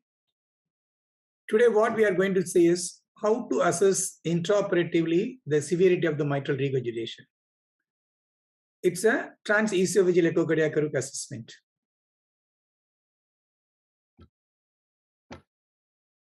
The mitral regurgitation results from the incomplete closure of the mitral reflex during LV systole. That means there is a backflow of the blood into the left atrium. The intraoperative grading of mitral regurgitation and the assessment of the LV size and function are very important for a timely surgical intervention. The normal mitral valve function involves the structural integrity of the mitral reflex, the subvalvular apparatus, namely the chordae tendineae and the papillary muscle, and the mitral annulus and the left ventricle. So if you look at the mitral leaflet, it's having an anterior and posterior leaflet, two leaflets. The anterior is large and occupy the less circumference than the PML. And each leaflet having divided into three callups, P1, P2, P3 and A1, A2, A3. And there are two commissures, anterolateral and posteromedial. And this is one of the important pictures we should always know. When we do a echographic windows views, where we are exactly cutting across. So these are the four important views, that is mid-esophageal 4-chamber, mitral commissural, and 2-chamber, and the mitral, the mid-esophageal long axis. In addition to that, we have a transgastric view. So in a 5-chamber, that is slightly aorta is open. You have a A1 and P1. And in a 4-chamber, most of the time it is A2 and P2. Then commissural view, that is the 60 degree, you will get a P1, P3, and in the middle A2. Then the 2-chamber, that is 90 degree, you have an A2, A3 and P3. Then in a long axis, you are cutting across exactly A2 and P2. And in a transgastric view, you can see both the leaflets, all the scallops, and both the commissures. So if you look at the etiology, you can classify into type 1, 2, 3. Type 1 is normal leaflet motion. That is because it may be an annular dilatation or a perforation of the leaflets. The type 2, excessive leaflet motion. There may be a prolapse when till the tip of the leaflets lying below the annular plane, and there is a fly where the tip lies in the left atrium. And type 3, there is a restricted leaflet motion. It can be restricted during the only diastole or both during systole and diastole. So if you look at the sum of the etiology, type 1 may be due to the dilated cardiomyopathy or endocarditis. Type 2 involves degenerative valvular disease, most common, and the ischemic cardiomyopathy. Type 3A, most of the time, mostly common causes rheumatic heart disease. And the type 3B is ischemic or dilated cardiomyopathy. So type 1, as we talked about that, there is a annular dilatation and correspondingly central jet. Then you are having a cleft between P2 and P3, and then you are having a perforated P2. So these are some of the causes for type 1 disease. Type 2, you have a restricted during the diastole. Sorry, you have a flail P2, and then correspondingly the anteriorly directed jet, and then you have a 3D picture showing the flail P3. Then this picture shows that you have a A2 prolapse with a correspondingly posteriorly directed eccentric MR jet. In type 3, it's a type 3B where you are having a PML restricted with a eccentric jet, the restriction during diastole, and type 3A where the restriction is during systole and diastole with a corresponding central MR jet. So by define the leaflet motion, according to the Carpentier classification, we divide into 4 types. So the type 1, if it is a normal, there is abnormal leaflet morphology, then it is a primary MR. Then if you have a normal leaflet, it can be a secondary or functional. Then type 2, 3, abnormal leaflet morphology by definition, again it is coming under primary. Then if it is a normal leaflet morphology, it is going for a secondary MR. And if you have a more than one pathology, we can call it as a mixed etiology. Now coming to the assessment of the MR severity, what we are looking at is what is the basic mechanism and how severe the MR and what's the LV function and the size and whether the valve is suitable for repair or replacement. So you can divide into qualitative methods, semi-quantitative and quantitative. So some of the 2D images are collaborative, like LV dilatation, the eccentric hypertrophy without LV dysfunction. And due to the increase in the left atrial pressures, you may have a LA dilatation and then associated pulmonary hypertension. So the first thing is we are using a color Doppler to know a jet area. Even though it is commonly used method to grade MR severity, especially in the preoperative period, it's not very accurate because it depends on a lot of technical details and affected by the loading conditions under anesthesia. So usually it is not recommended. So you can have a central jet where you can fairly take the area, measure the area, and more than that, you can see what is the percentage of left atrial area percentage compared to the jet area.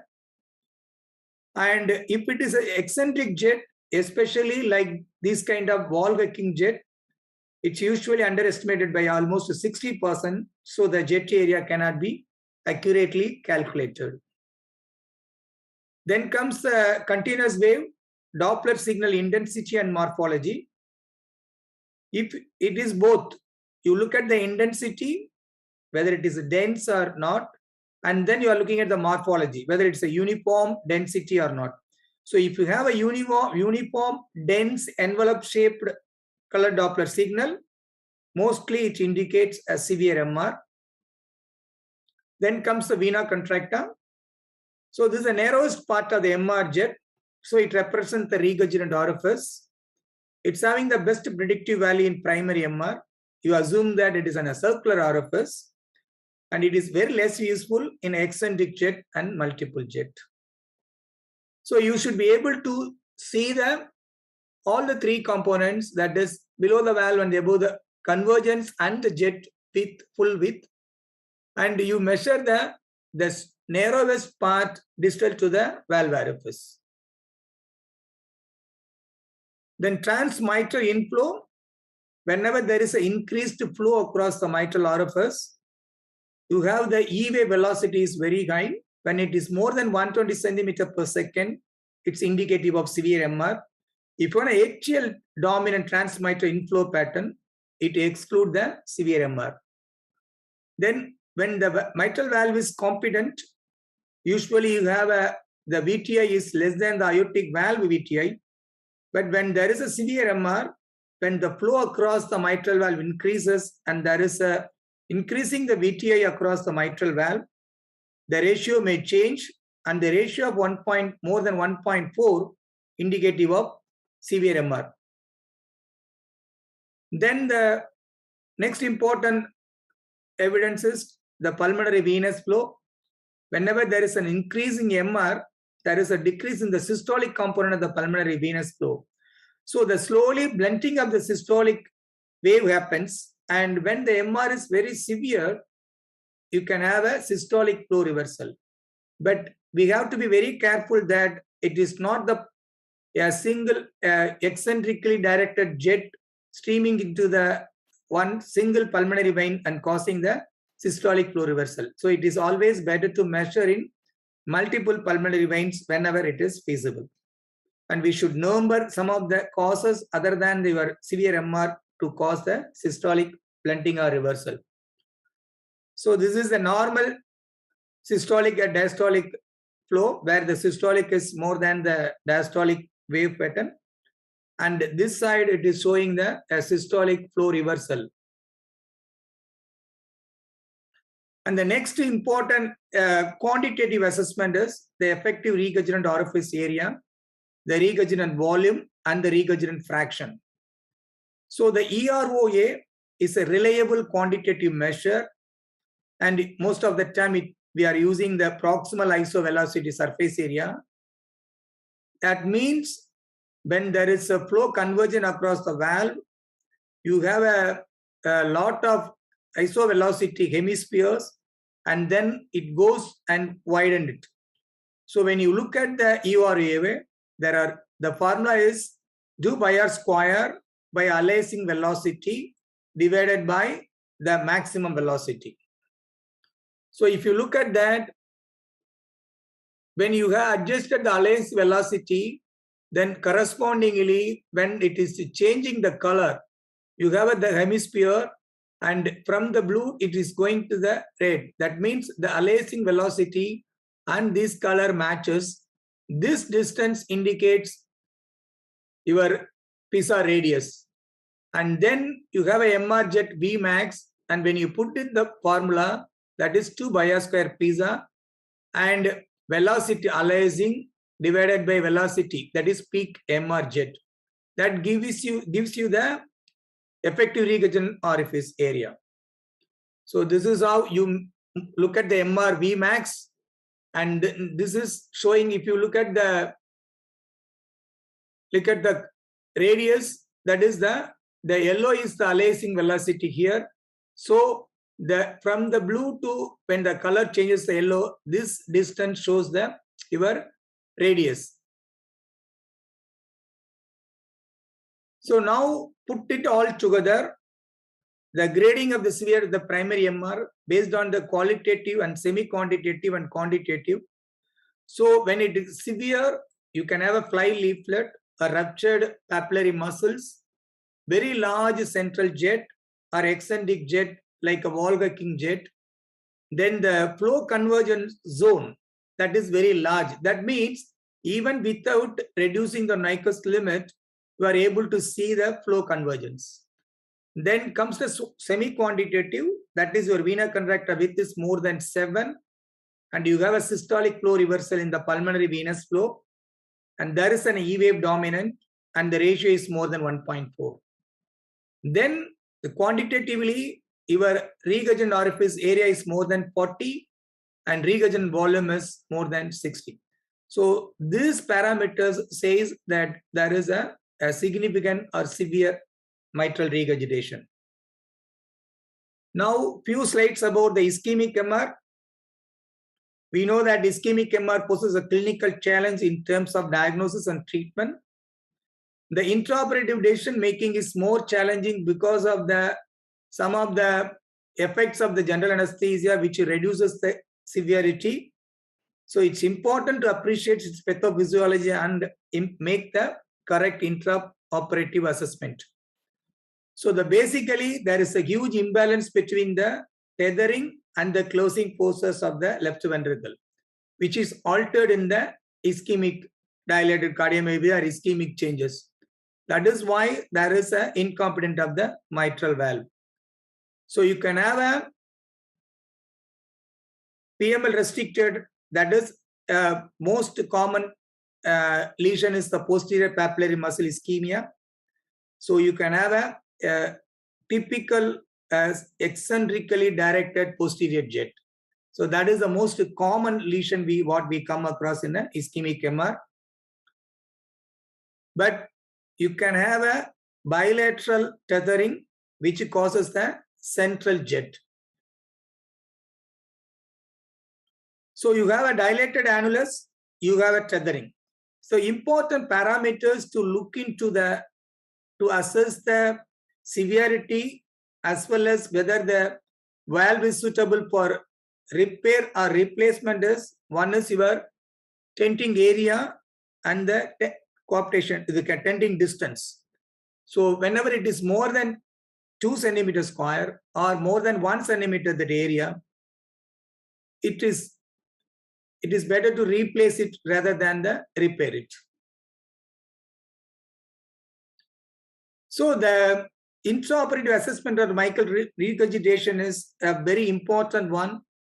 And whenever we are assessing the intraoperative MR, we have to think about the technical details or the loading conditions which will alter the severity so that the correct assessment can be done and the proper surgical decision can be taken. Thank you very much.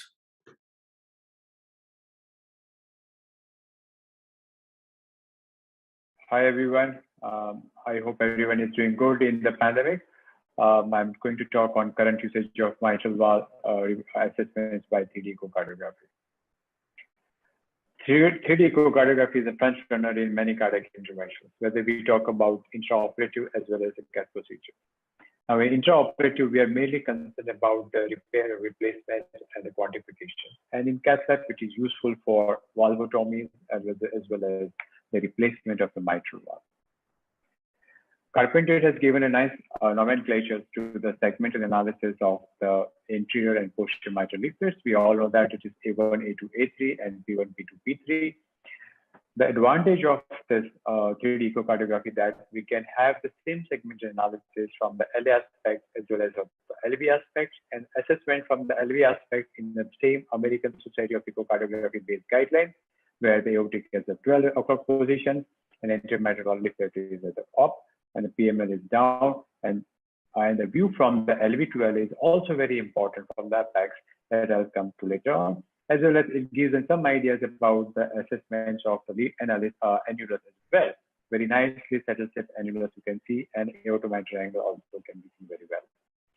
Now, Carpenter has given a classifications in in type 1, where you have the perforations of the leaflets, which is clearly seen. But what about the type 2, type 3, type 3A, type 3B, where they are saying it is a dynamicity, like hyperdynamics or restrictive dynamics, and then sometimes we are in trouble to differentiate which is the reason of pathology. And that is very important when you are discussing with the surgeon. Now, if we talk about the degenerative valve disease, again, that's very important to differentiate the fibroelastic deficiency disease or myxomatous Barlow's disease. Like that is very important where the theory comes into the play. Like if we start talking about the myxomatous valve, we know that in myxomatous valve, it is a bileaflet prolapse where both the segments are bulging into the left atrium with a regurgitation in multiple segments. Even that can be seen very well on the 3D echocardiography. Then what is new we are getting from the 3D echocardiography? That can be seen that in a European journal, very nice article published, that even in the Barlow's disease, if more than 3 sclerosis involved, and if posterior commissure involved, then though it is difficult, but still it is feasible to repair the mitral valve. But if it is more than 3 sclerosis with the anterior commissure involved, it is unlikely that you should not even try or attempt for the repair.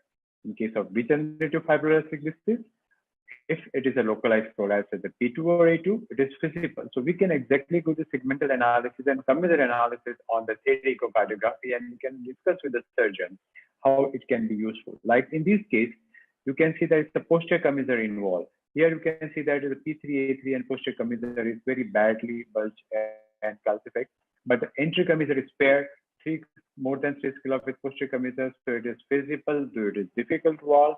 But look at in this view that it is a mainly anterior commissure involved, which is posterior commissure is spared, and the rest of the leaflets, even the mild posterior commissure involved, and the rest of the leaflets are not also looking very good.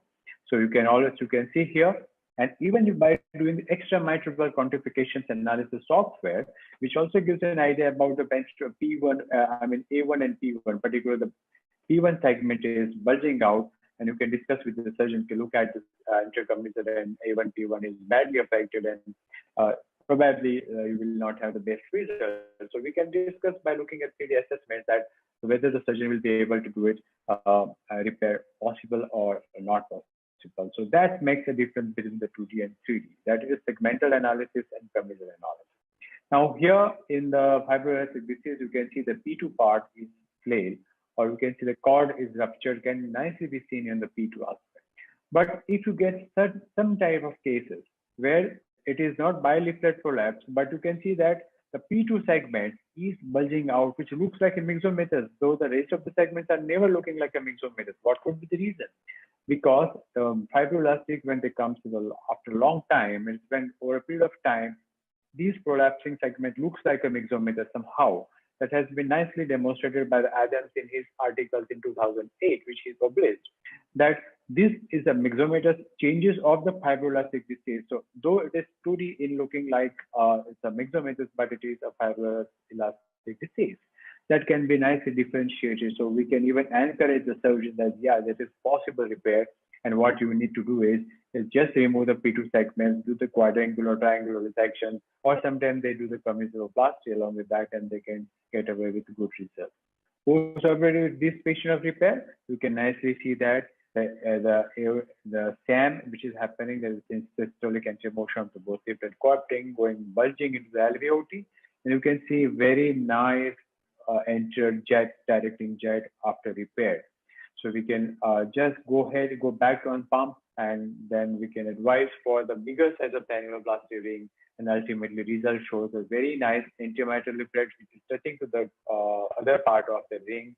P3 part also seen very well, and now the coaptation is going up to the level of the annulus, which is not going to the level going down to the alveoli. Many of the times we see this, that anterior mitral leaflet bulging to the ring, and there is a significant color jet coming to the because of the A3P3 aspect. Because the A3 segment has gone beyond the level of the ring, annuloplasty ring. So here we can again discuss with the surgeon that there is some problems in the A3P3 area or the commissure area where the surgeon go back, and then he can see, you can see the color onto the, you can see very nice the jet which is coming from the posterior commissure. the A3P3 commissure. And then surgeon, they take the alveoli, which is called the commissure alveoli. And then we can see very nice smiley of the mitral valve annulus, and we can do a very well repair. MR quantification, here on 3D, you can see that the color jet is coming from the A3P3 aspects when the anterior part is totally spare, and otherwise it looks very clear, good mitral valve leaflet. But put a color, you can see the single leaflet analysis segment is involved. Now, when we do the segmentation of this, like in this view, you can see that if you go to 2D echocardiography, that is hardly you can see any vena contracta because we are cutting the angles from the anterior aspect. So we face the A1 P1, but the regurgitation is at the A3P3 level. So definitely we cannot see the vena contracta, and that is the problem where we are not giving the right vena contracta. But in this case, with the Transesophageal software or the reconstructor software of Echo machine, we can just make a right angle from where the regurgitation is there, and we can make a right plane, and from that plane, the area of interest that we are going more in the deeper plane, and then we can measure the vena contracta, we can measure the pizza, and we can come out with the right quantification of regurgitation. Even with the multiplanar, multi-slicing analysis, we can have a right cut section at that particular vena contracta level, and we can measure the circular vena contracta and the pizza. So this is how we can really measure a good quantification. Even in mitral stenosis, that you can see the structure analysis on the left side, you can see that fibrotic atrium, AML and PML. The right side, you can see the calcific AML, PML. Though on the 2D echocardiography, it looks the same, but here the pathology, the structure is totally different. Suppose this is the case where we want to measure the mitral valve orifice. Now in one plane, the same patient or same case, it's hardly any opening. In the other plane, you can see the very significant good opening. So here on 3D echocardiography, you can see that both commissures are very, very badly fused. You can see there's very narrow opening. Now this opening, you can see many significant calcification and fibrotic structures near about you, but we want to measure exactly what is the level of stenotic part. So here again, with the same plastic splice or reconstruction software, we can make a very nice perfect plane at the level of mitral valve leaflet opening area, and we measure this planimetry area, and we can come to the right conclusion that what is the area of opening. So even such stenotic lesion, we can get a better idea about the stenosis. If from the orifice area, if you go to the commissural area, and there's very good articles are coming up that apart from the orifice area, it is very important to look for the leaflet and look for the length of the cord. Now you can see the commissures, and if you see the commissures, very nice articles is published in the European Journal that they have shown that if the fusion is that at the commissure level only, then they score 1. If it is extended beyond the commissure level, then they give the extra score 1. So on one commissure side, if it is extensive commissure fusion, it is score 2. On both the sides, if it happens like same thing, then total score is 4. So what they suggest that if you want to do the commissurotomy, measure the score on either side. The score, if the score is 2 in any of the commissures, you have to do the commissurotomy till the level of annulus. Or if score is more than 2 in one side and more than and the 2 on the other side, so if the total score is 4, you should never push this patient for balloon mitral valvotomy. So basically, if your total commissural score is more than 2, this patient is not subjected for the OMC, or this patient is not subjected for balloon mitral valvotomy. So these are the patients who should go for the mitral valve replacement. So the commissure fusion, the level of commissure score 1, beyond the commissure again score 1. So 2 on the one side, 2 on the other side. If it is more than 2 total score, then this patient is neither for the OMC or nor for the balloon valve mitrectomy, and this should be subjected for the replacement. Even look at the anterior mitral leaflet, that can nicely be seen on the structural analysis of the mitral valve analysis, that if it is a pliable non-calcific anterior mitral leaflet and the mild subvalvular disease and the thin chorda, if the chorda lines from the tip of the papillary muscles to the coaptation area, if it is more than 10 millimeter long, then this is a good valve.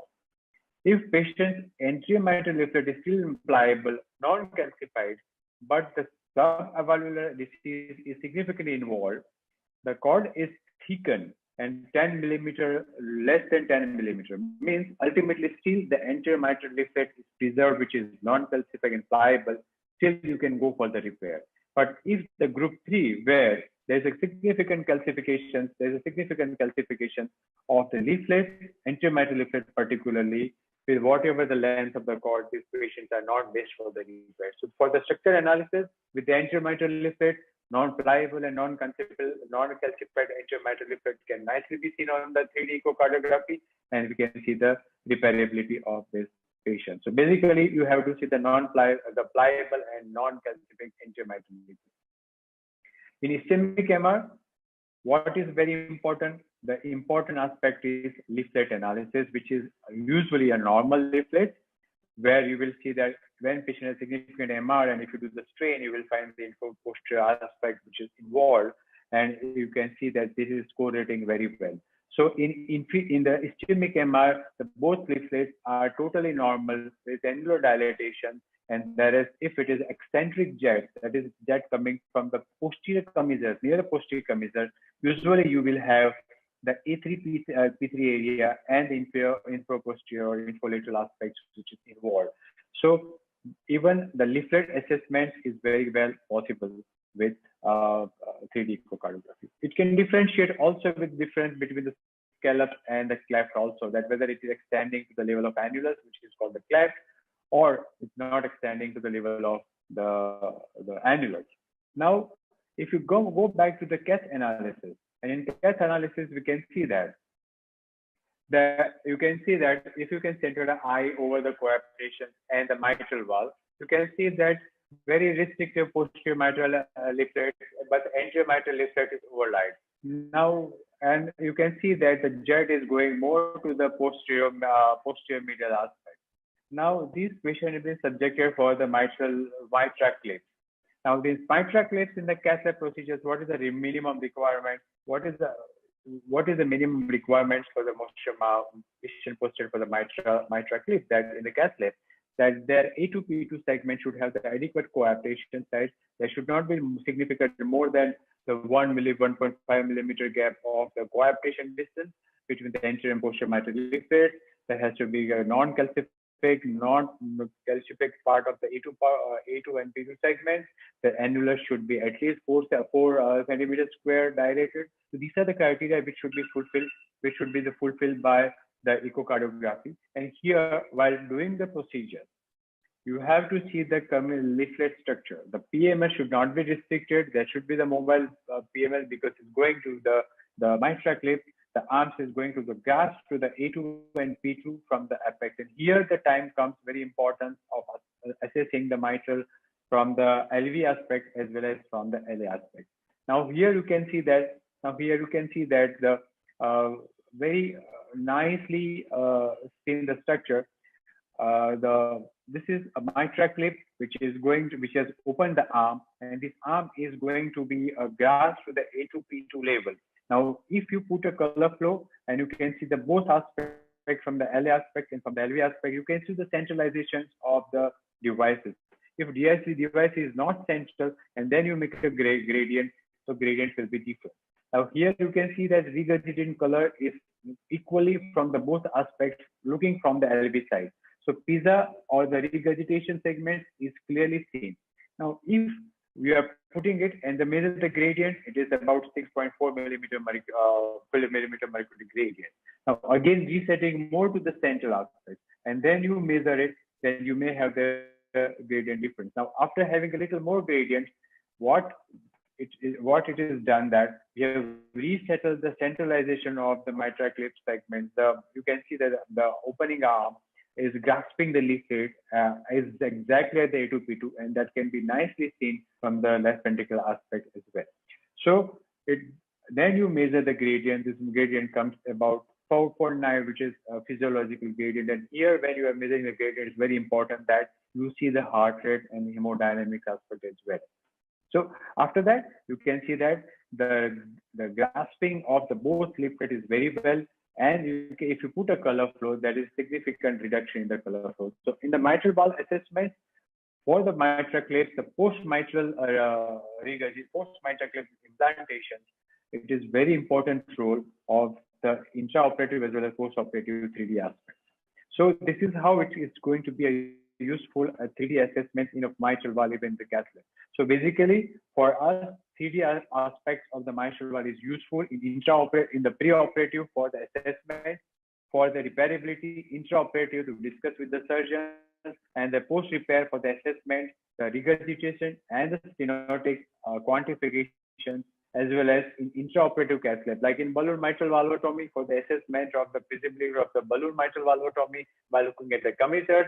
For the repair, the anterior and posterior mitral leaflet assessment, when you are grasping your leaflet with the mitral clips and your assessment. So this is how you are going to be take a great help of the perioperative period. So thank you very much and open for the questions. Well, hello, everybody. First of all, I want to thank the organizers for inviting me to that virtual meeting.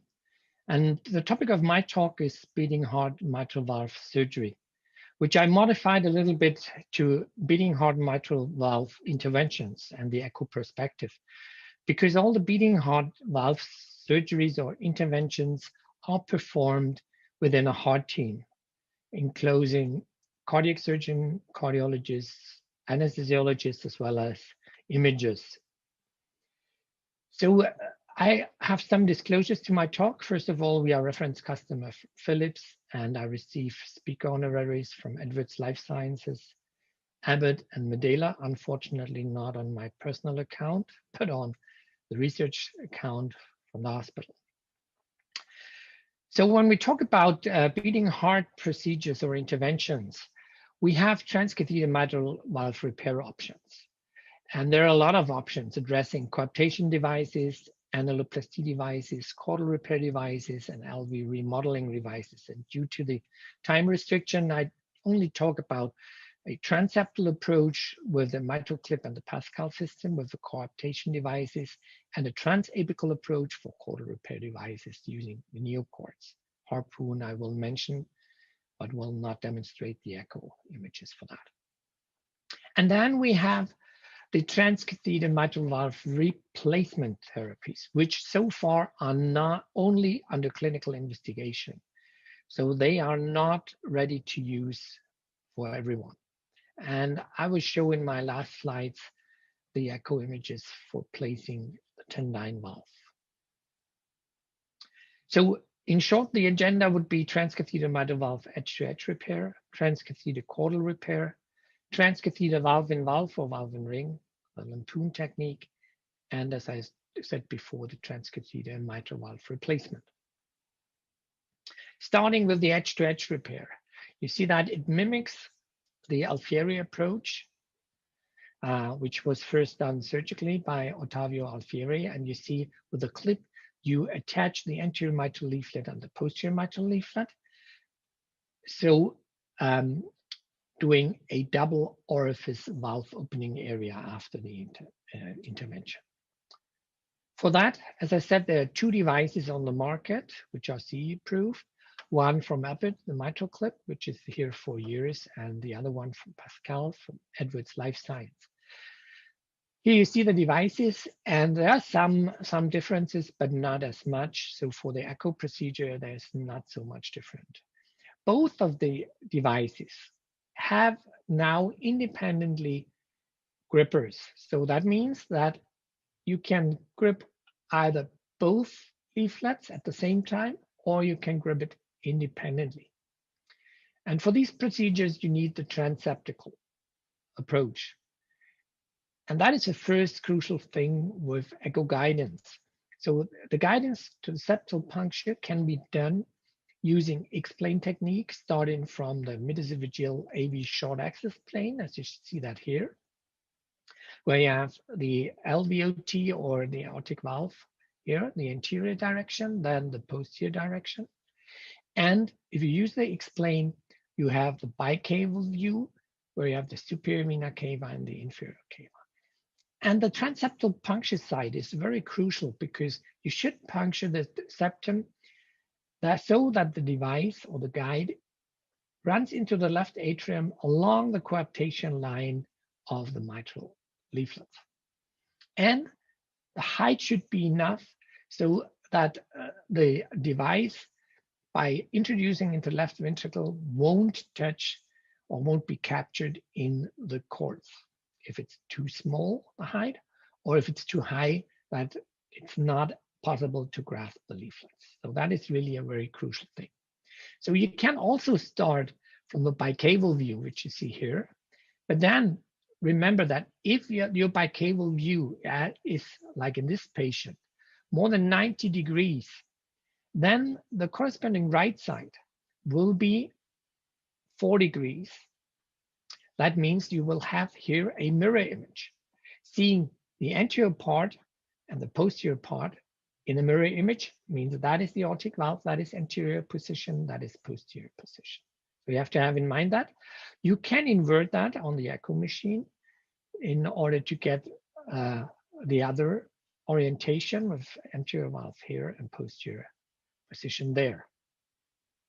So then the interventionalists point to the septum to cause a so-called top-down V sign. You see that here. Once again, here you have the bicaval view modified, and you see with the trackball of your X-plane device, you see the tenting of the interatrial septum, which can be verified also in 3D. You see that here, the tenting, the view from the left atrium side. So the guide wire hasn't passed the septum yet. And then you measure from that position, from that tenting position, the distance to the mitral valve annulus in the four-chamber view, which should be around 4 to 5 centimeters for the reasons I talked about that before. And then you have that wire once again here in the running movie, here the anterior position, posterior position, superior, inferior.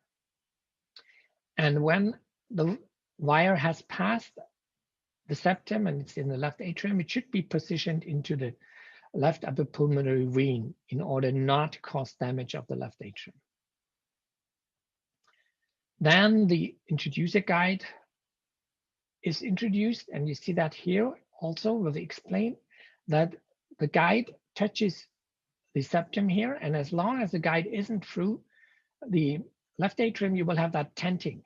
And as you see, I've seen it yet. Now that the guide is advancing into the left atrium, that tenting is removed completely. See that here. Right now, a second. Check. Now the tenting isn't there anymore. So then once again, you can check if your position is good. And then the delivery sheet is introduced through that guide. You see here that knob, which is the end of your introducer guide. And then you have the device here. And then it is steered to the mitral valve, either in 3D, or you can also use the 2D, seeing here the septum, and then the steering down, that is left atrial upper pulmonary vein, and then steering down to the mitral valve position. Once we have that, so the device still in the left atrium, then you control the grippers or the clasps, and you see here the clasp or the grippers going down for the posterior mitral leaflet, and you can see it in a second also for the anterior mitral leaflet, so that the interventionalist has the orientation that the clasps and the grippers are moving correctly. And here you see that for the anterior mitral leaflet. So then it comes to the alignment, correct alignment of from the device to the leaflet or the clocking. And you see it's like a clock, 12 o'clock in the upper position where the aortic valve is, then 3, 6, 9. And then the interventionist can do a rotation of that clip clockwise or anti-clockwise in order to get a correct alignment. After that, the clip is introduced in the ventricle, and you see then also again using X-plane the final positioning where you want to have it, So you should discuss the strategy beforehand. And then you can confirm it again with color Doppler, so that you are really sure that your clip will fix the mitral regurgitation in the center. After that, it comes to the grasping or the capture, and you see that here. And we recommend to record all that grasping retrospectively, because then you can see here with closing of the clip or the Pascal device, the increased tension of the leaflets. And you can repeat it in order, if there's any question, if you haven't captured the leaflets correctly or enough. You should look for a leaflet insertion of about 5 millimeters. So with still the device connected. In 3D, you can see if the orientation is fine. If you decrease the gain, you can see the clip or the Pascal device in the left ventricle. Here, the anterior mitral leaflet, the posterior mitral leaflet, before you do the release. And it also, you can use explain, as you can see it here, with the device still connected. Play with the trackball with the cursor in order to ensure that you see both leaflets running into that clip or in the device at the same height, and that you have a stable leaflet tissue and limited mobility of both leaflets. And then you can deliver that, as you can see that here. And then everything is fine, the clip is stable, you see that here. Both leaflets are running into that is fine. And then you ensure the wide tissue bridge, either from the left atrial side or from the left ventricular side. And then you look at residual MR or, of course, at mitral stenosis. The gradation, I won't go into that because you had lectures beforehand. The next device I want to discuss is the caudal repair device with the transapical approach. So there are two devices. I have added the YouTube address down here where you can see videos of those both devices. And it's the NeoCord with the transapical approach, where the device captured the DC segment of the leaflet. Then NeoCords are inserted through that leaflet, and the NeoCords then are pulled out from the heart and are fixed on the apex of the heart with that tension necessary to relieve the prolapse. The same with the harpoon device, it's the same technique more or less, transapical approach, but that device, you won't capture the leaflet, but that device is attached from the left ventricular side to the prolapsing part, and then a needle comes out and fix the caudal, the NeoCords, and then again, it's pulled out of the heart, and then depending on the tension, you can fix that and fix the prolapse. Here you have the echo, where first the transapical puncture site is there using the mitral commissure and the corresponding long axis with the orientation here. Then you see the device coming through, and then it is advanced to the left atrium, and here you see the NeoCord positioning in 3D. That is the prolapse here, and you can correct on 3D the proper alignment of that NeoCord device. So after having that, you see that device here, open the NeoCord device with the posterior mitral leaflet up here on the lower grasp. Then it's fixed. And then you can control the tension. Here you see again in 3D echo, that prolapse. Here you see the NeoCord there, but the loop is too loose. You see the prolapse here, and here with more tension on the loop, the prolapse will be pulled down where it is fixed. You can also control it on explain with color. Here you see the loop is too tight, where you have the anterior mitral leaflet coming over the mitral annulus, and you see eccentric jet. And here with less tension, that is a perfect time. No regurg at all. And here for comparison, the prolapse here with the mitral regurgitation, and now with a fixed NeoCord, no regurgitation at all. just a small minor one on the anterolateral commissure. The next technique, what we talk about, is the transapical valve-in-valve technique. You should beforehand look for contraindications like narrow LVOT, bioprosthetic mismatch, and thrombus or atrial septum defect repair, something which would be a contraindication for transeptal valve-in-valve. And then you have the transeptal approach, like I've described it before, but you need a balloon valvular dilatation, which of course cannot really be ensured on fluoroscopy, like you can see that here, if the balloon is really enlarging your transeptal puncture site. And then, to be honest, the positioning of the device is more reliable on fluoroscopy from the interventionalist than with 3D positioning. And after the deployment, you see here, that was the former valve here, former ring, and this is the implanted sapien valve with a very nice result on that. Of course, you have to ensure if there's no leaflet obstruction, you use the transgastric long axis view, where you see here the implanted valve, left ventricle, and the aortic valve, and you see on color that there's no flow acceleration. And of course, you measure the gradient in order to ensure that there is no leaflet obstruction.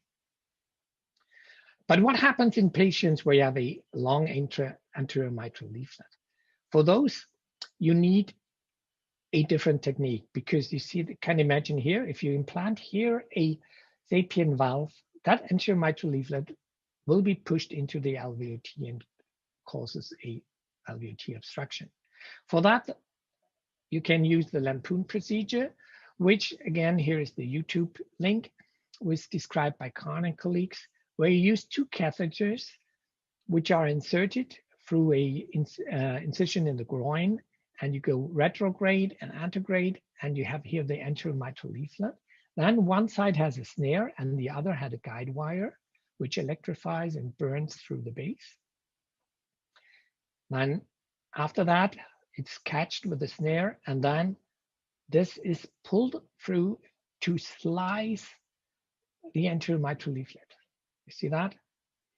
And then it splits the leaflet straight down the center, which is now ready for transcatheter mitral valve repair. Here you can see Dr. Khan, he's first author of that procedure. Looking at echo images, you have the placement of the catheters, transeptal, and here through the retrograde approach through the aorta. In short, then you have here your anterior mitral leaflet.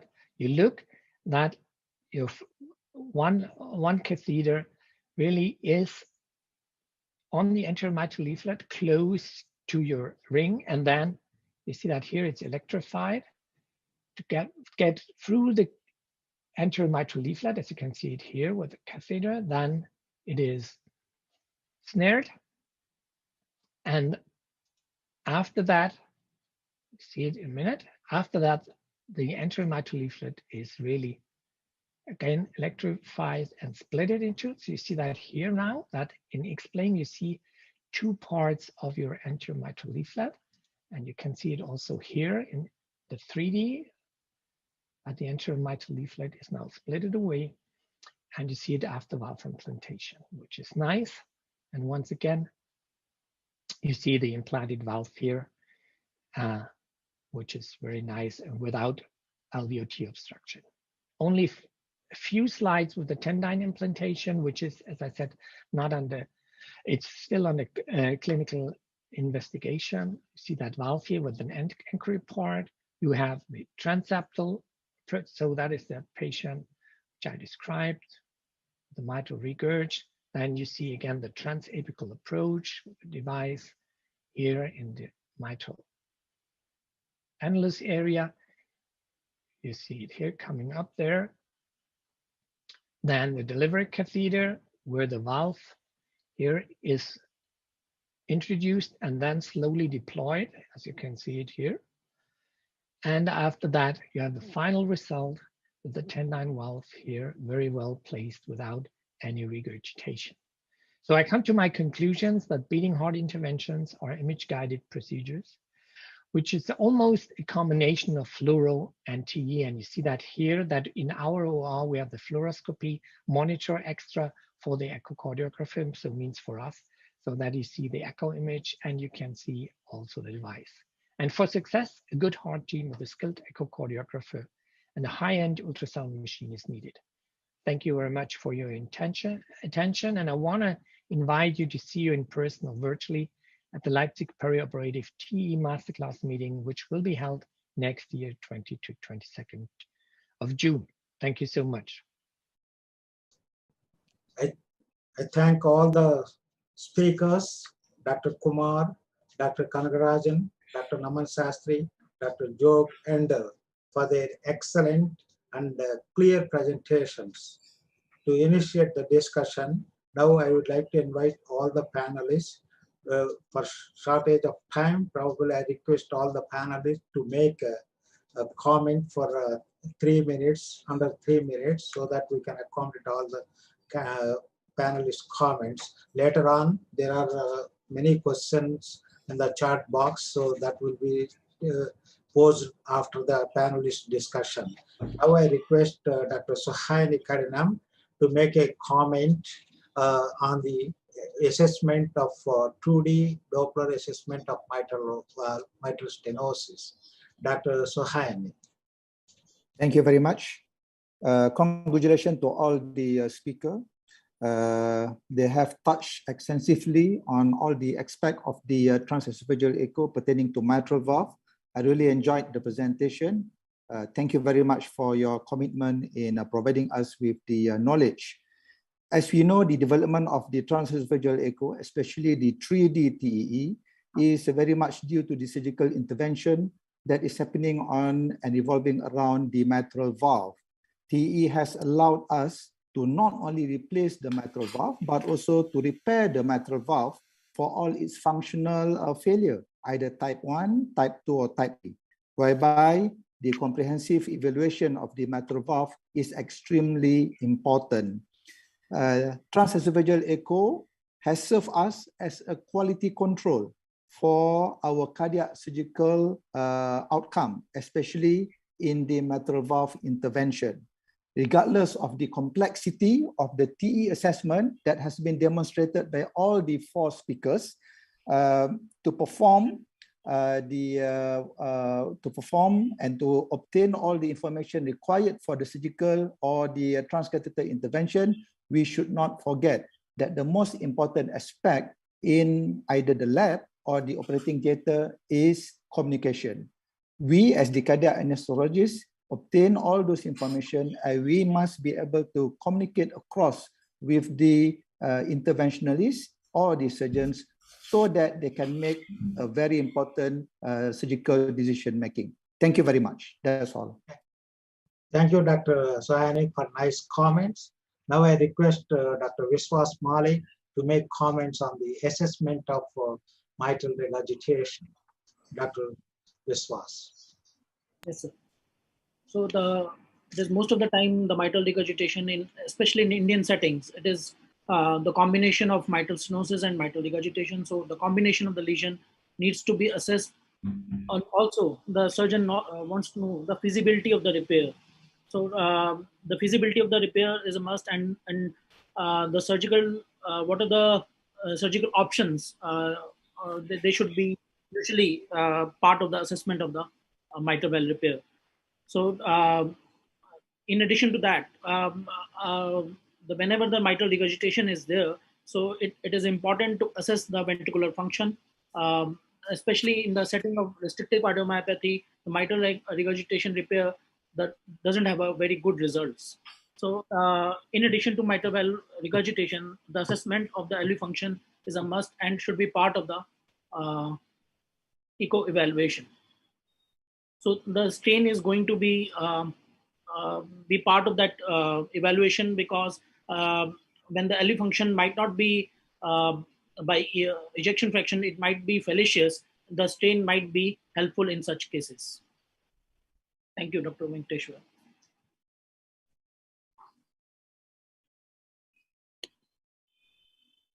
making comments on the current usage of 3D TE for mitral valve assessment. Dr. Prabhakar. Hello. Hello, good evening. I thank Dr. Muralidhar for excellent conducting of this conference. Dr. Norman has described in detail about the 3D views and the advantages and disadvantages.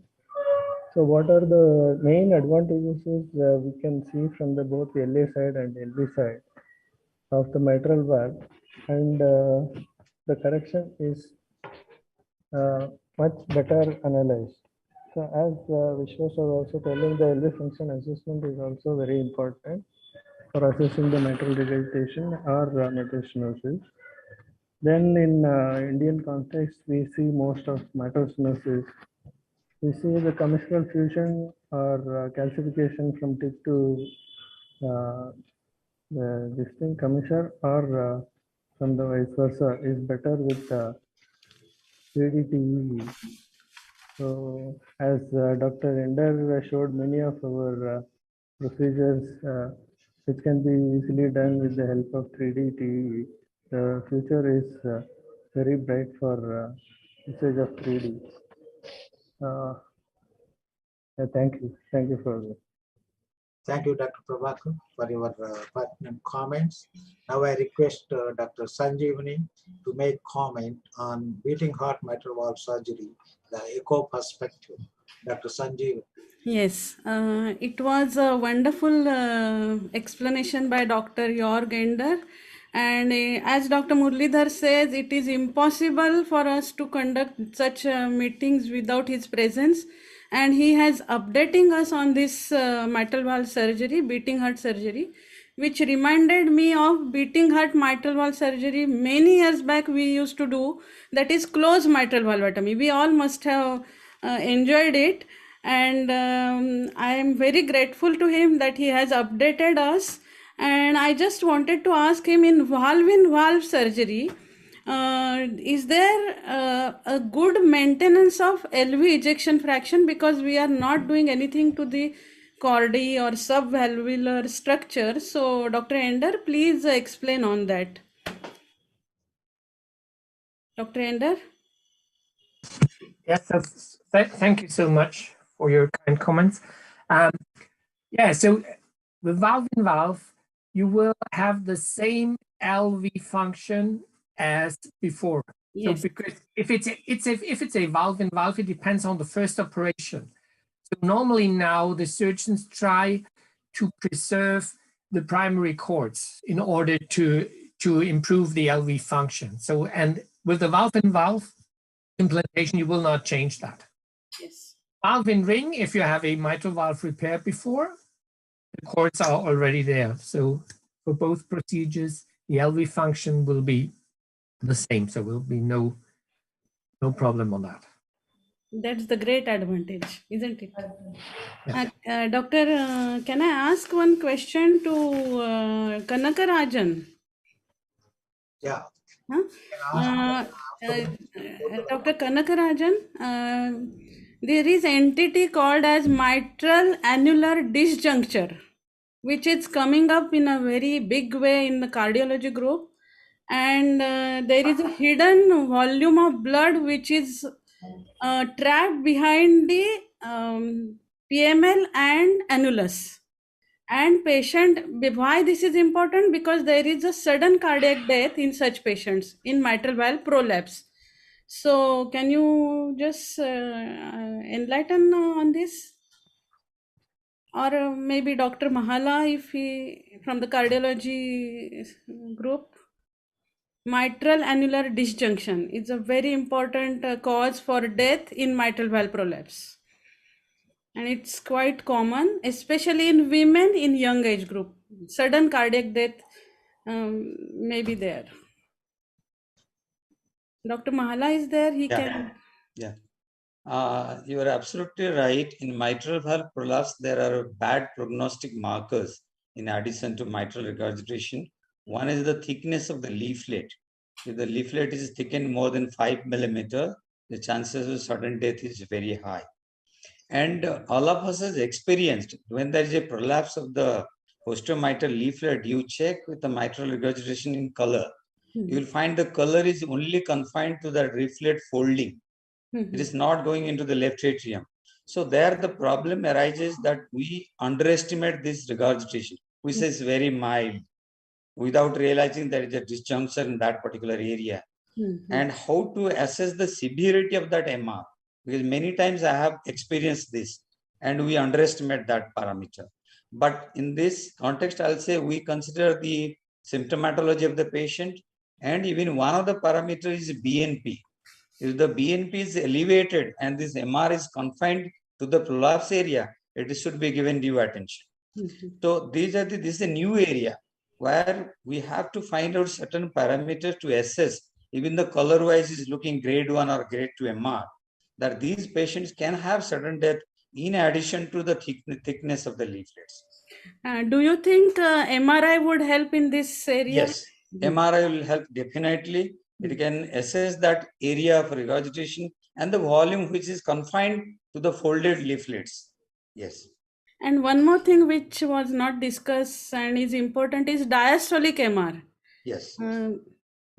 If you can. I'll say that, okay, I'll pass this question to Naman. What Naman has to discuss on this. Naman, can you elaborate a little bit of diastolic MR? Hey, first of all, thank you very much for inviting me again in this session, because now I'm live. Up till now I was recorded. Thanks, Dr. Muralidhar, and nice to see all the great faculty as a moderator and panelist. Actually, first of all, like as Madam says about the disjunction, it is a very complicated thing because it is usually occurs in the like degenerative valve disease. It is a separation of annulus from the atrial wall, actually. Yes. So there is a separation of annulus totally from the mitral wall, actually, from the atrial wall. So what happens? The blood passes from behind the prolapsed mitral leaflet. So that passes missed in transesophageal echocardiography. Sometimes it is unable to find out exactly from where it is leaking, actually, and that is common in the only degenerative valve, and because of the fibrosis, it is detached. So again, the mitral valve replacement is the only solution. It is difficult to do the mitral valve repair in this case. And about the diastolic MR, yes, ma'am, definitely diastolic MR is an important issue, particularly in high LVDP. And HOCM, we see this diastolic MR a lot. That particularly when the and diastolic, because of the high LVDP MR that is coming out, and it can be nicely seen on the Doppler assessment. Basically, Doppler assessment plays an important role in diagnosing. So basically, this is apart from the systolic MR of Carpenter's thing, diastolic MR is totally a separate entity. That is the LV pathology. It is not a mitral leaflet pathology. It is LV pathology which leads to the diastolic MR. So the assessment criteria based on left ventricle and diastolic pressure, LA pressures, PCWP, strain imaging, and all these things favors in a and I think the medical management is the primary thing rather than the surgical intervention. Dr. Naman, you have one more question from Dr. Jog, and 3D vena contracting area. It is already measured, recommended as a routine measurement. And what are the values in grading mitral regurgitation? Yeah, thank you, sir. Dr. Thank you very much for the questions, and nice to see you, Anders, sir, after a long time on the online. Yes, sir. A lot of data. If I just go back in the literatures of April literature of European Heart Journal, the publications by John Gobel, I think, if I'm not forgetting the name, John Gobel has a publication in the April Journal of European Heart Journal, April review. He has nicely summarized the importance of the 3D vena contracta, particularly functional mitral regurgitation.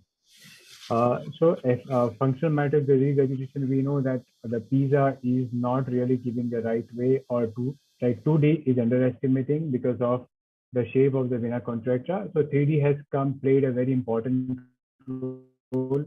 So yes, in functional mitral regurgitation, very good articles have published. Even if I go further back, in 2013, in ResearchGate, one of the very good articles where they have given 11 studies from 2004 to 2011, good studies has demonstrated the superiority of 3D vena contracta over the standard 2D, and they have compared with the in functional matter regurgitations with the cardiac MRI, and then they have shown that yes, in functional matter regurgitation it plays important role.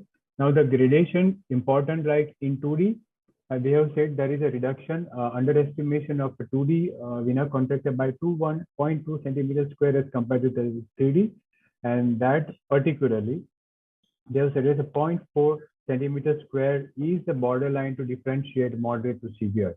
That is what the things they have suggested. Even one of the articles by Judo, he has shown that even in multiple jet, if you summarize, if you do the summation of the 3D MR jet, like if multiple jet, then also it works very well in the MRI when they measure by the volume status, and they have shown that it has got a very good result. So yes, from functional matter regurgitations, it has really worked. But the limitations of 3D vena contracta, one is that limited temporal and limited spatial resolution, because these has little limitations, and third is how we are cropping it. Now, sir, there are two aspects of measuring 3D vena contracta. One is to just encircle the vena contracta, and second is by the planimetry or flexi slice or multi-planar reconstruction, you just align the 2D view in a right format.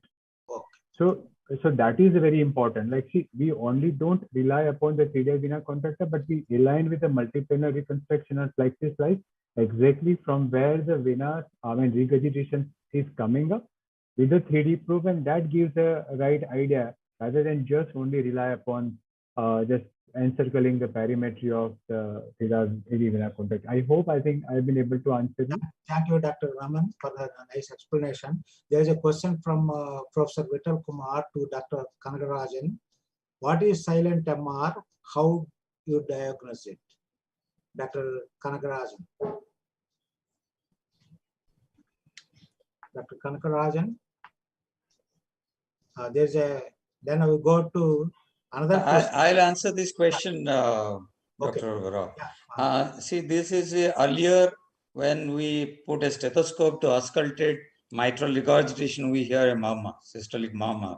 So depending upon the severity, grade, or intensity, we diagnose mitral regurgitation.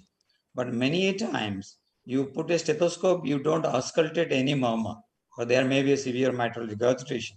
So what are the possible causes for this? There are a few explanations for that. There is extreme rotation of the heart. When there is a barrel separated chest, the patient is on a ventilator with a lot of noise, patient in IABP, or the patients with a hypertrophic cardiomyopathy with MR. So you ausculted the ejection or LVOT ejection murmur. You don't hear the mitral regurgitation. Acute coronary syndrome, ACS, MR, you may miss. Even in the patients with the extreme level of rotation, gross rotation of the heart, you may miss this MR. So how do we go for this? We are not auscultating or clinically not finding MR. So obviously the tool is echo. We have to go as per the echo severity of the MR, and the management is as per the severity. So I think I answered that question. Thank you. And there is one question from Dr. Sahayani to Dr. Ender. Edge-to-edge repair and or neocard without annuloplasty have received criticism, especially from the surgical point of view. Do you think these are the either corrective or rather palliative procedures? To Dr. Ender. Yeah, so thank you for the question. First of all, I think for the first period after edge-to-edge repair or neocord, it will be corrective. But as we know from the surgical history of the Alfieri stitch, just the Alfieri stitch without an annuloplasty ring will not ensure long-term results. So I think that is the reason why up to date, all over the world, the edge-to-edge repair is recommended for high-risk surgical people. So we don't do edge-to-edge repair in young, healthy people due to that reason. For the neocord or the harpoon device, one of the criteria is that the mitral ring is not dilated at all. So also for these two methods, the literature is really very rare, and we have some 5-year result, which are, let's say, encouraging in a way, but it's not as stable as, of course, a surgical repair with placing an annuloplasty ring. So up to now, I think it's palliative. It for sure helps the high-risk people, which would have no option at all beside these techniques. And we know very well that the life quality after edge-to-edge repair is very, very good in these kind of. And there are a few more questions in the chat box. For want of time, we will be closing. I thank all the speakers, the panelists, and the participants to have a very vibrant discussion and excellent presentation. I thank you all. I hereby close this session. Thank you, everybody. Thank you very much. Thank you, one and all. Thank you. Thank you. Thank you. Thank you, you. Dr. Mahala, sir. Thank you. Thank you, Dr. Mahala. It was a pleasure. Thank always, you. Always pleasure to see you all. Thank you very much. Thank you, Naman. Thank you. Thank you. I'm glad to have you back. Many thanks to Dr. Lokeshwara Sajja, Dr. Vijay Kumar Mahla, the panelists and the speakers for investing your time with us this Saturday evening to make this an incredibly informative session. Thank you once again. Most welcome.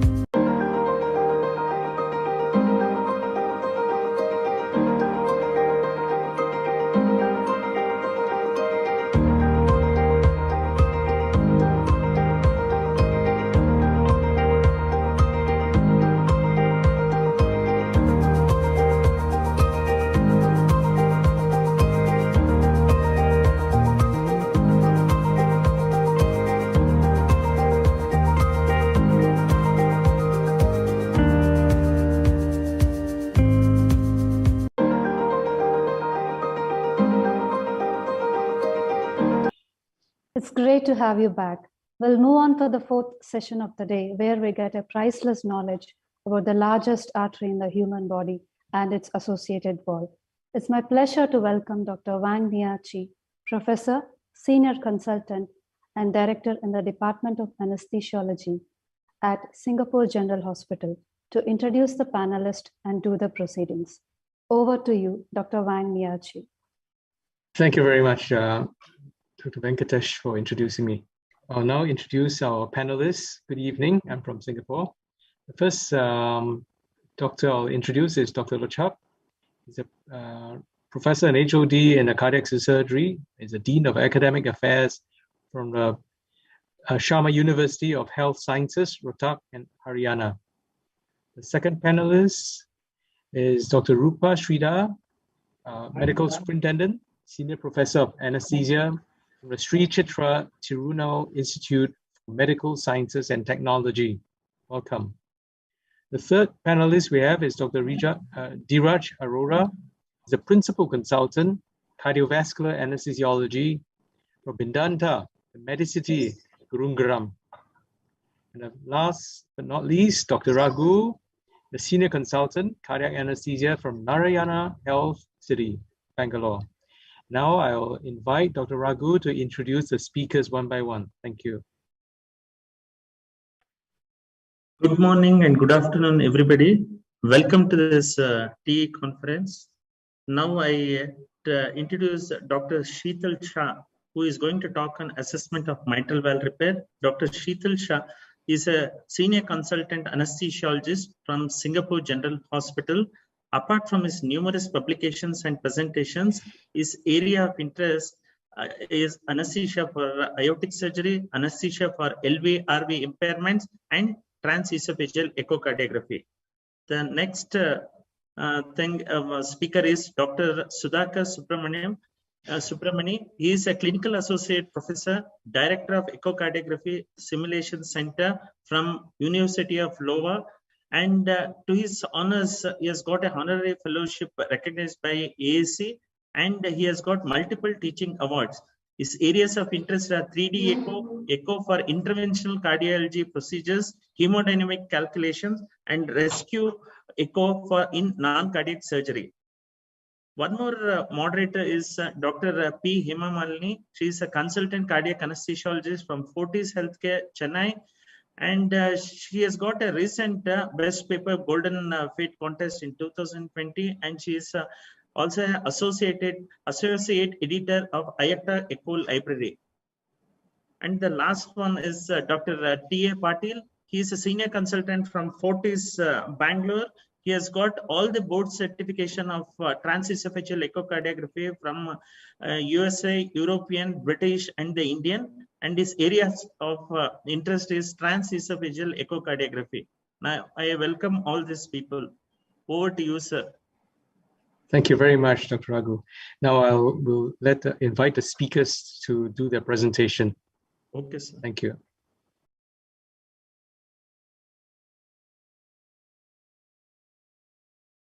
My name is Dr. Sheetal Shah from Singapore General Hospital, and I shall be speaking on T for aortic valve assessment. And I thank Dr. Kanchi Muralidhar and the entire organizing committee for this opportunity.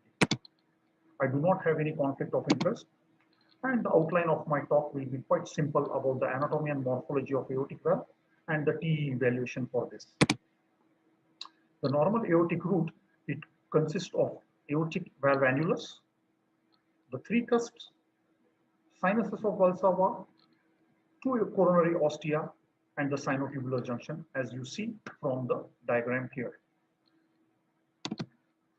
The three aortic valve cusps, they are similar in size and morphology, and their name is achieved, or the nomenclature comes from the respective coronary ostia. So left coronary cusp is left coronary ostia, right coronary cusp is a right coronary ostia. Each cusp has a valve body, a coaptation surface, and a physiological hinge point that attaches the cusp to the annulus and gives it a semi-lunar appearance. The cusps open in systole, and it gives an equilateral triangle. The common aortic valve cusp variant, the most common is bicuspid, which is shown in the bottom of frame, systolic and diastolic, quadricuspid, systolic and diastolic frame on the left side, and the unicuspid. But I guess the pathologies associated with this will be discussed by further speakers. Node of Arantes, it's a common anatomical present at the center of the valve leaflet. It's more like a fibrin material. It increases in size with age, but has no clinical significance. Similarly, lambus excrescences, they are a filamentous structure present on the undersurface and very, very rarely associated with any cerebrovascular incidents. In comparison, the differential diagnosis is the papillary fibroelastoma, which is the primary tumor of the heart. They are very commonly associated with the cerebral events. PE evaluation, 4 main views for the aortic valve evaluation: mid-esophageal aortic valve short axis and long axis view, transgastric and deep transgastric long axis view. We start with the mid-esophageal aortic valve short axis view, obtained in the mid-esophageal level by rotating the multiplane angle to something around 30 to 65 degrees. And you see the 3 leaflets tricuspid aortic valve. The cusp that is nearest to the interatrial septum is a non-coronary cusp. That the distal most towards the right ventricle is the right coronary cusp, and the third one is the left coronary cusp.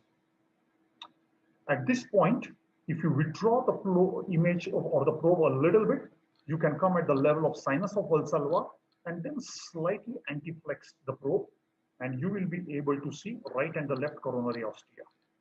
The main advantage of this view is to assess the aortic valve area by planimetry, color flow Doppler to assess some aortic regurgitation points. And disadvantage is application of spectral Doppler, as it's not parallel with the blood. Increasing the multiplane angle to something around 110 to 150 degrees, you see mid-esophageal aortic valve in a long axis view. The cusp that is distal most toward the right ventricle is the right coronary cusp, whereas the cusp which is near to the anterior mitral leaflet, which can be either a non-coronary cusp or a left coronary cusp. So how to find it?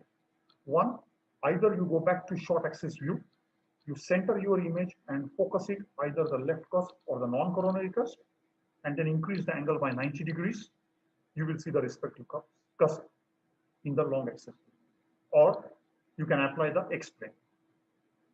The main advantages here are application of color flow Doppler to assess the aortic regurgitation and do the root measurements, aortic annulus, sinus of Valsalva, ST junction, proximal ascending aorta, and also the LVOT.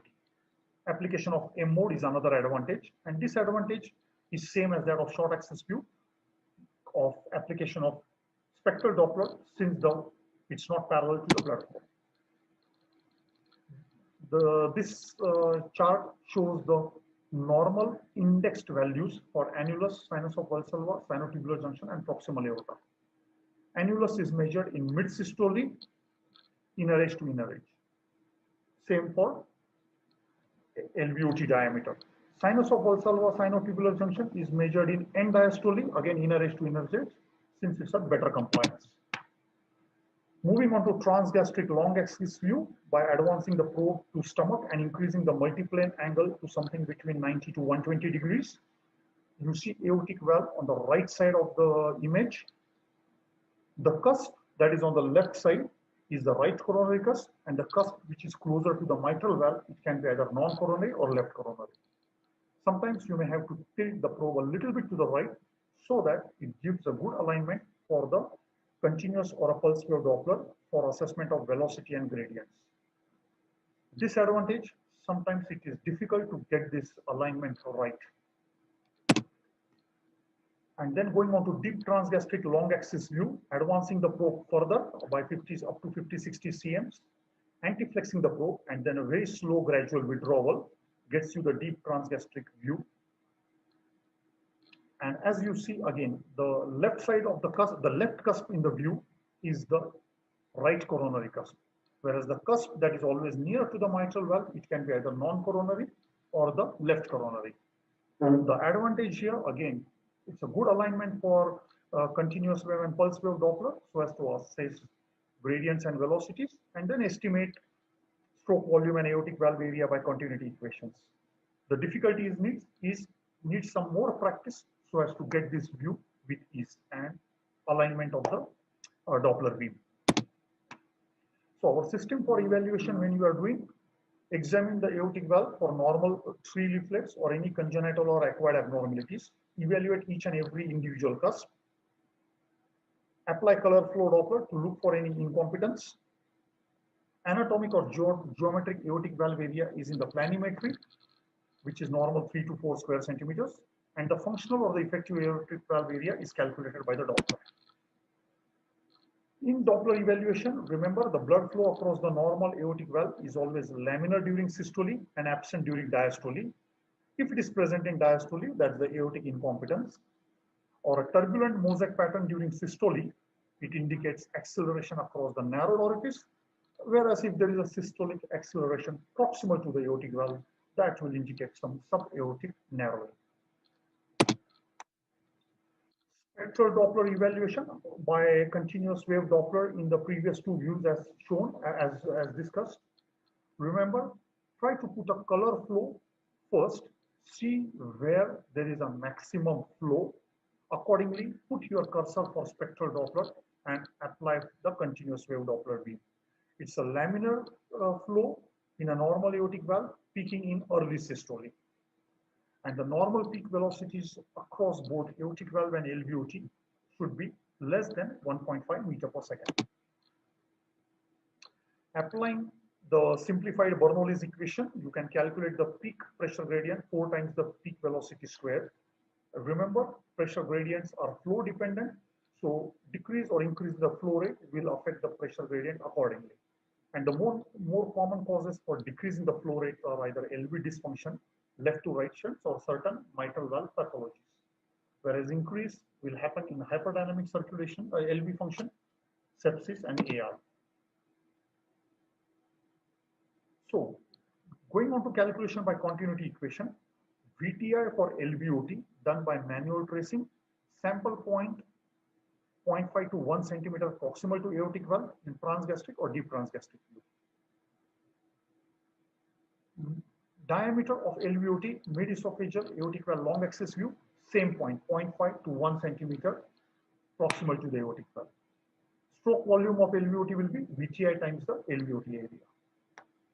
VTI for aortic valve done by the manual tracing, continuous wave Doppler, and then aortic valve area calculated by continuity equation as shown, LVOT stroke volume divided by VTI for aortic valve area.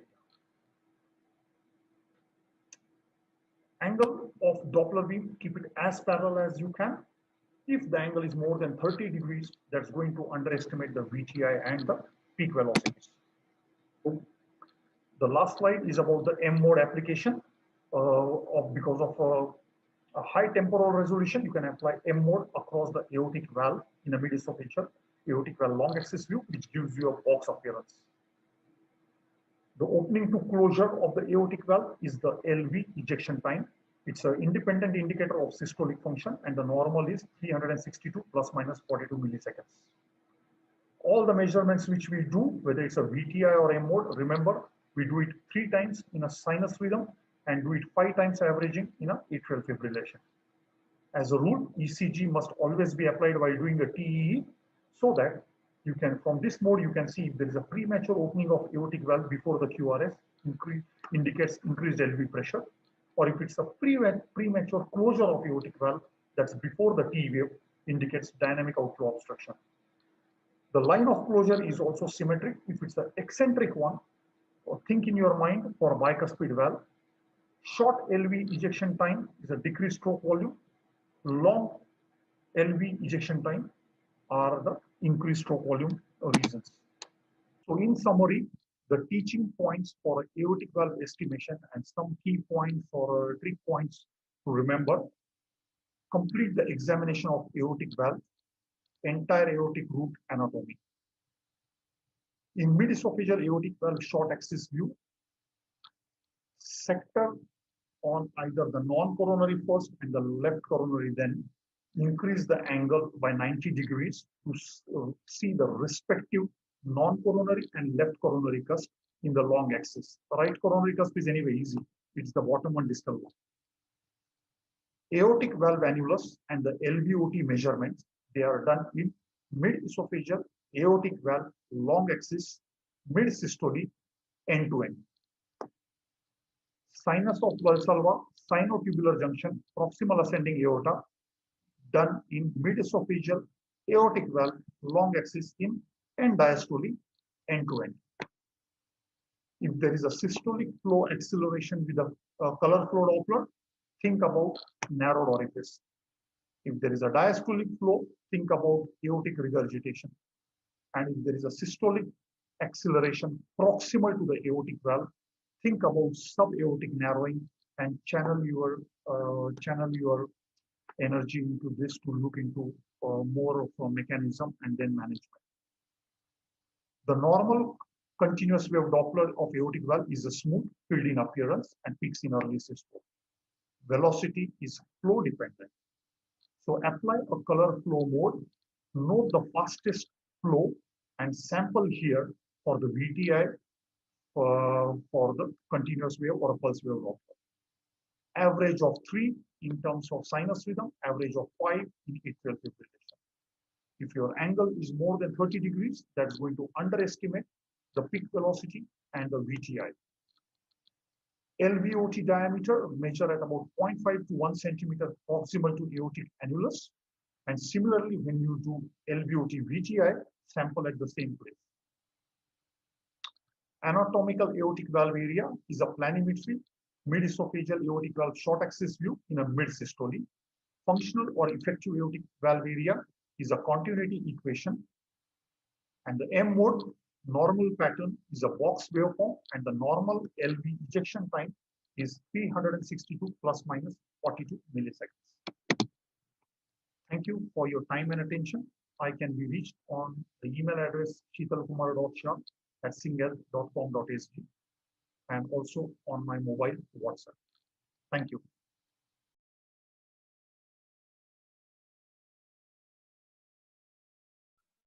Hi, I'm going to talk today about the role of echocardiography in the assessment of aortic stenosis and regurgitation.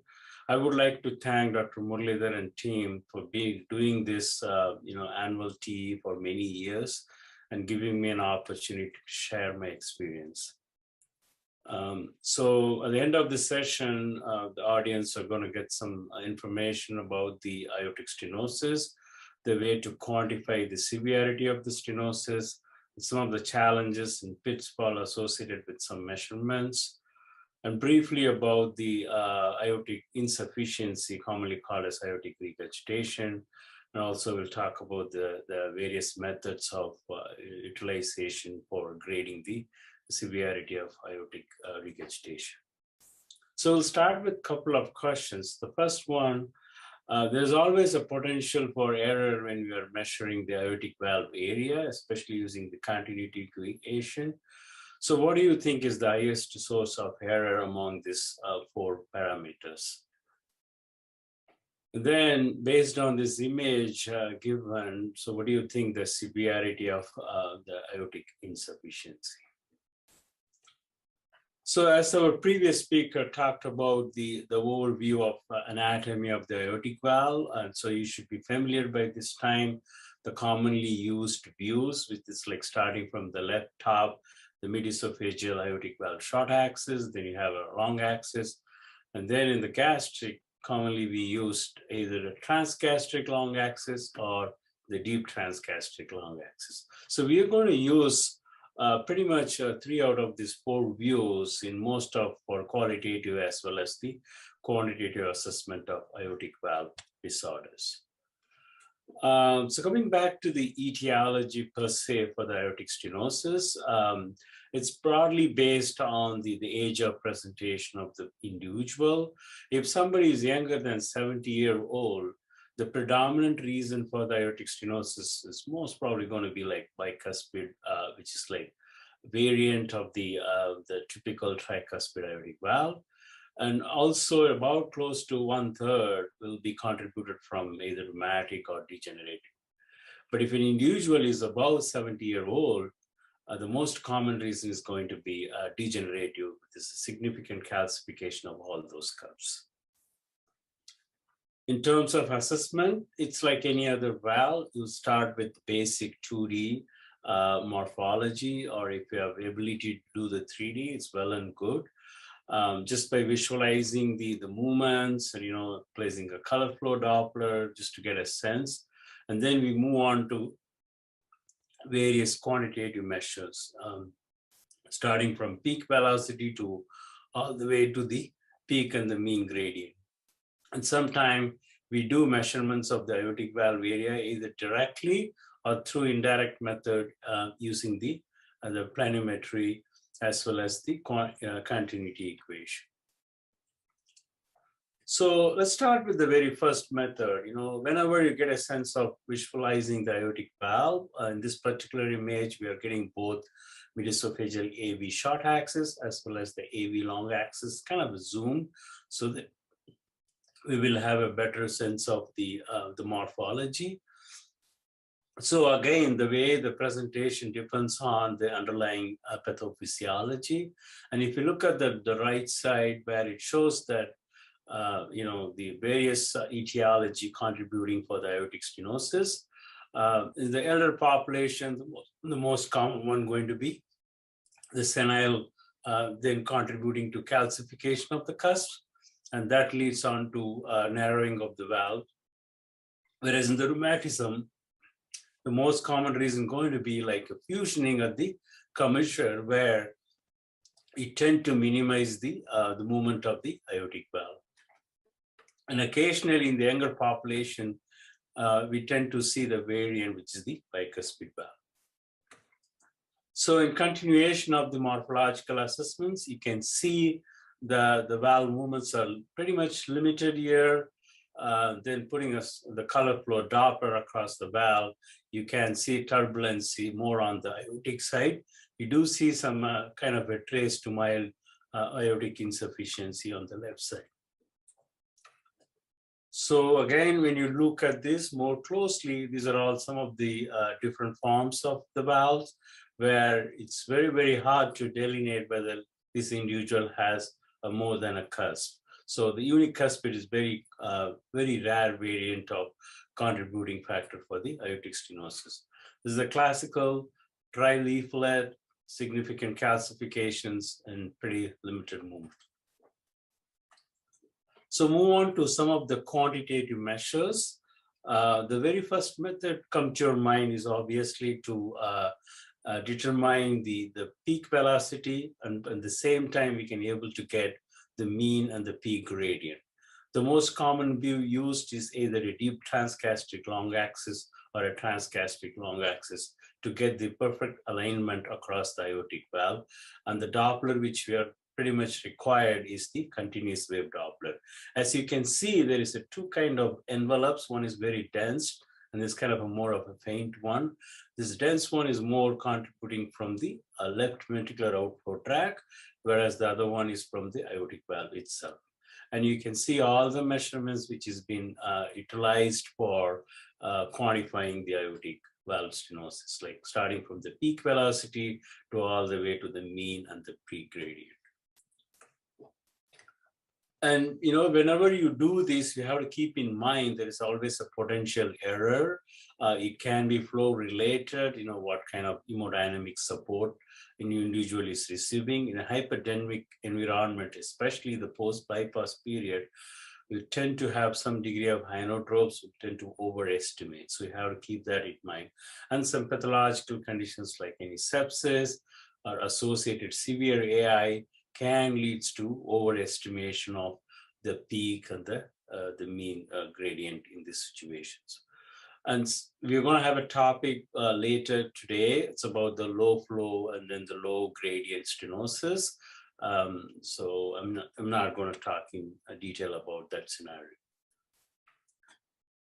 So we'll move on to, once we get a sense of peak velocity mean and the peak gradient, we already have, what category the particular individual is going to be. It's always better to have more parameters to finally define the severity and for the better management for the particular individual, whether it's more of a medical management to follow up or you need like a surgical intervention. So one of the things which we use is the aortic valve area, which is typically used either by direct method or the indirect method, which is called the continuity equation, which is nothing but the area of one side with the velocity has to be balanced by the area of the other side with the velocity. In this particular scenario, the A1 is going to be our aortic valve area, which is the unknown. We are going to have a peak velocity, or we're going to have the VTI of this aortic valve. The A2 is your LVOT area, and then the V2 is either the peak velocity or the LVOT VTI. So one of the parameters which we can use. For that, we'll start with the AV long axis, get the measurement of the LVOT diameter, and that's going to give the LVOT area, followed by, you can do the VTI, either the tip transgastric or the transgastric. In this particular example is about 27, and you can get the VTI of the aortic valve, which is about 95. So by putting together using this formula where the continuity equation, you are getting about close to 0.7 centimeters square, which is in favor of severe aortic stenosis. So this is where you start with, in calculating the actual aortic valve area. So the other way is to do a direct measurements, which is on the right side. You can see the normal aortic valve wide open with a surface area of more than 2.5 centimeters square, whereas the left side one is more of the stenotic, which is less than 1 centimeter square. In this example, it's 0.8. So basically use the mediasophageal AV short axis, kind of a zoom view where you can delineate the edges of the cusp.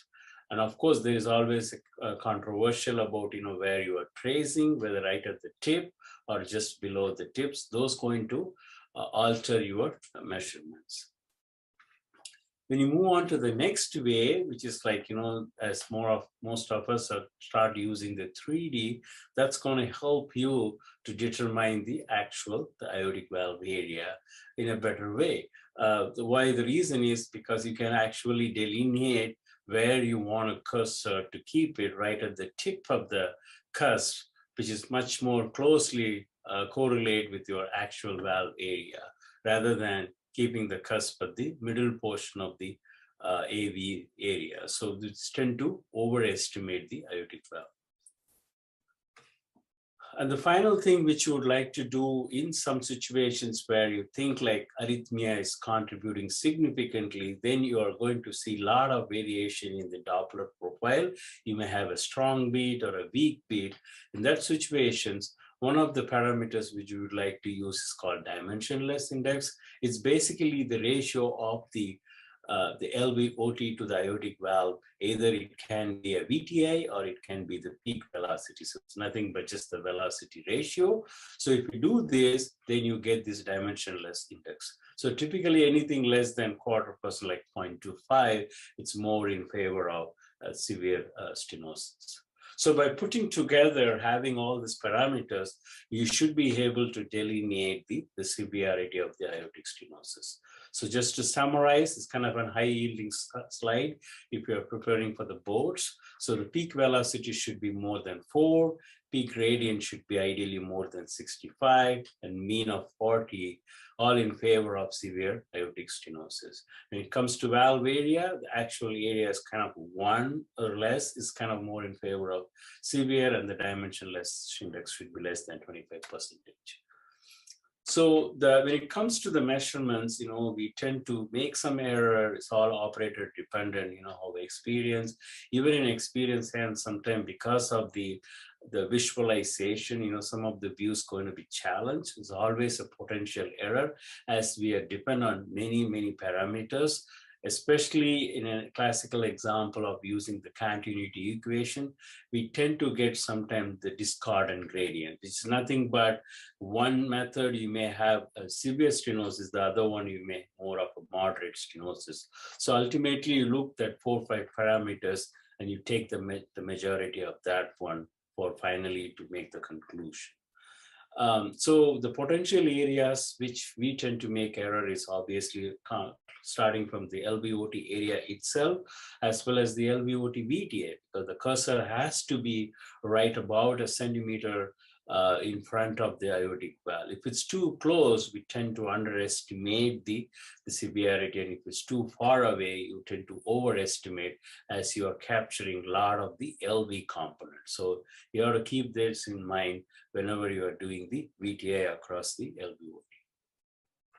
So that's about the aortic stenosis. The next few minutes, we're going to talk about the aortic regurgitation, which is another common disorder involving the aortic valve.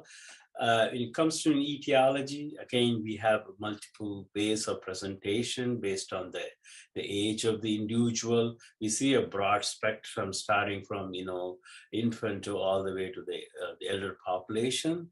So always look for what is the underlying cause. It can be, again, a senile degenerative infective source or just the variant of bicuspid aortic valve. And occasionally we see rheumatism as a contributing factor. But ultimately, most commonly, we tend to see more in the adolescent or in the early adult phase is more of something that's just altering the aortic root. Classical example is either Marfan syndrome or Marfanoid. It's going to cause a hugely dilated aortic root apparatus that leads to significant amount of aortic insufficiency. In terms of classification, there have been various classifications described in the textbooks, but commonly used one is more like similar to your Carpenter for the mitral regurgitation. You have a type 1, 2, and 3. The easy way to remember type 1 is just a normal movement, or you may have some perforation. Because of the dilated root, the cusp is not going to be coapting. Whereas type 2 is more of excessive, pretty much due to the prolapse, and type 3 is more of restriction, can be like calcific rheumatism, all those things. So move on to assessment. Similar to what we are looking at the aortic valve, you start with the overall appearance of the aortic root complex and see the diameter, and then you try to get the sense. And then also you put a color flow across the aortic valve and see the directional of the flow, how far it's going into the LV or just confined to the LVOT. We also have some other quantitative measures, various methods again used. The one which is highlighted is not commonly used for this particular purpose. So most of the time we just stick on to the jet area, jet width. We'll see one by one. So again, start with the basic assessment. You can use with the color and without color. You can see this classical example of very trace AI, just confined to the valve. And then you may see something little bit more than trace AI that's more on the anterior leaflet, but just not going all the way to the mitral valve. Whereas if it's a moderate, it's going to cross the mitral valve probably halfway through to the LV. But if it's a severe, maybe hitting against the wall of the LV. That's kind of way to start with the color flow estimation. And if you move on to the width itself, this one way is like the depth alone. But in this case, classical example is like, how far is that it's going, right? So we talked about one is more like a mild, the other one is more like a severe, where it's almost going to the apex or touching the papillary wall. The measurements, we have various methods. So obviously you can start with the jet width, which is in relation to the area, the length of the LVOT. So if the ratio of the jet to the LVOT is about less than a third, is more like going into more of a mild. If it's 1/3 to 2/3 is more of a moderate, and more than 2/3 it's a severe category. There is some slight textbook difference, but this is just the easy way to remember, but just by doing the two-dimensional estimation. You can also do the area of the jet to the area of the LV. That's the second way of quantifying it. And we can do something called a vena contracta, which is the the narrowest portion where the flow convergence happens, which is usually right at the cusp area. So if it's more than 0.6 for this AI, it's considered as a severe. So once you get the sense, sometimes there will be indeterminate zone. We can use some other parameters, just like a pressure of time. So the easy way to do is obviously you depend on the continuous wave Doppler, where you can see from the deep transgastric view more of a forward flow towards the probe, and you can get this, the pressure of time as well as the deceleration time. So in this case, pressure of time is less than 200, which is in favor of, again, the severe AI. The final thing, which is not commonly used, it's similar to your mitral regurgitation. You can do a regurgitant volume that gives a regurgitant fraction as well as the effective regurgitant orifice area. The regurgitant volume, in order to determine, you should keep in mind there will be a forward flow across the aortic valve, but since most of them are coming back to the LV, you'll be overestimating. So the only way to determine the actual forward flow is you have to subtract the forward flow coming from the competent valve. Typically, we take the pulmonic valve. We can do a mitral valve, but it's recommended to do the pulmonic valve. So you do the VTI across the pulmonic, which is basically RVOT. You get the area, then you get the stroke volume across the RVOT. The same thing we do across the LVOT. Then if you minus, that's where you're going to be your regurgitant volume. Once you have the regurgitant volume, you basically divide over the total flow going across the aortic valve. That's going to give a regurgitant fraction. So in a typical situation, if it's less than 30% considered as a mild, if anything more than 50% is considered as severe. And then finally, once you get the regurgitant volume, you kind of divide over the VTI across the LVOT. That gives that, basically the AR VTI, where it gives the regurgitant orifice area. So that's the way you should go. Start with the volume, get the fraction, and then finally you get the regurgitant orifice area. Anything more than 0.3 for the AI considered as a severe.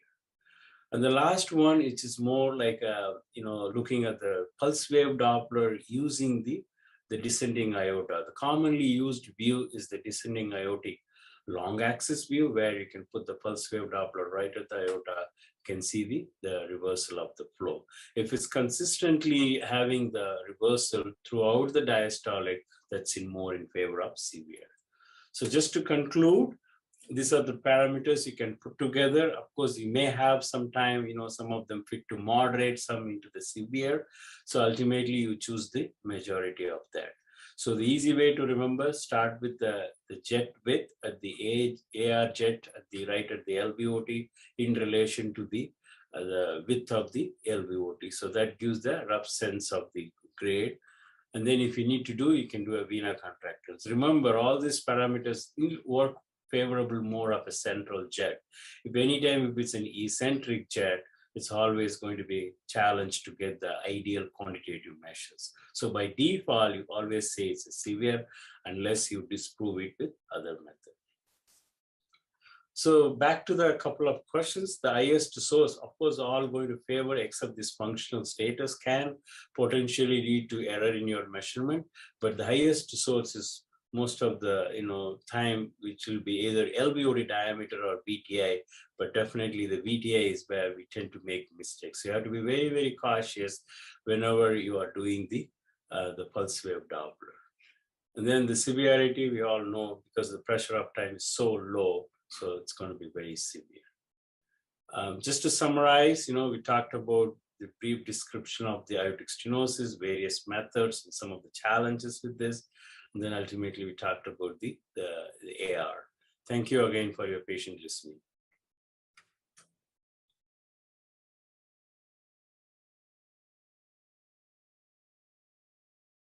Good evening, everyone. Today we have a very interesting topic, that is low gradient aortic stenosis. This talk will be focusing predominantly on evaluation. It will be a case-based scenario with relevant updates from 2020 ACC/AHA guidelines. So let's get started. This is scenario 1, a 60-year-old gentleman with a history of chest pain on and off for the past 1 year. Echo findings, as we see, we find a thickened calcified aortic valve with restricted opening, turbulence and color flow Doppler, and a fairly good LV function. So valve area as expected is less than 1 square centimeter, EF of 55, and a gradient more than 40 millimeters of mercury. So diagnosis would be obvious. It is severe aortic stenosis, and the management is as per recommendations, it's aortic valve replacement. That was pretty straightforward. Now we have the second scenario. This is a 55-year-old gentleman who is a hypertensive for the past 3 years on optimal medical management, now with controlled blood pressure. He's got chest pain on and off for the past 1 year. And his echo findings are bicuspid calcified aortic valve, again with restricted movements, turbulence on color flow Doppler, and a fairly good LV function. So valve area as expected is less than 1 square centimeter, EF of 54. But what is surprising is his aortic velocity is less than 4 meters per second, and the mean gradient is less than 40 millimeters of mercury. So what will be this patient's diagnosis? Is this going to be severe aortic stenosis, moderate aortic stenosis, or it's just a measurement error which is giving rise to the discrepancy between the valve area and the gradient? Or does this case demand a more detailed evaluation? Well, I would say this case demands a more detailed evaluation. So before we get started with the evaluation, just a quick recap of the stages of aortic stenosis and a word about the etiology. So we have 4 stages. B, progressive, includes mild and moderate. C is severe asymptomatic. D is severe with symptoms. And severe aortic stenosis as such is just a spectrum, which includes both high gradient and low gradient. Under low gradient, we have 3 entities which are based on the ejection fraction and the flow or stroke volume index. EF less than 50% is classical LFLG. EF more than 50 based on the flow can be either paradoxical low flow low gradient, or it can be normal flow low gradient. A word about the etiology of this severe aortic stenosis. As you all know, this you must be familiar, classical LFLG. Aortic stenosis, it's a chronic pressure overload, hypertrophy of cardiomyocytes, impairment of coronary vasodilatory reserve, subendocardial ischemia, cell death, declining systolic and diastolic function.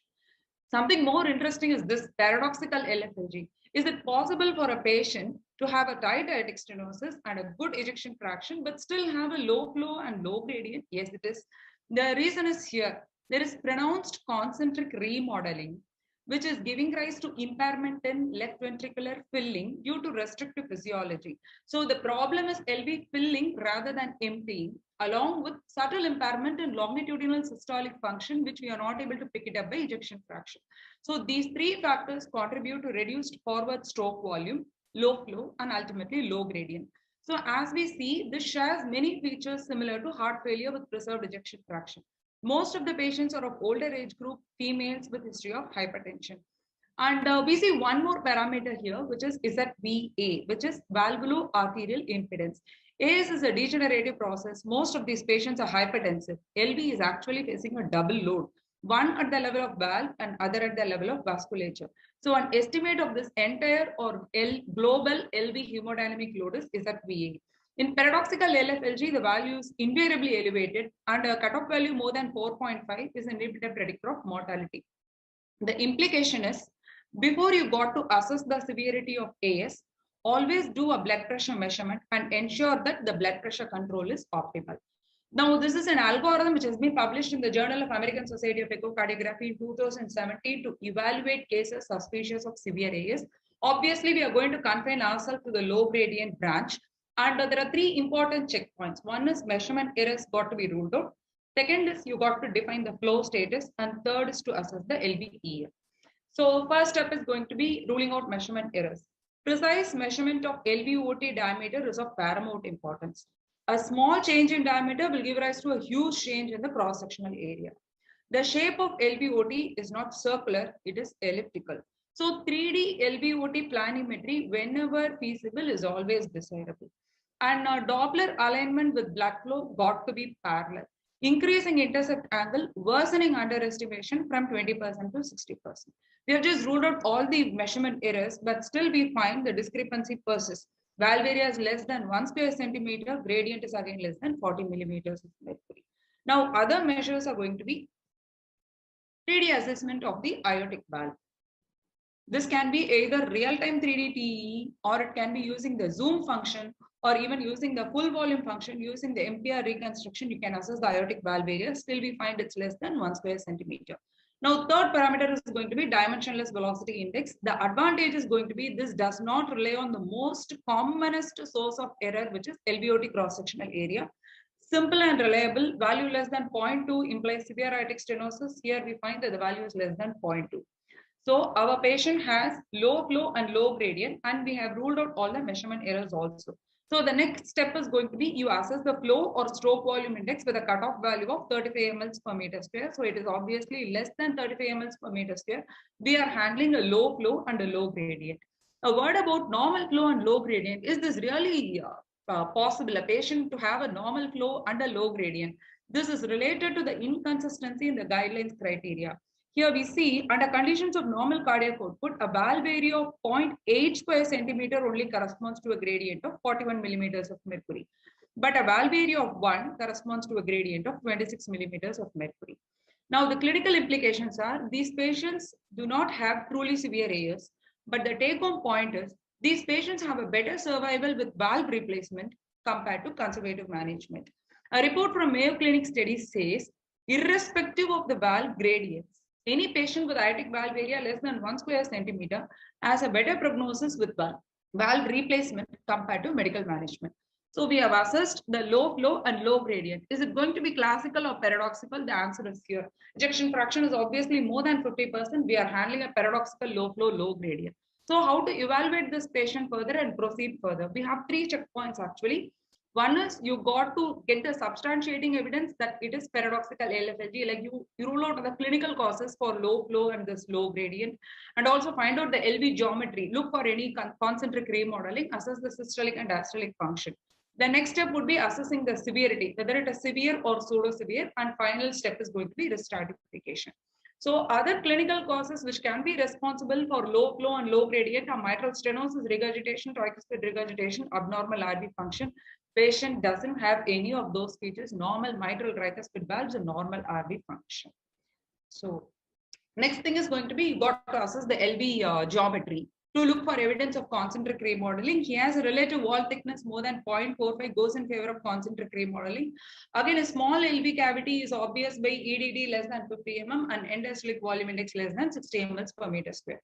Coming to the diastolic function assessment, all the parameters, the transmitral flow, pulmonary vein flow, the tissue Doppler, as well as the propagation velocity, the candidate ticks all the boxes for a restrictive physiology.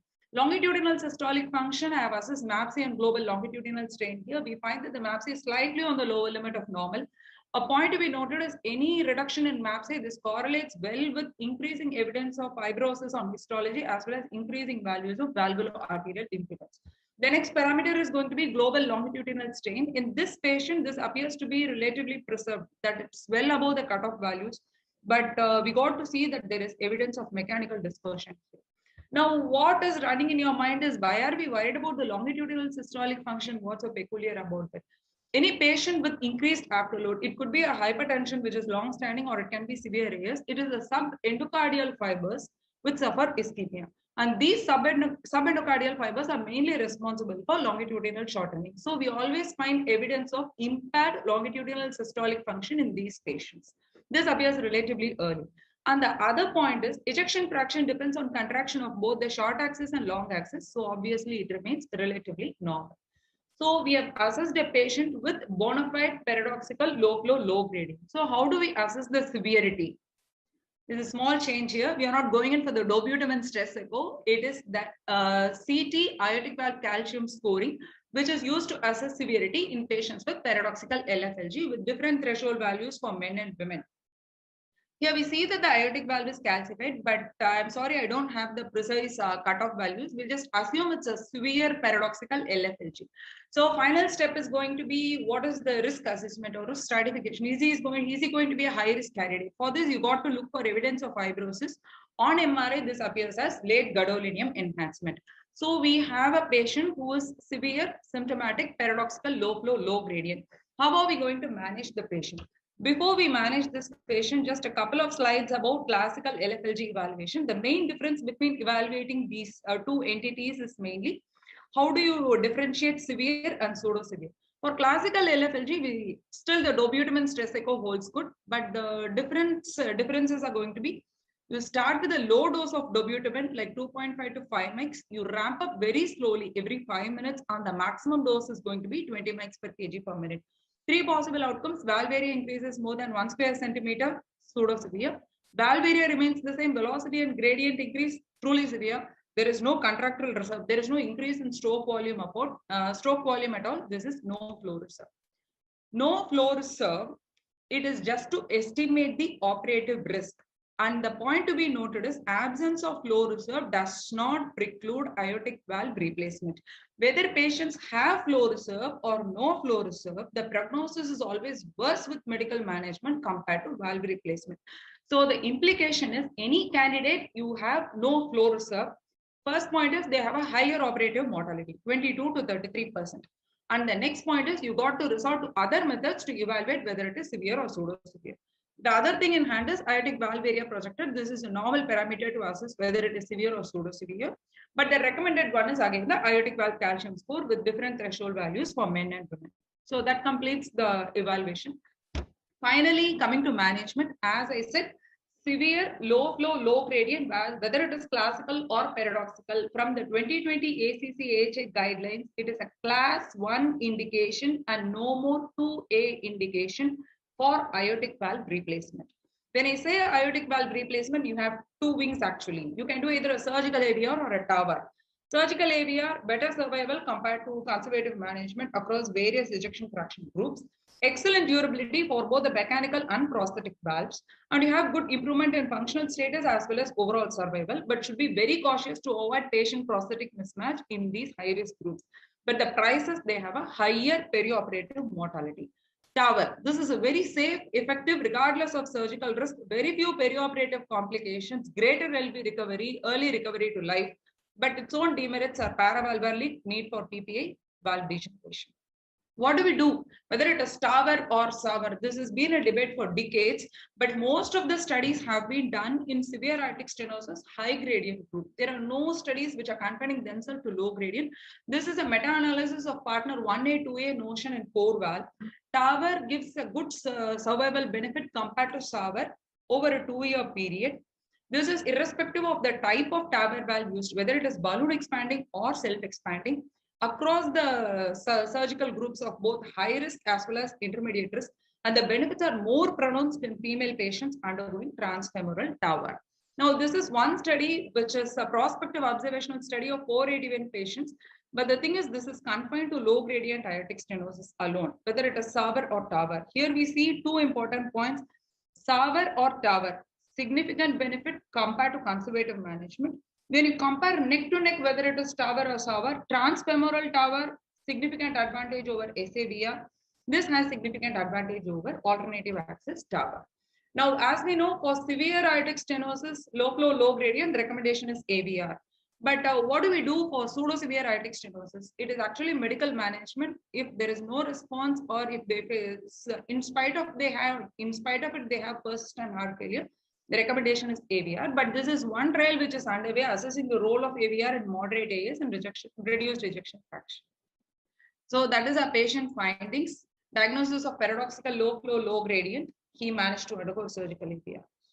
To finally conclude, assess the valve morphology, recheck your peak and mean gradients, check the aortic valve area, assess the flow status, stroke volume index, assess the ejection fraction.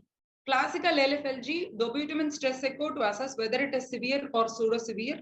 No flow reserve, it's only a high perioperative risk. Go for aortic valve calcium scoring to see whether it is severe or pseudo-severe. Paradoxical low flow, low gradient, misdiagnosed mostly, severity is underestimated, benefit of surgery is inappropriately delayed. Aortic valve replacement has a significant survival benefit compared to conservative management. But the problem with surgical AVR is a high perioperative mortality. TAVR provides an attractive option in feasible cases with high and prohibitive surgical risk. Thank you.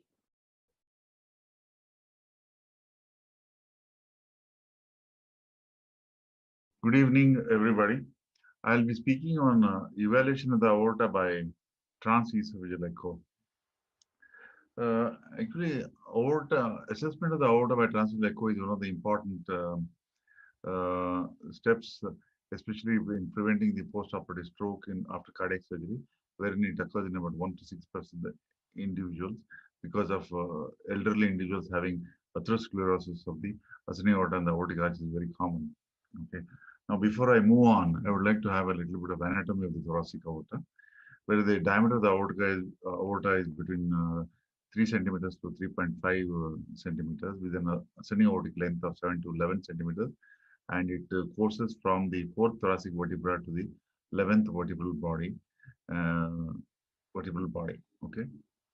Now, these are some of the important views to assess the ascending aorta, arch of the aorta, and the descending aorta.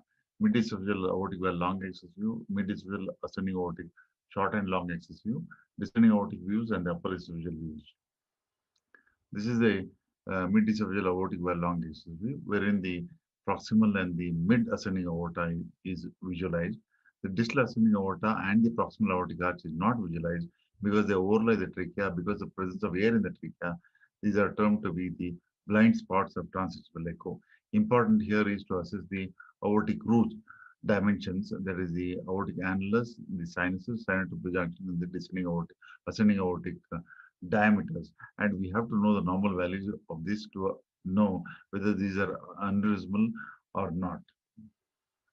Now, this is the mid-esophageal ascending aortic short axis views and the long axis view, wherein you can see on the left this ascending aortic short axis view, or on the right side the long axis view, wherein the diameter of the ascending aorta can be measured very conveniently in this view to know whether it is aneurysmal or not. This is the descending aortic short and long axis view. This view is important, especially to know the presence of intimal thickening in these in the aorta, whatever level it is, whether it be the ascending aorta or the descending aorta, or is there any presence of any aortic plaques or any dissection flaps are seen or not, or even to assess the presence of any pleural effusion in these patients, especially in type B dissections. This is upper esophageal aortic arch short and long axis view. Here we can know the involvement of the arch vessels, especially in dissections, whether the left common carotid or the subclavian or the brachiocephalic artery vessels are involved, the intimal flaps involved in them or not, and we can, by visualizing these views, we can help the surgeon in planning the surgical procedures. Now, coming to the aortic diseases, I'll be speaking with aortic atherosclerosis. Now, actually, Royce et al. Have divided the thoracic aorta into some 6 zones. The proximal ascending aorta is zone 1, mid is zone 2, and distal ascending aorta and the proximal aortic arch is the blind spots, like I already told you, because of poor visibility, because they overlie the trachea. And the distal aortic arch and the proximal descending aorta are the zone 5 and 6. Important is to know the zones is, if you have a grade 5 plaque in zone 5 and 6, if you have, then it becomes mandatory for us to assess the zone 3 and 4 to prevent any postoperative strokes. Now, how do we assess the zone 3 and 4 is by transvaginal echo? It is not possible because they are the blind spots. Best is to move over to epi-aortic imaging. By that, we will be able to know whether the atheromas are present in zone 3 and 4 or not. Now, these are the grading of the aortic atheromas. If you see, the incidence of stroke is about 46.5% in the presence of a mobile atheroma, and if the atheroma is about less than 5 millimeters, it is about 5%. Now, this is the grading of the aortic atheromas.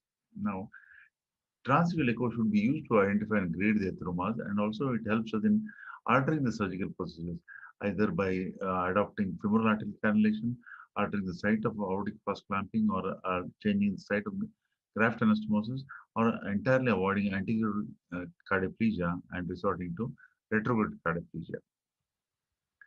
Now, this is another view. On the left side, you can see the epi-aortic imaging of the ascending aorta, where there is a grade 3 plaque, and the right side, you can see in the mid-esophageal ascending aortic valve long axis view, you can see the grade 5 atheromas be oscillating in this. By this, we can change the surgical patterns depending on the surgeon's convenience. Now, this is the descending aortic views, wherein you see the grade 5 atheroma, a mobile plaque, where the incidence of stroke can be about 45 to 50%. And on the right side, you see in the aortic arch the grade 4 plaque. Now coming to aortic aneurysms. When do you say the aneurysm is aorta is aneurysmal? Any dilatation of more than 50% of the normal diameter is termed to be aneurysmal. Now, it is termed to be dilated, which varies between 3.7 to 5 centimeters. And of course, it is aneurysmal if it is more than 5 centimeters. And we call it as dissected if there is a presence of an intimal flap. Now, these aortic aneurysms are divided into 3 groups depending on the location. It can be ascending aortic arch, or descending thoracic aneurysms, or thoracoabdominal aneurysms. Okay. The aneurysms can be either vesicular or fusiform. Fusiform in the sense they have an uniform shape with symmetrical dilatation. Saccular aneurysms are localized outporting of the aortic valves. And the reasons for these aneurysms, it can be degenerative, it can be atherosclerotic, Marfan's, Ehlers-Danlos syndrome.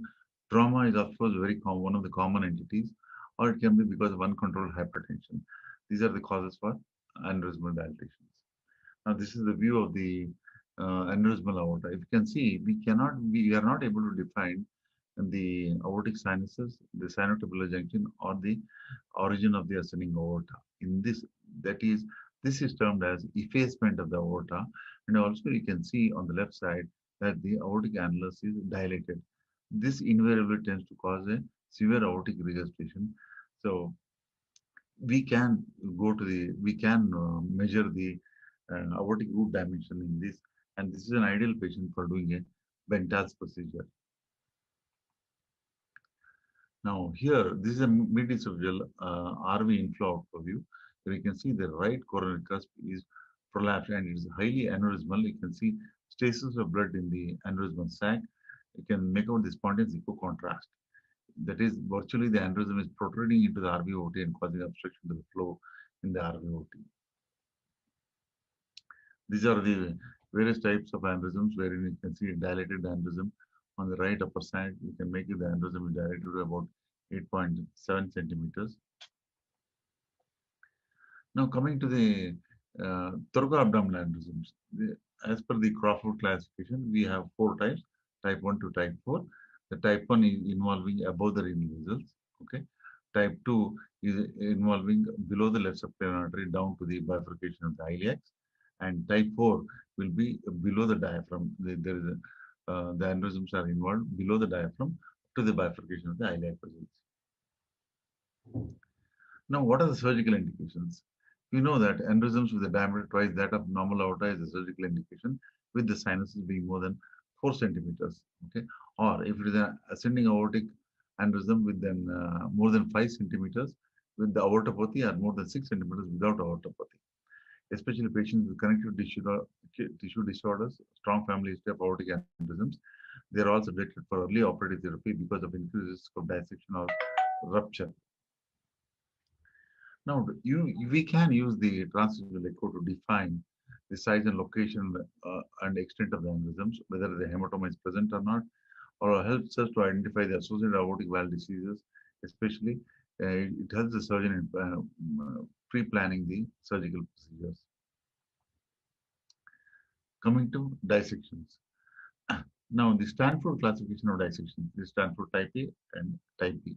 Type A is involving from the ascending aorta down to the bifurcation of the iliacs, and type B is below the left subclavian artery, below the left subclavian artery. That is the descending aortic level.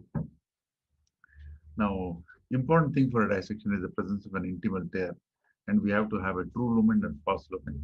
Especially the true lumen and the false lumen, may extend into the branches of the aorta, causing malformation of the organs, can cause ischemia or even occlusion. And sometimes, because proximally they may extend and leading to a severe AR, and also they involve the coronaries, leading to some ischemic episodes also. And most important is the mortality rate is very at the rate of 1 to 3% per hour during the first 48 hours. The MRI and T is one of the ideal indications to diagnose a dissection.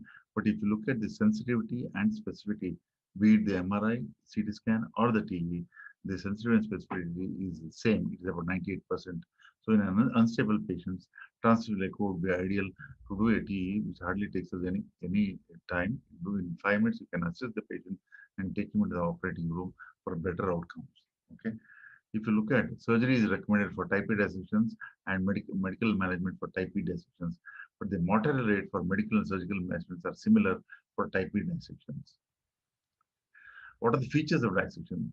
The presence of an intimal flap with the true lumen and false lumen, and there is a complete thrombosis of the false lumen if it is long-standing dissection, and there is always a forward systolic flow in the true lumen.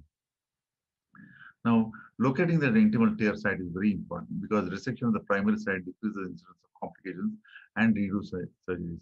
Usually, the intimal tear arises in the ascending aorta 1 to 3 centimeters above the right or the left sinus valva in about 70% of the individuals, and at the site of ligamentum arteriosum distally in about 30% of the individuals.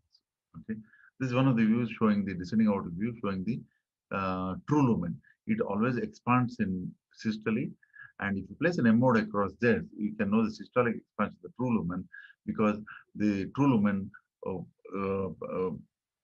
expands towards the false lumen, and sec is always invariably present in the false lumen. This is the 3D view showing the dissection flap.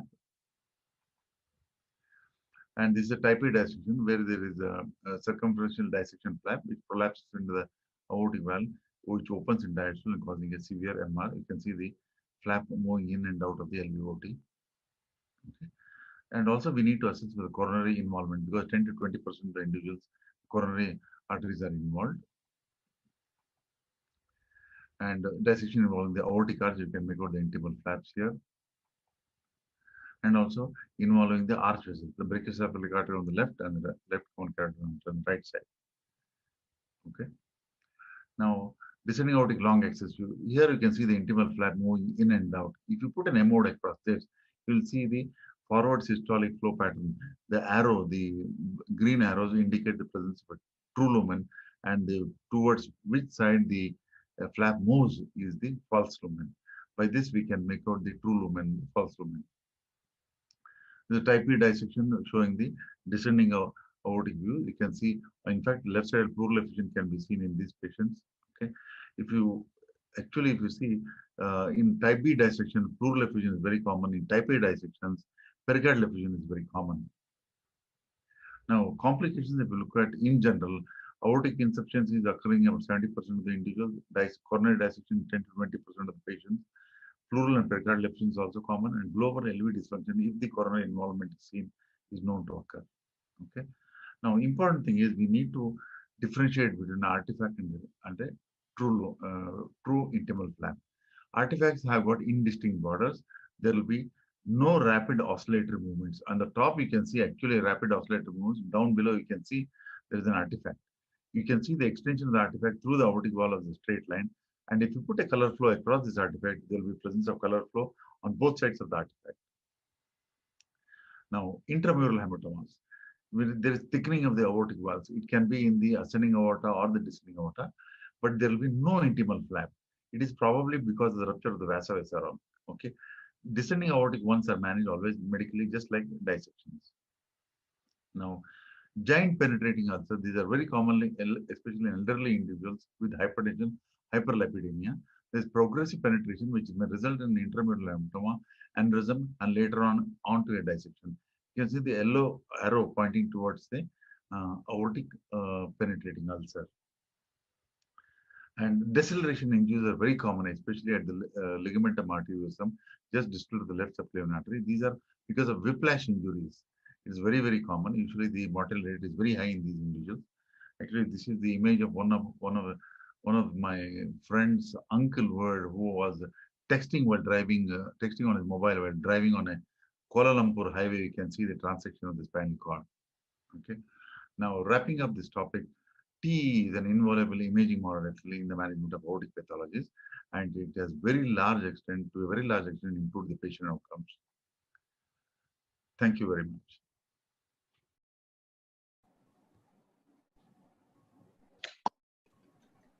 Thank you very much, speakers. It was a truly very, very comprehensive topic by the four very good content experts.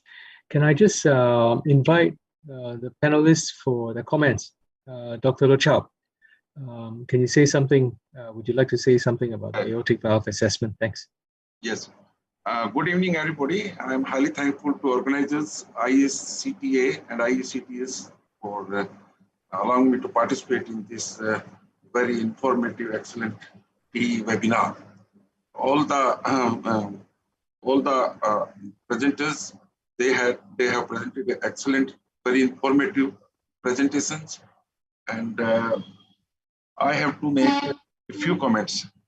As a surgeon, we have to do surgical ABR, repair, and new coming procedure, Ojaki procedure, and transcatheter aortic wall replacement. We get many supplementary information over transthoracic echocardiography. Can Dr. Sital Shah explain what is low-lying coronary ostia? There is always a fear of coronary artery obstruction with surgical ABR also and transcatheter aortic wall replacement. So how do we assess low coronary ostia, low-lying coronary ostia, please? Dr. Shital. Yeah, so this becomes quite a difficult situation, lot of times intra-op also. But what we are trying to see is in the mid-esophageal short axis view and mid-esophageal aortic valve short axis view, and then trying to see the ostium and how much, I mean, I can't say how much measurement with the distance for normal level or low lying, but it just becomes like how close it looks like, but also with the size of with your image plane as well as some orientation, there can be a possibility of subjective error also in this. Okay, thank you. The other panelists may comment.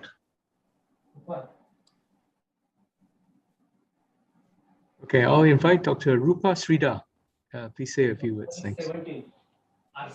Yeah, Dr. Shital Shah, what he said was crystal clear. He told us that when one measures the aortic valve annulus and the LVOT, one should measure it in mid-systole. And while one measures the sinus of valsalva, ST junction, and proximal aorta, one should measure it in end diastole. And about Sudhakar Subramani, nice to see you again. He told us about the pitfalls in aortic stenosis quantification. He told us about that one could overcome the error of measuring the LVOT cross-sectional area by measuring the dimensionless index, that is VTI LVOT by VTI aortic valve, and if it's less than 0.25, then it is severe.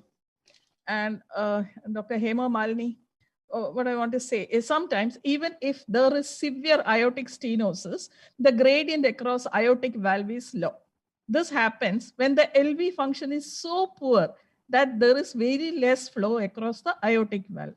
Here one has to diagnose whether the poor LV function is due to severe aortic stenosis or it is due to some other conditions such as severe coronary artery disease. For this, we can use the dobutamine stress echo.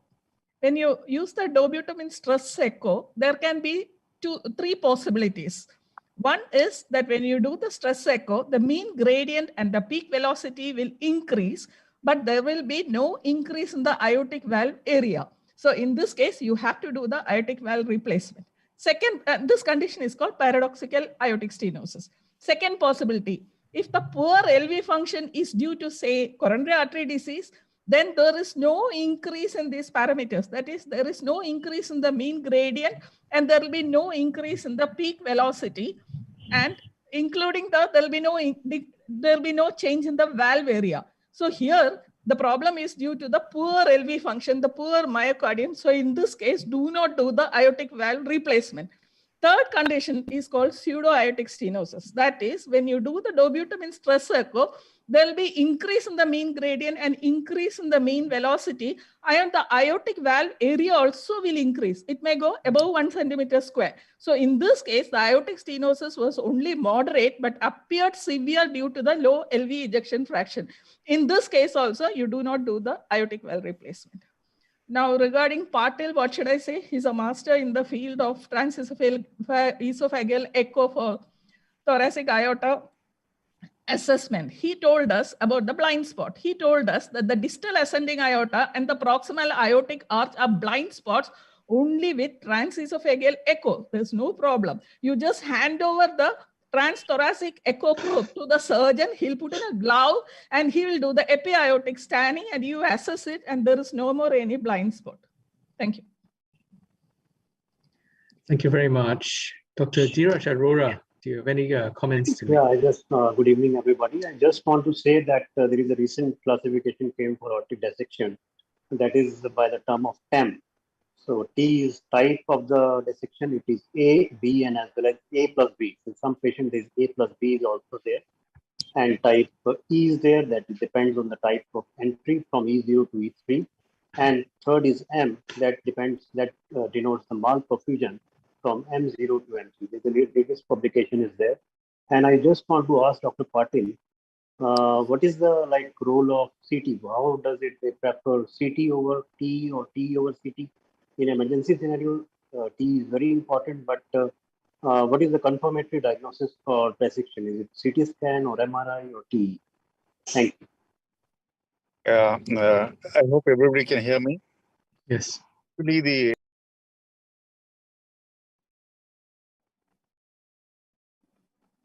Oops. Dr. Patel probably went offline already. No, Dr. Patil, you are muted. Okay. Can you hear me now? We can hear you.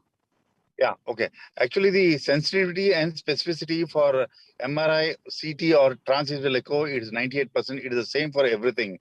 So actually, if the patient is unstable, preferably I would rather do a transesophageal echo and take him to the OR for immediate surgery.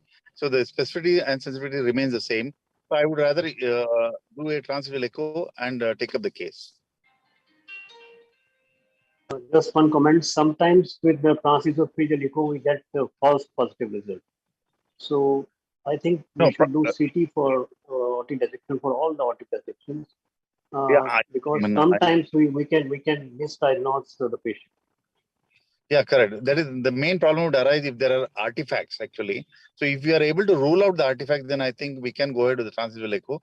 But if the patient is unstable, it becomes very difficult to take him to the CT scan and then take him into the theater. It would become very detrimental.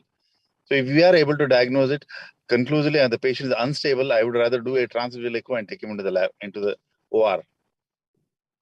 Can I just make one comment or one personal experience, Dr. Patil? Yeah.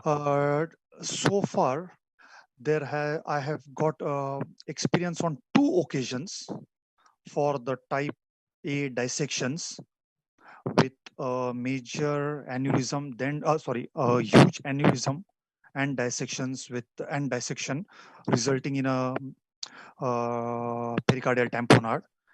On 2 occasions, we have not been able to pass the transesophageal echocardiography probe.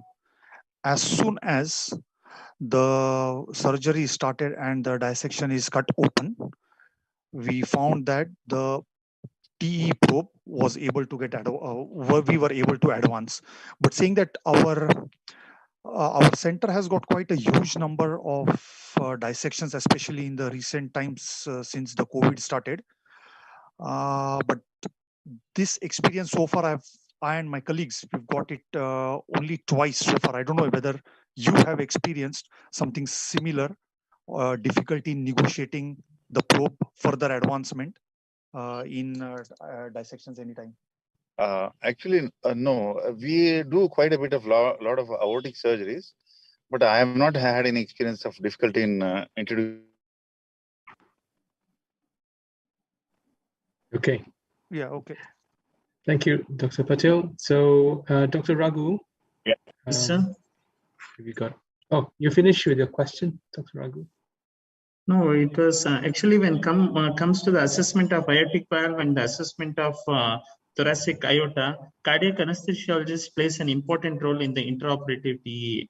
As surgery advances, we diagnose the correct diagnosis we tell the surgeon whatever the preoperative diagnosis is correct or wrong, and we evaluate the annulus properly, and we tell them to go ahead with the surgery. When it comes to the acute emergencies like aortic dissection, we tell the surgeon whether the great arteries are involving or not. And usually 99% of the time, the cardiac anesthetist tells correctly whether the first artery, that is the brachiocephalic artery, is involving the dissection or not. Most of the time, it has been correlated with the intraoperative TE. So cardiac anesthetist plays an important role in assessment of aortic valve and aorta, and all the speakers have done very well, and I can congrats to all of them. Thank you, Dr. Raghu. Okay, there are plenty of questions from the audience. I'll just address the very first one that came in temporarily first. This one is a question for everybody. The question says, calcific aortic stenosis for TAVR has extension to calcium to mitral annulus, mitral leaflets, opening fully, mean gradient about 10 millimeter mercury. How do you assess the severity of mitral stenosis? Should we address a calcific mitral stenosis in this case? I think Dr. Sudhakar wrote it, wanted to give a comment. Dr. Sudhakar, you want to give your answer? Yeah, thank you, Prof. and everybody. Yeah, so I mean, we do a lot of TAVR, and especially in our centers, like most of them are above 8-year-old. But the spectrum of mitral annular calcification is different from what we see the population in South Asian region. So the fair amount of calcification there, to my knowledge, is some kind of rheumatism is the still ongoing phenomena. But we do encounter certain calcifications, and then when we measure it, we see some difference in the mean gradient across the mitral valve. So I would say about 30–40% of the patients tend to be overestimated prior to the TAVR, and then once we deploy the valve, we get a fair assessment and see is there any change in the flow across the mitral. So most of the time, I would say the pseudo overestimation of the pressure gradient across the mitral. Coming back to the interventions, there is no like a clear answer, because that's going to add into the additional intervention procedures, and we are getting more and more percutaneous even across the mitral valves, and hope in future that should be addressed in an appropriate way. But in terms of differentiation, I think that's the one way of dealing it. So I do, I mean, like cardiology folks sometimes helps for the 3D, direct measurements of the mitral valve area. That may be one way of, in a dicey situation to use as a potential tool. Thank you very much, Dr. Sudhakar. There are a couple of questions for Dr. Hema Malini. It says, what is the role, from one of the audience, what is the role of transaortic flow rate in assessing severity of aortic stenosis? Thank you, everyone. Am I audible, sir? Can I go ahead? Yeah, please. Yeah, the thing is, transaortic flow rate is the actual blood volume which is ejected by the ventricle during systole. And the formula is given in the textbook is stroke volume by ejection time. The logic is higher the aortic valve resistance, it's going to take a longer time for the LV to eject against resistance. So obviously the flow rate is going to come down. If you look at the numbers, the cutoff value recommended is 200 mL per second. So more than 200 mL per second, you can take it as normal, and less than that is going to be low transvalvular flow rate. The clinical implication is, supposingly a patient has a normal transaortic flow rate, then the dobutamine stress echo may actually not contribute much in diagnosing whether it is severe or pseudo-severe, and the valve area is likely to reflect the severity of aortic stenosis. Supposingly the patient has a low transaortic flow rate, then dobutamine stress echo is going to be definitely helpful, because it is going to increase the heart rate, increase the flow, and help us in telling whether it is severe or pseudo-severe. And third thing is going to be a value less than 200 mL per second has been studied to be an independent predictor of mortality and adverse cardiovascular events. Thank you, Dr. Hema. That was very clear. There's another question for you. What are the risks of surgery for paradoxical low flow, low gradient? Now, Will you be in when a you position to answer? Yeah, sure. When you look at the outcomes and risk stratification, when you take up the severe aortic stenosis spectrum as such, it is going to be high gradient aortic stenosis, then it is normal flow low gradient, then it is paradoxical low flow low gradient. Ultimately, it is classical low flow low gradient. So the severity, the risk is going to increase down this lane. And when you look at the risk predictors for paradoxical low flow low gradient, you have clinical features, echo features, as well as MRE features. If you look at the clinical features, the spectrum of population who are going to have this paradoxical low flow is predominantly older age group, female patients, hypertensives. Most of them may have atrial fibrillation. All these are risk factors. Echo, when you have evidence of diastolic dysfunction or impairment in the global longitudinal strain or any subtle impairment in longitudinal systolic function like MAPC, all these are risk factors. Finally, MRI evidence of fibrosis. And the surgical implication is, as we see in paradoxical low flow, it is a small LV cavity. So it is likely for the surgeon to encounter a small aortic annulus, and it is of paramount importance to avoid patient prosthetic mismatch in low flow low gradient aortic stenosis. That would be a point to be considered. And third one you want me, sir, the cutoff value for GLS. Actually, the indication for surgery is based on the presence or absence of symptoms and severity of aortic stenosis. So GLS is actually not the decision maker. And if you look at the value of GLS, anything less than 16%, we can take it as abnormal. The role of GLS is actually a predictor of risk. And we have various cutoff values given by various people. It can be less than 17, or it can be less than 12, or it can be less than 18, which is going to serve as a predictor of independent mortality. Thank you very much, Malini, Dr. Malini. You took it out of my mouth. Here's a physiological question, the last question. Oh, I think we don't have much time. It's only 5 seconds left. So I'll close the session. It's a wonderful session and wonderful answers, wonderful audience for all the great questions. Thank you very much. I'll close the session for now because we have another session coming up back to back. Good evening. Thank you. Thank you very much. Thank you, everyone. Thank you, sir. Thank you. Thank you, everyone. Yeah. I'm pleased to have you back. My hearty and sincere thanks to Dr. Wang Niachi, the panelists, hello, and the speakers for taking your time from your busy schedule and enlightening us about the aorta and aortic wall in detail. That was indeed an amazing and impressive session. We'll be starting our next session in a couple of minutes. Please enjoy a few promotional videos. Stay tuned, we'll be right back.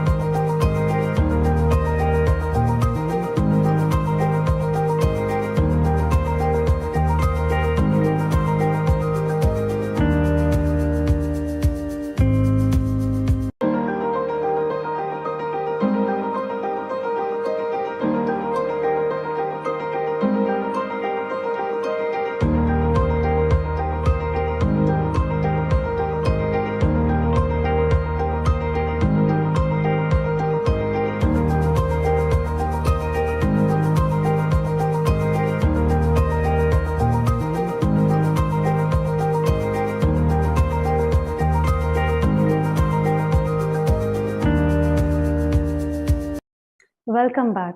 Thank you for joining us for today's webinar, and we'll move on to the last session of the day. We all know children are indeed a heritage and gift from the God. Let's see how echocardiography helps in the management of congenital heart diseases. In the recent times, our country won 7 medals at the Olympics held at Tokyo. But here we have a lady who has set 7 world records in the field of cardiology.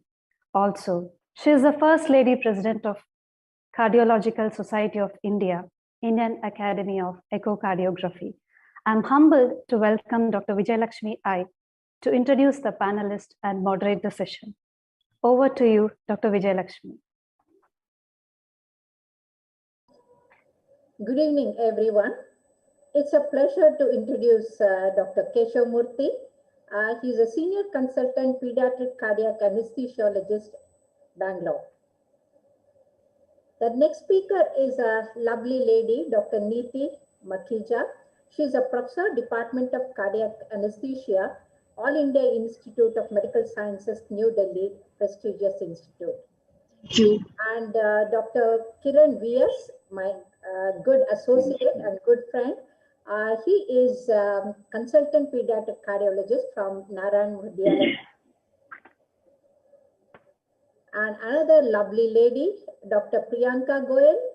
She is the chief consultant cardiac anesthesiologist from Paras Hospital, Panchakula.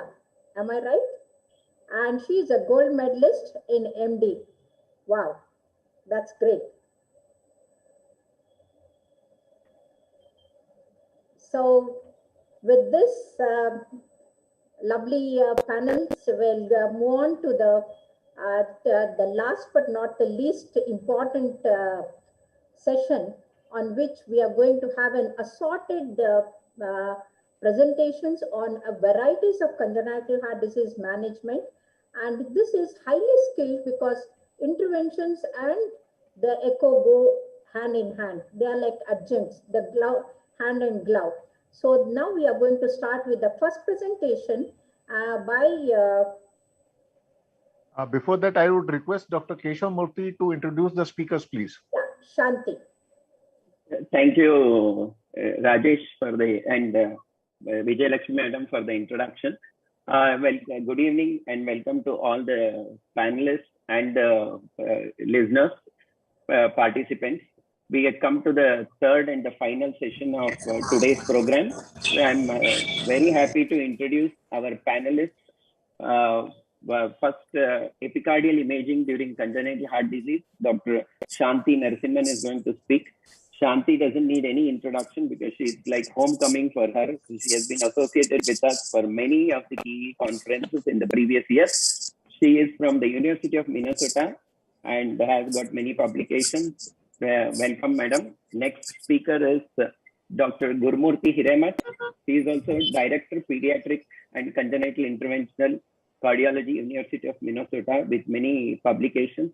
Welcome, sir. He is going to speak on intracardiac echo during catheterization procedure for congenital heart disease. I would be very happy if it is for perioperative procedure also, because finding a lot of difficulties during intraoperative period.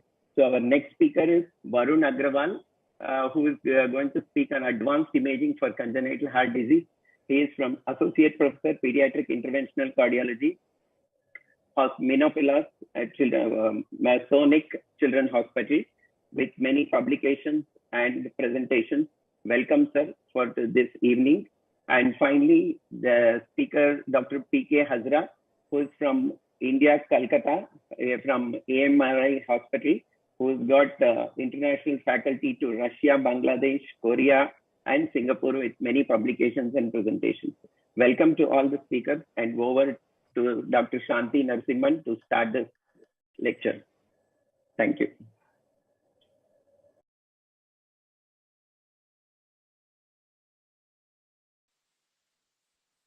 Hello, everyone. Good morning. Thank you for inviting me to talk and discuss on echocardiogram. And again, I'm Shanti Narasimhan. I am from University of Minnesota, pediatric cardiologist. The objective here is mainly to discuss about a comprehensive epicardial echocardiogram examination. And I'll be discussing my cases that our cases were done at the University of Minnesota. I have no financial disclosures. Let's start with the utility of intraoperative echocardiography has become an invaluable tool for monitoring cardiac performance and diagnosing pathology in patients undergoing cardiac surgery. The surgeon continues to appreciate its potential application as an invaluable tool. Perioperative echocardiogram has been shown to influence surgical management in as many as 50% of the cases based on the American Society of Echocardiography literature. TE continues to provide valuable information during the operating room. We are not substituting TE. Epicardial echo acts as a complement in the operating room. TE imaging of the distal ascending aorta and the aortic arch and other few structures may be impaired by the interposition of the trachea and mainstem bronchus. TE can provide, the advantages of TE is that it provides continuous monitoring and does not require interruption of the surgical procedure. It has very minimal limitations. But however, the other imaging approaches to conduct a comprehensive perioperative echo exam should also be familiarized. Epicardial echocardiography is a useful approach to intraoperative imaging for small patients and in those with contraindication to TE, like those with the tracheoesophageal fistula or some type of esophageal varices. And if you have some issues with the hemodynamic instability as you pass through the TE probe, I think epicardial will act as a complement. Epicardial echo examination can be performed very effectively and safely. Epicardial imaging can provide optimal image resolution and may offer a better windows for branch pulmonary arteries, proximal descending aorta, and coronary arteries. And I have few examples of them. What are the training guidelines requirement? It's a unique imaging which requires a collaborative effort with the cardiac surgical team to allow the echo team to have a direct access to the epicardial surface within the operating room field. So at least a minimum of 25 epicardial exam is recommended per year. And when you're training a fellow in epicardial echocardiogram, at least they need to have 25 of them with 5 at least minimum direct supervision. So epicardial echocardiogram, what type of transducers would you pick? Anything should be operated between 5 to 12 megahertz frequency range. Higher frequency transducer have the advantage of higher image resolution, but because of the linear relationship between the transducer frequency and signal attenuation, may not image more distant structures adequately. For epi-aortic scanning, high-resolution transducer with an imaging frequency of more than 7 megahertz and an approximately small footprint should be used. The choice between linear and phased array transducer is determined by the preference and the availability. Linear array transducer provides superb proximal image resolution, but not suitable for epicardial imaging because of the limited image width and depth. A pediatric or a neonatal phased array transducer is suitable for epicardial imaging and with sufficient standoff distance from the anterior surface of the aorta and enables imaging of the entire ascending aorta in a long axis within one image plane. How do you handle the transducer? How do you clean it? Transducer must first be cleaned, placed in a sterile sheet before its use in the surgical field.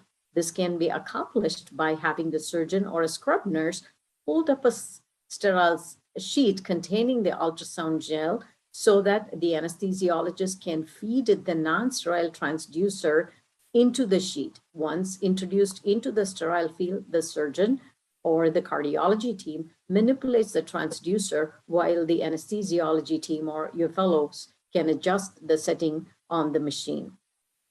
Epicardial, I use a 12 megahertz transducer. It's very small, cumbersome, and it's very efficient in the pediatric patient. The probe is again placed in a sterile sheet along with the acoustic gel to optimize the transmission, and a warm sterile saline can be poured into the mediastinal cavity to further enhance acoustic transmission.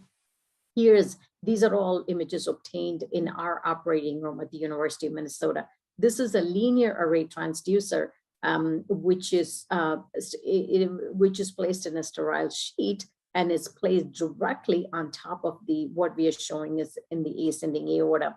This was a paper that I was presenting to look at the epi-aortic data set, looking at the coronary artery imaging. And this one is actually a porcine anatomical specimen.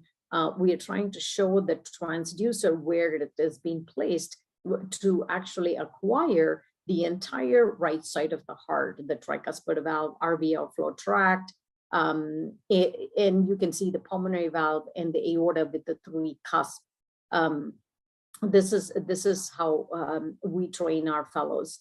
And then the transducer is directly placed on the aortic root, as we can see here, so that we can visualize the left ventricular outflow tract, the aortic valve, and the ascending aorta. The next is the transducer is placed right at the level of the interventricular septum. It's just a little bit more angled posteriorly to actually visualize both the short axis view of the left ventricle, the RV outflow tract. You can actually see the trileaflet tricuspid valve, as well as the anterior and the mitral leaflet. The next will be the transducer placement is more directed superiorly and anteriorly so that you can open up the left ventricular outflow tract as like a parasternal long axis view. And there's the next few slides will be an examples that we had acquired in the operating room to demonstrate the surgical team if there is any residual lesions, or we have to go back on bypass to fix the branch pulmonary arteries, and how good the operation has been. So here, this is again a porcine model where the transducer is placed right on top of the RV outflow tract. And here's an example of a conduit placement. We wanted to see the competency first of the valve conduit. This is a pulmonary valve conduit that is placed with the branch pulmonary artery obstruction. Then just to give you guys an example, this is a transesophageal echocardiogram. We wanted to see if there's a residual VSD. How does the RV outflow tract appear? There is a limitation with the image resolution. The same exact view that we had obtained here demonstrates this is an epicardial echo showing the mitral valve, left atrium, mitral valve, left ventricle. Here is the VSD patch, LV outflow tract. Appears to be nicely widely patent. LV function looks good. And if you add a color flow Doppler, we should be able to demonstrate if there is any significant residual lesion or not. The next image will be, this is a tetralogy of fellow patient. Recently, we had operated on about 2 weeks ago, where the infant was very, very small. If we were unable to place a transesophageal probe, it's about 2-kilogram baby who had Hirschsprung disease and had a lot of abdominal issues, but at the same time having TET spell. We had to place a Belloc-Taussig shunt, and here is an example of an RV outflow tract. This is an epicardial echocardiogram demonstrating significant RV outflow tract as well as a branch pulmonary artery flow turbulency we can see. And this is a demonstration of a shunt. We had used a saphenous vein graft to demonstrate the flow to the branch pulmonary arteries from the innominate, the base of the innominate artery. And this is another example. The first time I showed you guys the slides, this is a tetralogy of fellow patient with pulmonary atresia and unifocalized segment. And it's a redo operation for the branch pulmonary artery obstruction. Again, the pulmonary valve is very competent. The proximal portion of the conduit appears to be widely patent. However, the distal end of the anastomosis to the proximal branch pulmonary arteries are narrowed with the systemic right heart pressure. And this is demonstrated by the flow patterns in the RPA flow turbulency. Starting at the proximal region, you can see both RPA and LPA. And this is another view demonstrating the pulmonary valve competency. So the proximal portion of the condo appears to be fine. It's the distal anastomosis that appears to be narrowed. And this is post-surgical demonstration of the branch pulmonary arteries, because the transesophageal imaging was very limited. We wanted to make sure absolutely certain that the branch pulmonary arteries are widely patent. Here's the right pulmonary artery that after plasty, this is the left pulmonary artery, which appears to be a little smaller. However, it's widely patent. And we can demonstrate the flow. Again, a competent pulmonary valve. Flow patterns in the branch pulmonary arteries appears to be widely open. The next few slides, again, this is another patient who underwent unifocalization. We wanted to make sure that the portion of that, collateral were augmented into the pulmonary arteries, into the condo itself. And here is the demonstration of the right upper lobe branch, which is being documented, appears to be widely patent. And we wanted to show, this is another patient we wanted to show. It's again a tetralogy of flow patient with the branch pulmonary artery obstruction, especially the RPA. We wanted to see all the way to the hilum, and here is a demonstration of the right pulmonary artery appears to be widely patent. And it's very useful for the surgeon to take a look at it, and if we need to go back and redo or patch augment the branch pulmonary arteries. And here is the flow pattern in the RPA, which appears to be very laminar. The next set of slides will show you what is the other areas of focus. Is my interest has always been in coronary artery anatomy. And again, this was another tetralogy flow patient, very small. We were unable to do a complete repair in the newborn period. However, by transthoracic echocardiogram, there was a concern whether there's a dual LAD supply. And here you go. This is an epicardial echocardiogram. This is the right sinus giving rise to the right coronary artery. And this is the prominent, this is right anterior descending. However, that does not cross the RV outflow tract. We demonstrated one on the surgical field, and as well as with the epi-aortic imaging, you can see the coronary flows. This adds as a complement to our team saying we can go back to offer a transannular patch later on. And again, this kid was very, very small, was a premature baby having TET spell. We were unable to go for a full repair and offered a shunt procedure.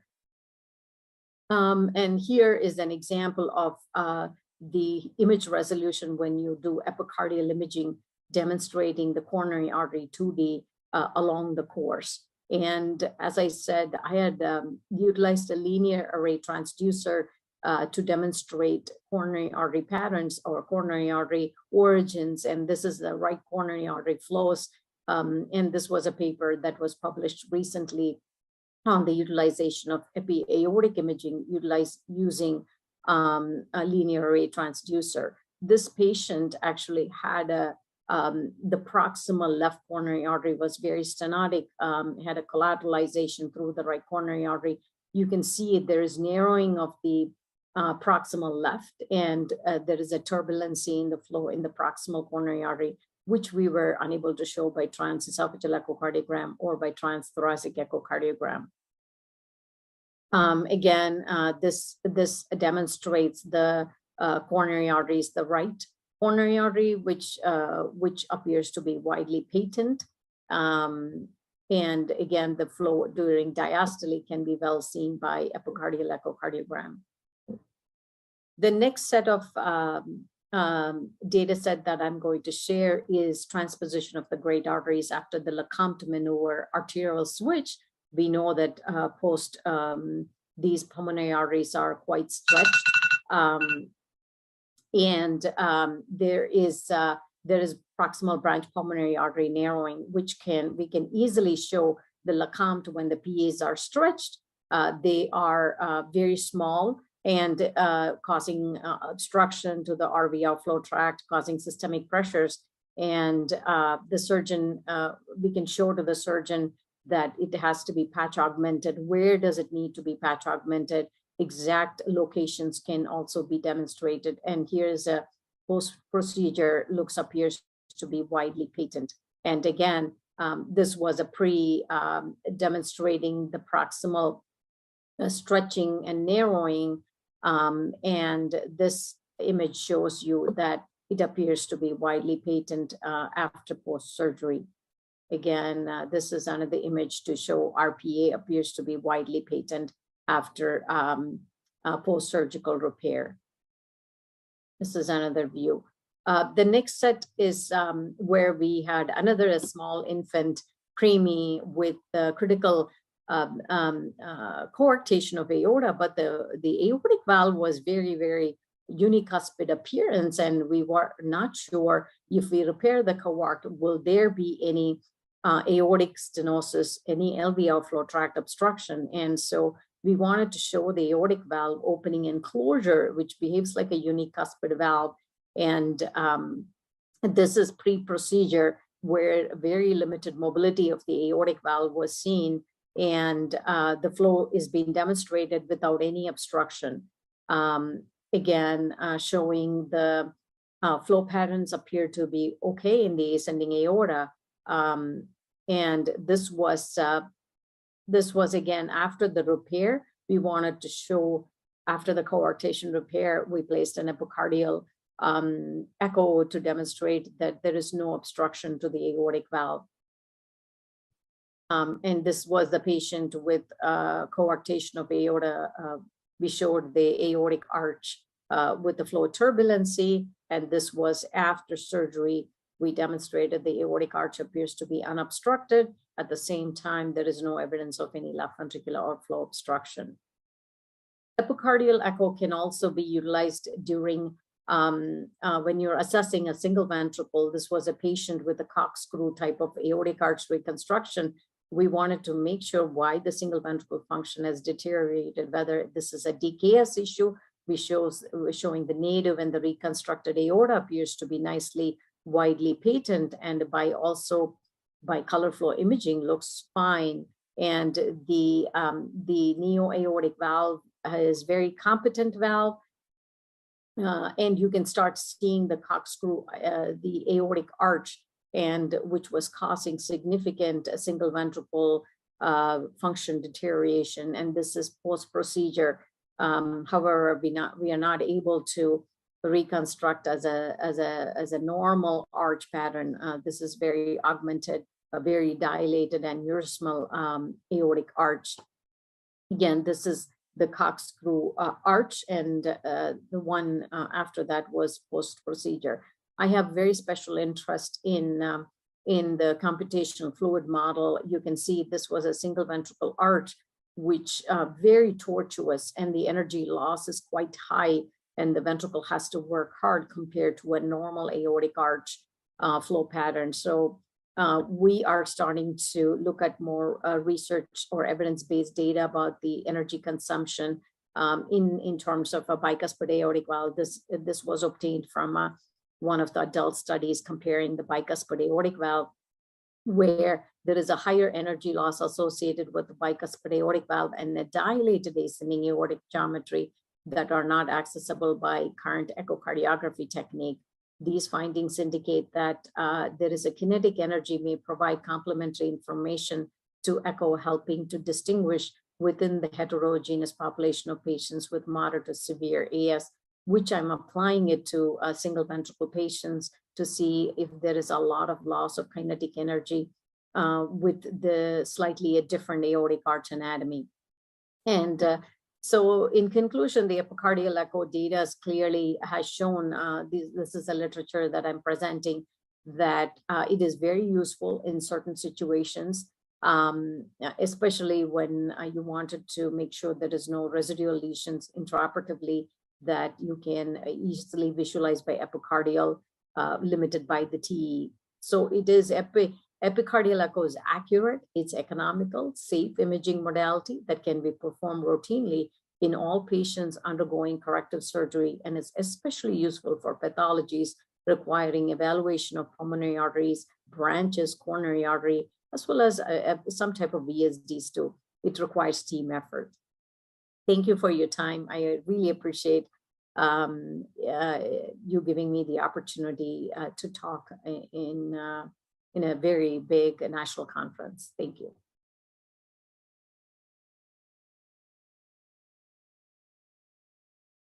I've been asked to talk today about the use of intracardiac echocardiography in the cath lab for procedures done in congenital heart disease. And I'm really grateful for this opportunity. I specifically want to thank the organizing committee, including Dr. Balani and Dr. Muralidhar, for this opportunity. So today I would like to focus on the basics of ICE. What are the tools? What are the techniques? How do you navigate the heart? What are the standard ICE echo views? What are the common clinical applications? And I would like to spend the last few minutes talking about comparing ICE versus TEE. So let's delve in here. So there are several different kinds of ICE catheters available in the market, but you can largely combine them into two groups. There is the rotational ICE catheters, which we're not going to focus on today. These are the non-steerable kind with very short depth of vision, which are mainly used for looking at the intraatrial septum. We are going to focus today on the phased array catheters. The two most common kind that are available in the market are the AccuNam and the VFlex Extra. They both are side-looking 64-element phased array catheters with 4-way steerability, and they can do both grayscale and Doppler. So how do these compare with each other? The most common catheter that I have seen used is the AccuNam catheter. It's been there longer than the VFlex Extra. It comes in two sizes, 8 and 10 French. The VFlex Extra comes in 9 French. They are both similar in length and frequency. They're both 64-element phased array catheters with almost similar tissue penetration for all practical purposes. The main difference in my mind is the VFlex Extra has a locking mechanism that's auto, so when you put in a flex or a turn, it just stays in that position, whereas for the AccuNam you got to manually lock it. They both have 4-way tip deflection, anterior, posterior, right, left. The VFlex Extra, however, has a deflection angle that is up to 160 degrees as compared to 120 degrees for the AccuNam, and AccuNam at least has a 3D version right now, but I'm sure VFlex Extra is not way behind in that regard. So what is the basic difference between navigating a TE versus ICE catheter? I want you to understand that that difference today. So in a TE, as you all know, if you want to get different images, we advance the TE probe in and out of the esophagus. We are able to bend the tip anterior, posterior, right and left. But in addition, we are able to rotate the phased array, the piezoelectric crystals, 0 to 180 degree to get all those beautiful angles in which you can cut the heart.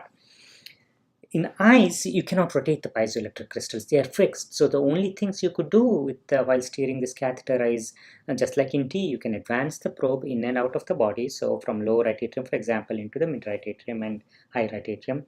You can rotate the tip, flex the tip anterior, posterior, left and right. But in addition, you can rotate the whole catheter clock and counter. So that way you can sweep the heart, and I think sweeping is something that you should get used to if you're using the ICE catheter. That is the only way to try to understand the anatomy, especially when we are limited by not having the ability to rotate the phased array system. The other basic difference between ICE and TE is that in TE, you're looking at it from the left atrial side, right? Because the catheter, the closest structure of the heart to the TE probe is the left atrium. Whereas on the ICE, the closest structure, and in fact the structure that your catheter is in the right atrium. So everything is inverted a little bit as compared to TE. So ICE and TE, those are the two basic differences. And if you understand that, it's very easy to navigate the ICE catheter through the heart. The steps of inserting are extremely easy. I generally use a 9 French 25 centimeter long sheath on the left femoral vein. If I'm working and doing the interventions from the right femoral vein, you hook the catheter to the machine, advance it under flow to the mid right atrium, and start imaging. So very easy. There are 5 basic positions for the ICE catheter, and the most common positions that you can use the ICE catheter with. And with the use of these 5 positions, you can look at almost everything in the heart, including coronaries. The most common positions that you need to get used to are the lower right atrium and the mid right atrium, which we'll spend a lot of time today on. You can also advance the catheter into the right ventricle and get a beautiful inflow and outflow view that cannot be beaten by any TE imaging. Our structural heart disease colleagues have specialized the use of ICE catheter in the left atrium to help them with left-sided interventions, which has been revolutionized over the last decade, and not just the left atrial appendage, but also mitral valve interventions. So let's spend a little bit about the basic positions with the ICE catheter. Everybody should be familiar with the home view. That's where you start with imaging of the heart. And if you get lost somewhere, for example, the catheter falls into the hepatic veins after you put a big posterior tilt, you unflex the catheter and you always start back with the home view. In home view, which is the view you obtain when you advance the catheter to the mid-right atrium and you turn it anteriorly, there is no need for any flexion. This is what you see. You see the right atrium where the catheter is. You see a beautiful view of the tricuspid valve. You see the right ventricle, the aorta and the PAs are to the side here. That is the home view. From here, all you got to do to image the entire heart is to lock it in position and then you rotate the whole catheter clockwise away from you. And as you do that, the catheter is going to sweep the entire heart, and I will show it to you in the next few slides. So if you clock a little bit, the next structure that you can see is the aorta and the RVOT as shown here. So the PA is the most anterior structure away from the ICE probe here, and the aorta is between the right atrium and the pulmonary artery. And if you rotate it even further just a little bit, you can get a beautiful view of the aortic valve, just like this. So no flexion, just keeping the catheter in the mid-right atrium and rotating it away from you from the home view. If you keep continuing with the theme here, if you keep rotating it, the next structure that you will see is the intraatrial septum, and from there you can see the mitral valve. So this is the intraatrial septum. Your catheter is in the RA. Across the intraatrial septum you see the left atrium. You can see the left atrial appendage here to the side, mitral valve and the left ventricle. As you continue to rotate, the next structure that you will see are the left pulmonary veins. Remember, the left atrial appendage is an anterior structure. As you go more posterior, now you are starting to see the left pulmonary veins coming in, as shown in one of my patients here who's there for AST closure. And if you continue rotating, sometimes you see the aorta between the left veins and the right veins. You can even see the esophagus sometimes right next to the aorta. Keeping with the theme, if you keep clocking away from you, you will then end up looking at the right pulmonary veins. It's not very difficult to get the right upper and the right lower pulmonary veins just like this in any patient just by rotating the catheter. Sometimes you might have to advance it a little bit so as to center the pulmonary veins.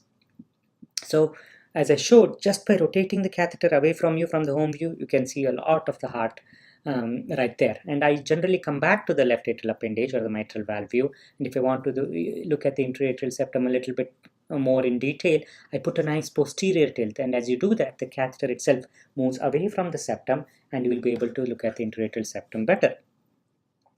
If you want to advance the catheter into the right ventricle, again you start with the home view, you do a nice anterior flexion and you advance it under echocardiographic and fluoroscopic guidance into the RV, and then as you clock it up, you will be able to get a beautiful right RVOT pulmonary valve MPA view as shown in this picture.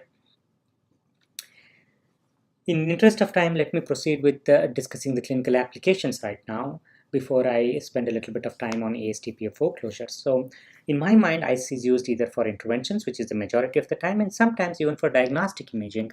And I prefer to use ICE over TE, especially when I'm trying to look for vegetations on pulmonary valve, especially if they are inside a bioprosthetic valve or a stented valve, where TE may not be very useful. ICE is very useful in separating out clot versus vegetation. It can show us the valve anatomy. It is especially useful in understanding whether any leakage is central valvular insufficiency or perivalvular in nature, especially useful in understanding the perivalvular leak anatomy if they are anterior, where TE may not be the best. It's also superior to TE in imaging the IVC septum. The most common use of ICE, however, is in atrial septal interventions, including AST-PFO closure and transseptal punctures. And our structural heart disease colleagues have revolutionized the use of ICE in left heart interventions, including interventions in the mitral and the left atrial appendage. It is extremely useful not just in helping with transseptal puncture part of the procedure, but also in assessing balloon positioning or device positioning and looking for complications such as pericardial effusion and MR, etc.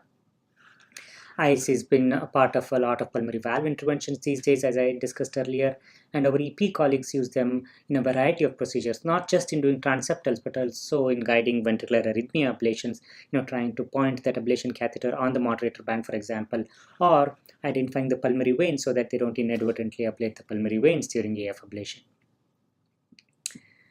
Let's talk a little bit about ICE in AST and PFO closure. Just like any other imaging used for guiding these procedures, eyes will help us in identifying the anatomy, in making sure there is just one hole and not multiple holes, identifying the size of the defect and its locations, and identifying the rims. It can guide us in balloon sizing, guide us during device placement, and then it will help us assess proper device position and identifying any residual defects, and I will show you a few examples. So I talked to you about how we get back to the left atrial appendage mitral valve, do a nice posterior tilt, and you will be able to see the interatrial septum. But as I discussed, you cannot rotate the eyes, the phased array system like in TE. So the way to assess the entire septum, especially looking for rims, is to do a sweep. And we can do the sweep after the posterior tilt. You got to rotate the left and the right knobs. And as you rotate rightward, you go towards the SVC, and you can see the interatrial septum and the SVC coming in. If you rotate it leftward, you come to the aortic valve and you get a beautiful short axis view looking at the interatrial septum towards the aortic valve. So just by sweeping the catheter from the aortic valve to the SVC, you can see the entire septum and understand all the rims that you need to understand about any defect. This is a real-life example of one of my patients showing us the sweep. As we discussed here, my eyes catheter is rotated rightward and you're seeing the SVC coming in. You don't see any atrial septal defect in this position, but as I rotate it counterclock or leftward towards the aorta, you start seeing the large atrial septal defect here. And once again, as you reach the aorta, the atrial septal defect is barely there. But that sweep helps us look at the SVC rim, IVC rim, aortic rim, and posterior rim, all in just one big sweep. The biggest strength of eyes is in imaging the IVC and the posterior part of the septum, as shown in one of my adult patients where there was barely a IVC and the posterior rim. As I'm doing the sweep, at one point you don't see any defect, and when you start seeing the defect, there is barely any IVC and posterior rim.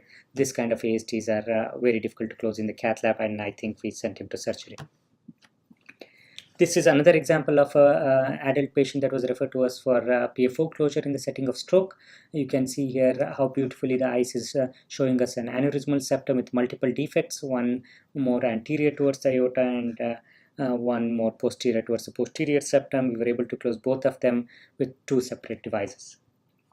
I generally use balloon sizing for my PFO closures, and this is just an example of an index patient that we close the PFO using ICE guidance. You can see the eyes here on fluoroscopy with a nice posterior tilt, looking at the balloon across the interatrial septum with a nice waist. ICE can show us the waist and make sure we are doing a proper stop flow technique, and ICE can help us assess the defect after device closure. In this case, we closed it with the Gore cardioform septal occluder. Similarly, ICE can be very useful in AST closures as well. Everything is similar. Whether it be Amplatzer device or a Gore device, ICE can give us beautiful images as shown here. Our EP colleagues use it more often for creating a hole rather than closing the hole in the atrial septum, as shown here in this picture. ICE can guide us in the proper location of the tenting of the needle.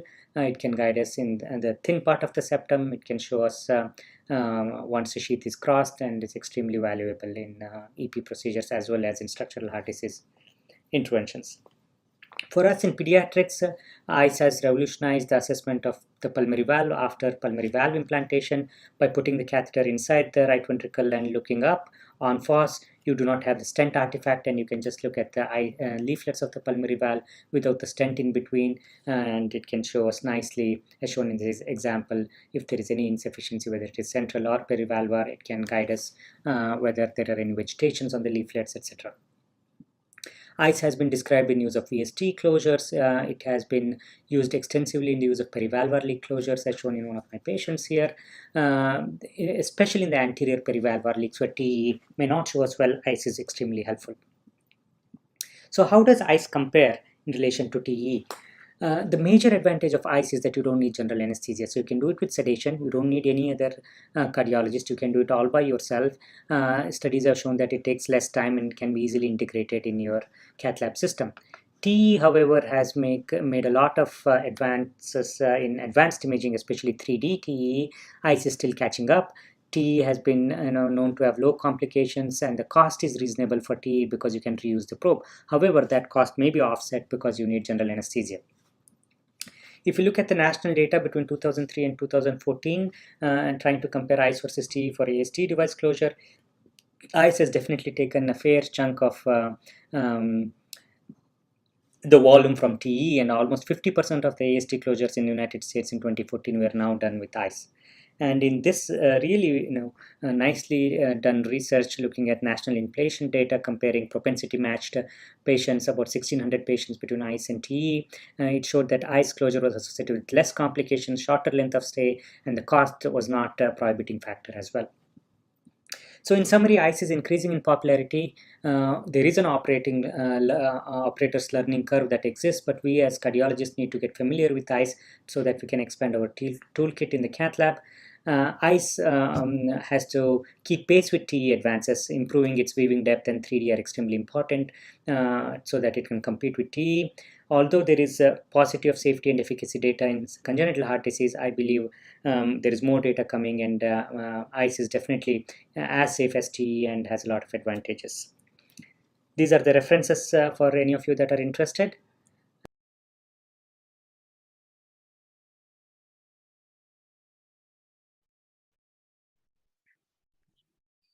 I would like to thank Dr. Muralidhar as well as Dr. Balani and the organizers of this wonderful webinar for giving the opportunity to come here and talk to you about advanced imaging for congenital heart disease.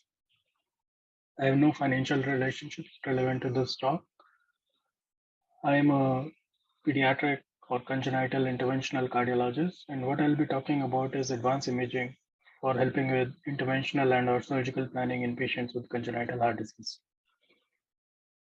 And it is important to understand that it's a complex three-dimensional anatomy that is hard to understand on a two-dimensional platform. More so, for interventional planning, it is very important to understand the adjacent relationships of structures. As we see here, the aortic root and the coronary arteries to the pulmonary artery, and or even the extravascular structures like bronchus as shown in this diagram. So what I'll do here is I'll show you some case examples to depict how we utilize different cross-sectional imaging like CT, MRI, 3D rotational angiography, 3D prints, ecopixel, and even virtual reality nowadays for planning some of these cases. The first case example is an example of a ductal stent, and we are talking about ductal dependent pulmonary blood flow as seen in children who are born with obstructive lesions of the right ventricle outflow tract, such as in tetralogy of Fallot or pulmonary atresia and intact ventricular septum. So these patients, they are dependent on the prostaglandins in the first few hours of life till there is an alternate source of secure pulmonary blood flow established. Conventionally, this had been in the form of a modified Blalock-Taussig Thomas shunt, which is basically a Gotex tube graft from one of the subclavian or the innominate arteries to the pulmonary artery, as shown in this diagram. And the surgeons usually tie off the patent ductus arteriosus. What we have realized nowadays and proven and published that we can actually put a stent in the ductus arteriosus and keep it open and therefore avoid invasive surgical operation for these critically ill newborns. This is an example of one of the patients that I have who was born with prenatally diagnosed pulmonary atresia. As you see that the cross-sectional imaging is good, but again, the two-dimensional imaging has to be formatted in multiple planes and understood in multiple planes so to understand the anatomy. So it's hard, it's relatively hard. We show you the same patient with a 3D reconstruction, which you can rotate. It's very easy to understand that this patient probably has a right aortic arch with mirror image head and neck branching, and there is a large tortuous ductus arteriosus which rises from the underside of the arch and feeding the confluent bilateral branch pulmonary arteries, as you can see there, with mild hypoplasia of the right pulmonary artery. What is even more important is to understand the relationship to the adjacent structures as I was talking about. And in this case, as you can see, the ductus arteriosus, it kind of rests right there on the right bronchus, and there is mild narrowing of the right bronchus. This is very important to understand so that you can understand what would happen after the intervention if we do a stent in this ductus arteriosus. We predicted that as we stent the ductus arteriosus, it would be lifted up away from the bronchus, and so it should be safe.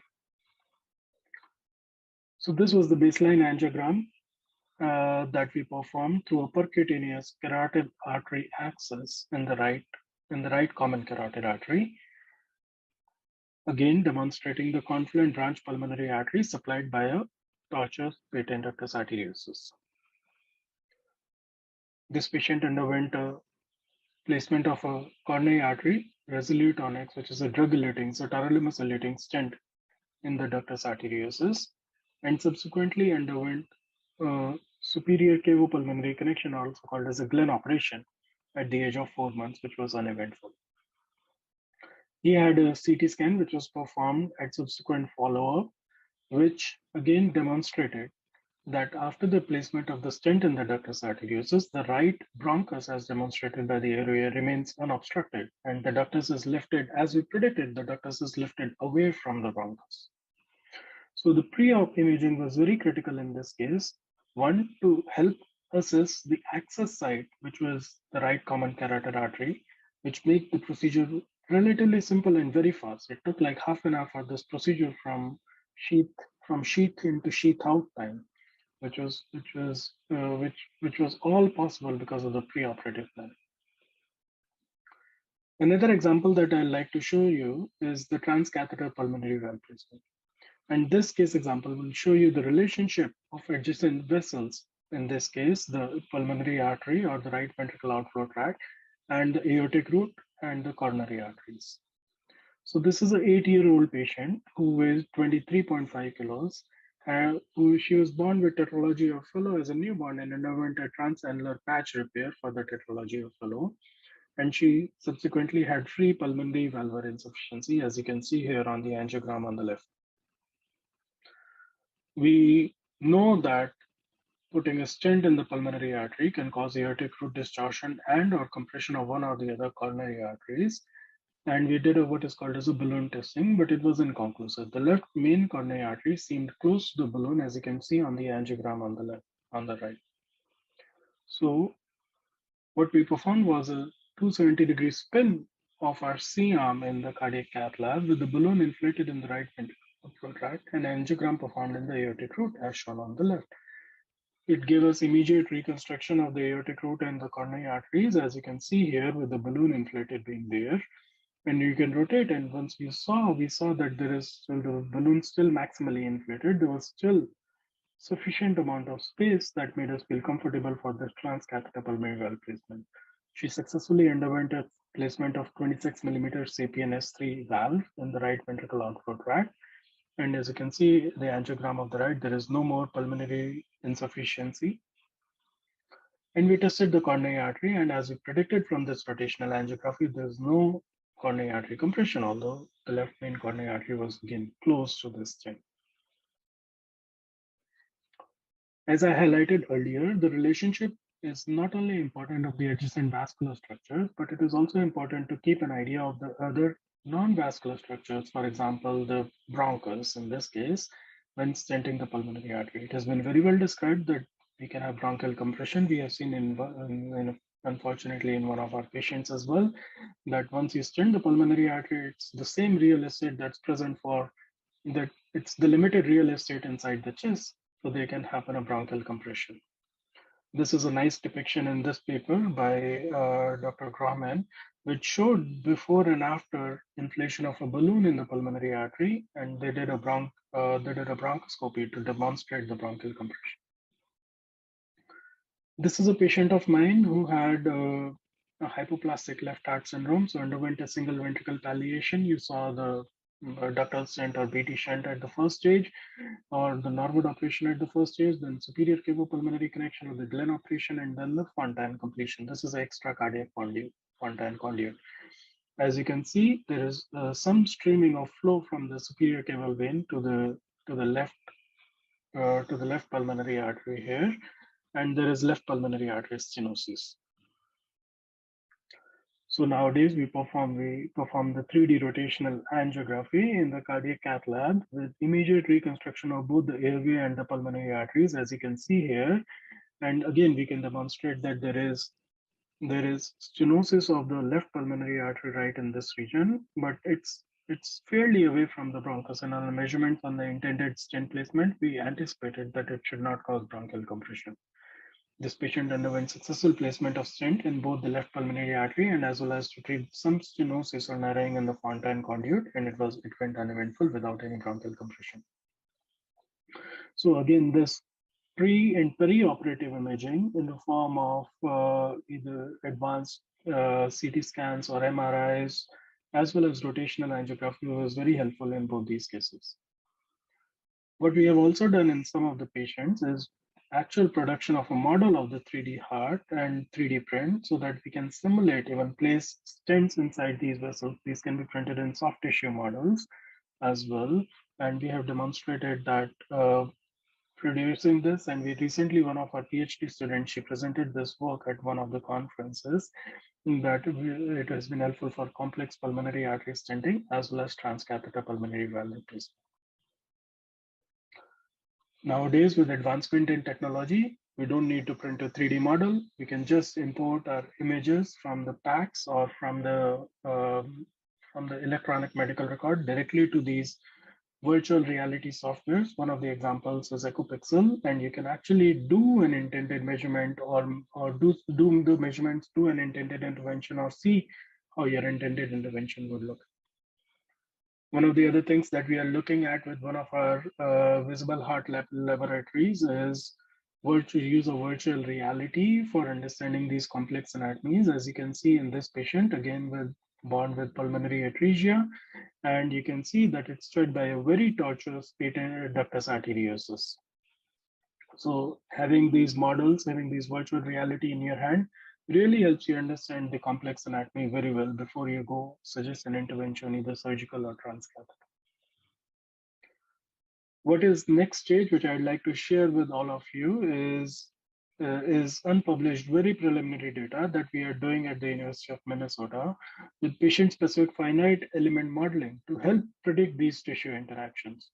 So Carly, as shown here, and Victor Barukas, and one of they are both the bioengineers at the university, and what they're trying to do is take these patient CT scans and then make these patient-specific 3D models, and actually simulating what we are doing in the cardiac cath lab for them. So they fixed the coronary arteries as shown in the red on the left, and then added the adipose tissue in between the blood vessels, and then enlarged the pulmonary artery in the area of the stent, and measured if there is any aortic root displacement or stress on the aortic wall or the coronary arteries. And as you can see in this case, they predicted that there is significant stress on the aortic wall as well as there is aortic wall displacement. And when we actually brought this patient to the cardiac cath lab and did a balloon test inflation, there is significant aortic wall distortion, aortic root distortion, and aortic valve insufficiency. As you can see, the image on the left shows aortic root injection without the balloon inflation, and there is no aortic insufficiency. But when the same is done with the balloon is inflated in the right ventricle outflow tract, there is significant aortic insufficiency. This prohibited us from proceeding with a transcatheter pulmonary valve placement, and this patient underwent a surgical valve. So to conclude, two-dimensional imaging has its limitations in understanding the complex three-dimensional anatomy and spatial relationships. The use of multimodality imaging, either cardiac CT scans or MRIs, if 3D prints, rotational angiography if you're coming to the cardiac cath lab, virtual reality and EchoPixel, they may be utilized based on the need and availability. The future direction is to integrate these multimodalities, such as overlay echo and or CT images, and to simulate interventions in a virtual space. I cannot finish this talk without acknowledging my mentors and Dr. Steinberger, the division chief. And thank you everyone for your kind attention.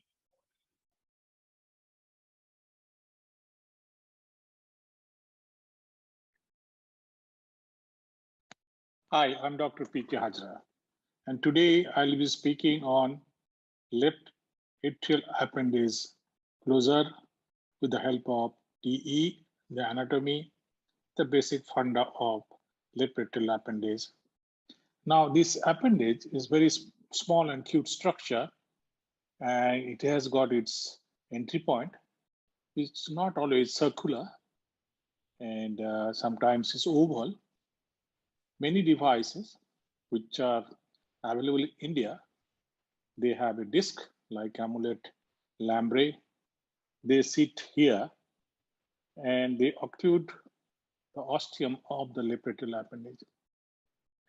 The ACP, the landing zone of the tire or the lobe is here. The umbrella is in. On the other side, you have circumflex. This side is pulmonary vein ridge, down mitral valve. You can see these things on 3D TEE, 4D on ICE. On 3D biplane, the TE shows 2 dimensions, the short dimension, long dimensions. Both are sometimes valuable in deciding what size of electrolyzer device you use. But most of the time, we are happy with the 2D TE imaging biplane. And you know, this structure is very delicate structure. And it's like an ear. There are many descriptions: chicken wing, windsock, cauliflower. And these are anterior structure. So your puncture should be posterior. And sometimes it folds back. It has got its neck. It has got its apex. This is the landing zone. And most of the time, if you can close these appendage on just TE, you don't need eyes. But eyes do not need general anesthesia or esophageal, if you have any esophageal problem, cirrhosis, varices, you may find some difficulty. So most of the time we do it under general anesthesia, but deep sedation is also possible. Now, once you have the sheath, there will be some stretching, some distortion of the appendage, what you see on TE, but this sheath can be seen on TEE, and the fluoroscopic imaging is basically the marker seen. On TE, you can nicely see this disc of the amulet and the lobe which is inside, and you can see each and everything, the cable, the trump track appearance of the sheath, thrombus formation, and any complication like dislodgement immediately after releasing. So this procedure is very, very safe nowadays, the help of TEE. Because if your septal puncture is posterior inferior, then rest of the things should be done under TE guidance. And fluoroscopy can help you with the movement of the wire and the devices. But TE is the most important thing. Now this appendage has got a very thin membranous structure, and it has got many pectinate, like many ridges inside. And sometimes the depth of the lobe varies on TE. And on TE, there are certain things we want to look for the successful implantation of device, that is a certain dimension. Now, ostial dimensions are very important, and that gives you a rough idea what size of ACP or amulet you use. If you use Watchman, then 20% of oversize, that means if it is 20 millimeter, 20 into 2, that is around 4 millimeter, that is 24 millimeter device approximately you should take. And for Watchman, this depth is important because it is oblong and it's just like a cherry. And for ACP, depth is not important, amulet depth is not important, because ACP has a different mechanism of sealing of the appendage. They have a disc, which is usually saucer-shaped. There's central point, the pin, and they have a lobe here. So you take 10 millimeter on TE at 0 degree or other degrees, like 45, 90, and 135. So each is separated by 45 degrees, 45 plus 45, 90, 90 plus 45 equal 135. And we take all the measurements possible when you are doing electrolyzer. So capture those images, you can review those images, and sometimes you can see thrombus here, thrombus there. If you have a free floating thrombus, you cannot do electrolyzer. If the thrombus is here, most of the devices which comes from the LA cavity, and it's a fish ball or any kind of onion shaped ball, you just walk in and this thrombus gets sealed, and there should not be too much of manipulation. Now, while you are doing and helping the operator for the implantation, the movement of the wire, the movement of the sheath, movement of the device, size of the device, whether you are too much in and too much superficial, the release pattern, whether the device has popped up, you push and pull, the Minnesota tug, everything can be observed nicely on TE. That's why TE is the most preferred method of imaging during LA closure. Now, some people can do TE without TE. They can have ice. As I mentioned, ice is expensive. The beauty of ice is like you don't have to go through the esophagus. And if you have patient who has got esophageal problem, doesn't require any sedation. So these are the beauties of ice. Now on fluoroscopy, you have image intensifier. Epicranial is equal to 0 degree on your TE. Audiocranial is 45 degrees. So image intensifier, if it is looking towards the patient's scalp, it is 0 degree. If it is looking towards the right shoulder, it is 45 degrees on the TE. And audiocranial, we call it in conventional term. 90 degrees means your image intensifier, which is lying on the upper surface of the body, the top of the patient, is looking towards the liver, right-sided, and we call it RO 30. 135 degrees is the best view for the os, and it is mandatory for watchman. And some people take other degrees, like if they cannot reach 135 degrees, you have to flex the TE probe, and the image intensifier is looking towards the groin. So audio-caudal, that is equivalent to your. So these are the basic things you should know. And this is 45 degrees. If you just flip, reverse this thing, you can have the corresponding image on the angiogram. So this is audiocranial, this is audio-caudal, same thing here. So this is very, very important to understand that your device is going to land here, the ACP or the amulet or lambre, and the other device, as I said, will land in the ostium. So different measurements are taken, and circumflex is always the lighthouse. On TE, this is anterior, this is posterior, this is lateral, this is medial, towards the circumflex medial. And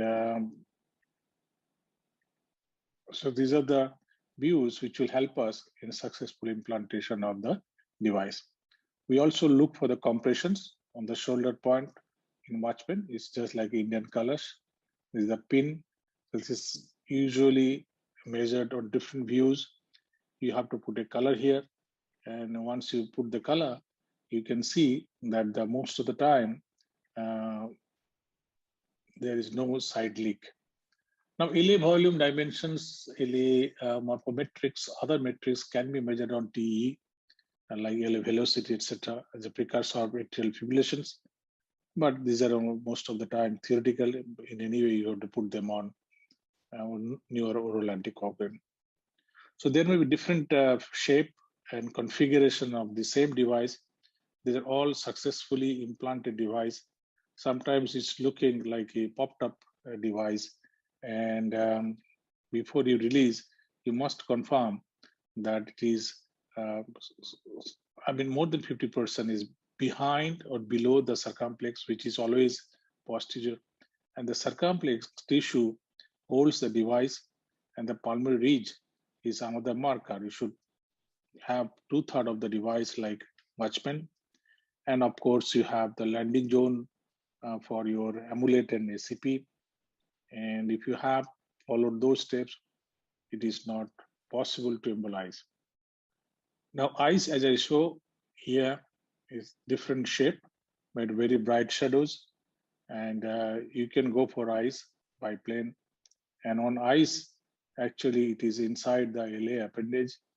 Sometimes you have to keep in a pulmonary vein, but most of the time we try to keep it in the LA body.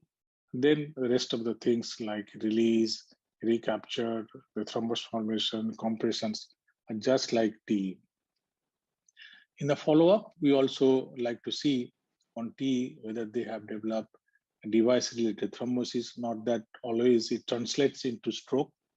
Sometimes these can give rise to a false impression of a thrombus. So these are the fabric and some endothelium here and there.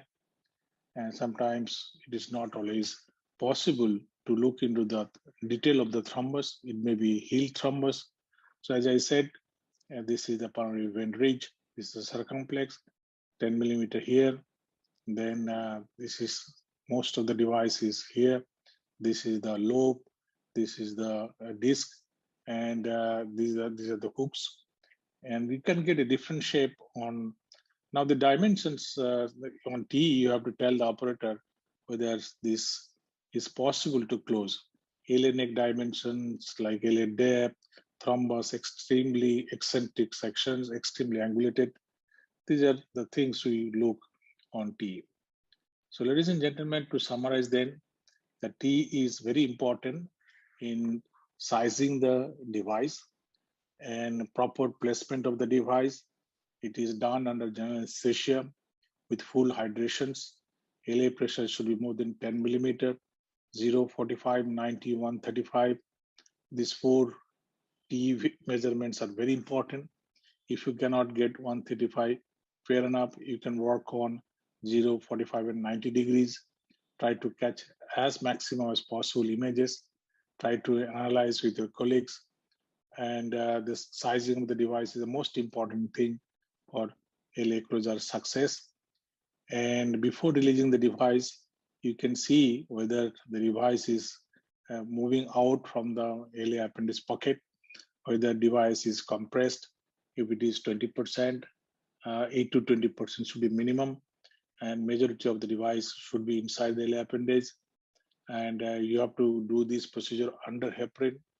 And if you develop any thrombus, remove all and ask that on T you are seeing something funny, and you have to ask the operator to remove everything, flush, remove the thrombus, then reinsert. And once you are seeing any kind of device dislodgement, immediately you have to tell the operator that the device is no more seen in the pocket or the LA appendage. And most of the time, this retrieval is done under fluoroscopy as well as T guidance. But if you have a T image in your mind, and if you have sized the device properly, many times you may seem that the device has popped up a little bit, but once you release the device after a good tug, it goes in. So there is a tendency of the device to get sucked in once you release because of the contraction of the left atrial appendage. Now, TE is the best thing to have in our country because of the economy and ease of use and experience. The ICE can replace TE if you have a contraindication to TE. But again, as I said, most of the studies and most of the operators in India, they prefer TE. I also prefer TE. In the setting of AF or any heart failure with reduced ejection fractions, the appendage dimension give you some ideas about the volumetrics, but for device procedure, these volumes are not that important. There are certain limitations of TE. If you have very obese patients, always it is the difficulty may arise, but most of the time it is successful. With that, I would like to thank for your kind attentions. T is most essential thing to learn for future intervention on the left side, be it mitral clip, LA appendage closure, mitral paravalvular leak, or you have any device which will be placed across the septum. Thank you very much.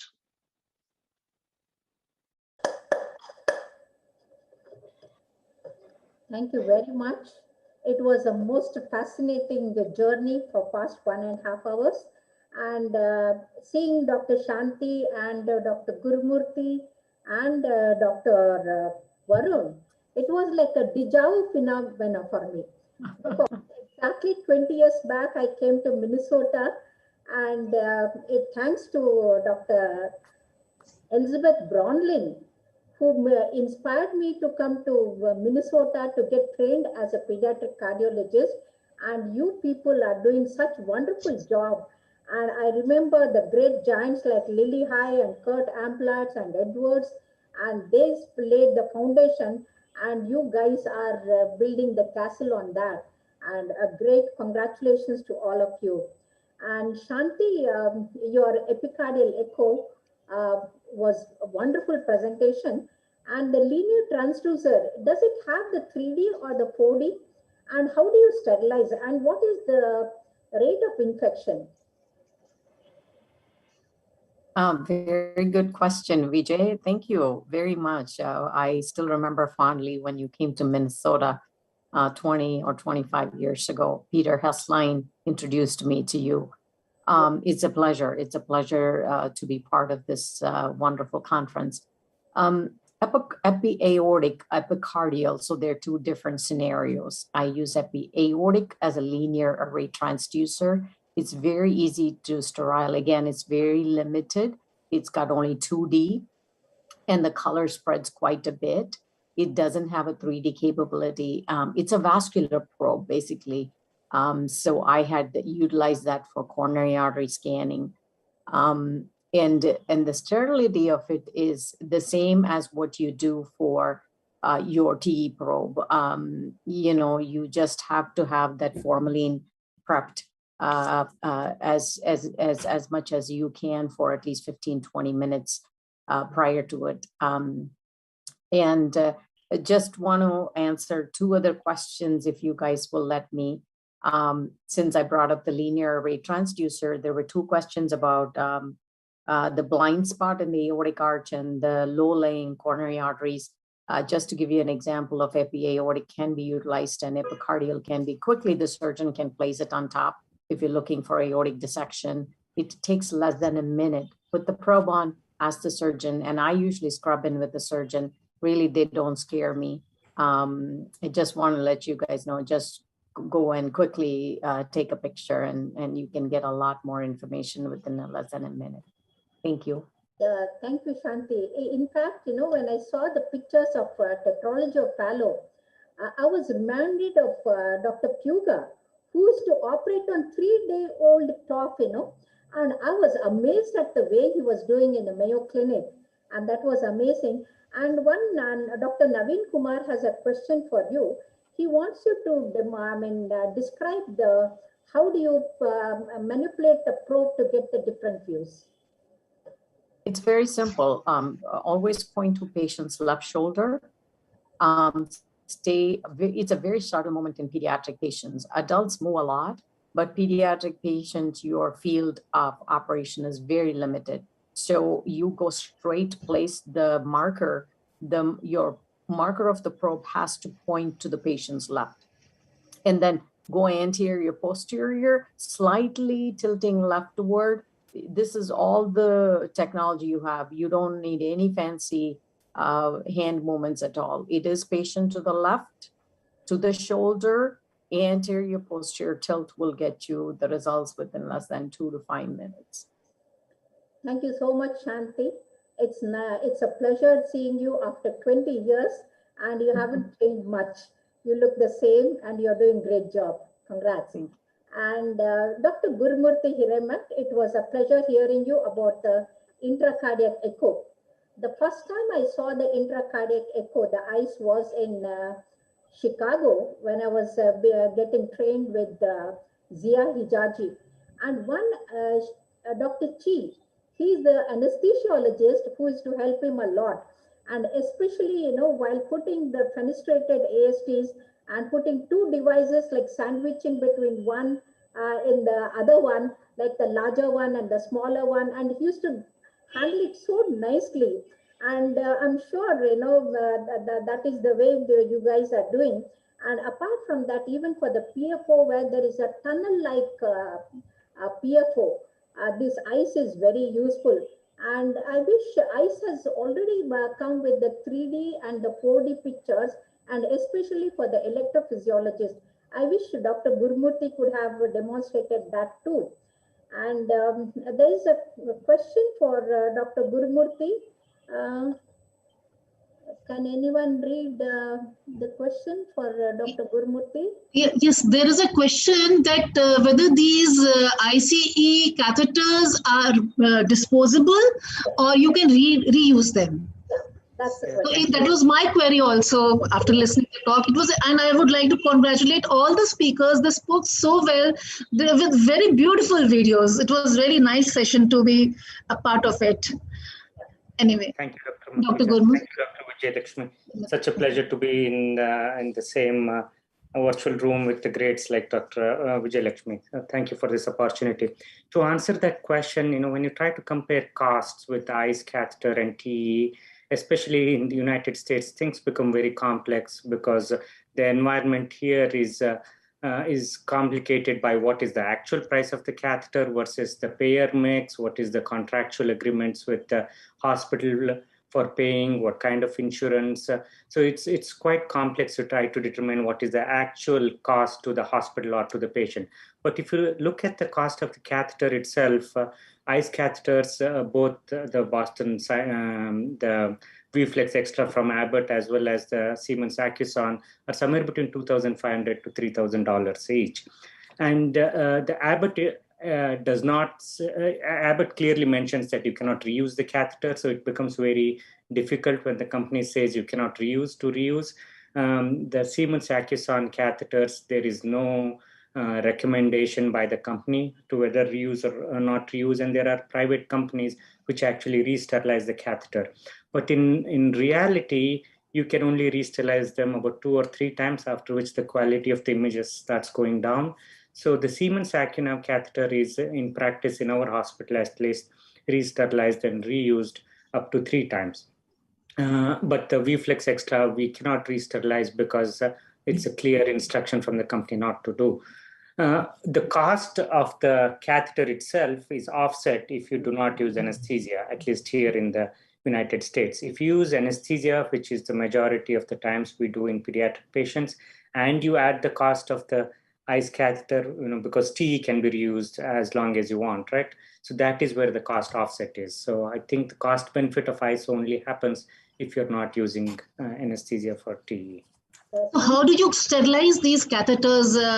They must be very delicate ones. 8 French you mentioned somehow. Yes, I cannot speak to the exact method of sterilization, but it is there is only one company in the United States that specifically sterilizes the ICE catheters. I can like we use glutathione for the TE probes actually, and do you sterilize in the same way? I would imagine. I'm sorry, I don't know the exact details. Okay, no or gas sterilization. I think maybe there is two different things. TE goes in the esophagus, whether this ICE goes into the cardiac. So the sterilization is very, very important here. So yes, that's what. Very subtle thing. And apart from that, the ICE has got the 3D and the 4D, and which is used more by the electrophysiologist.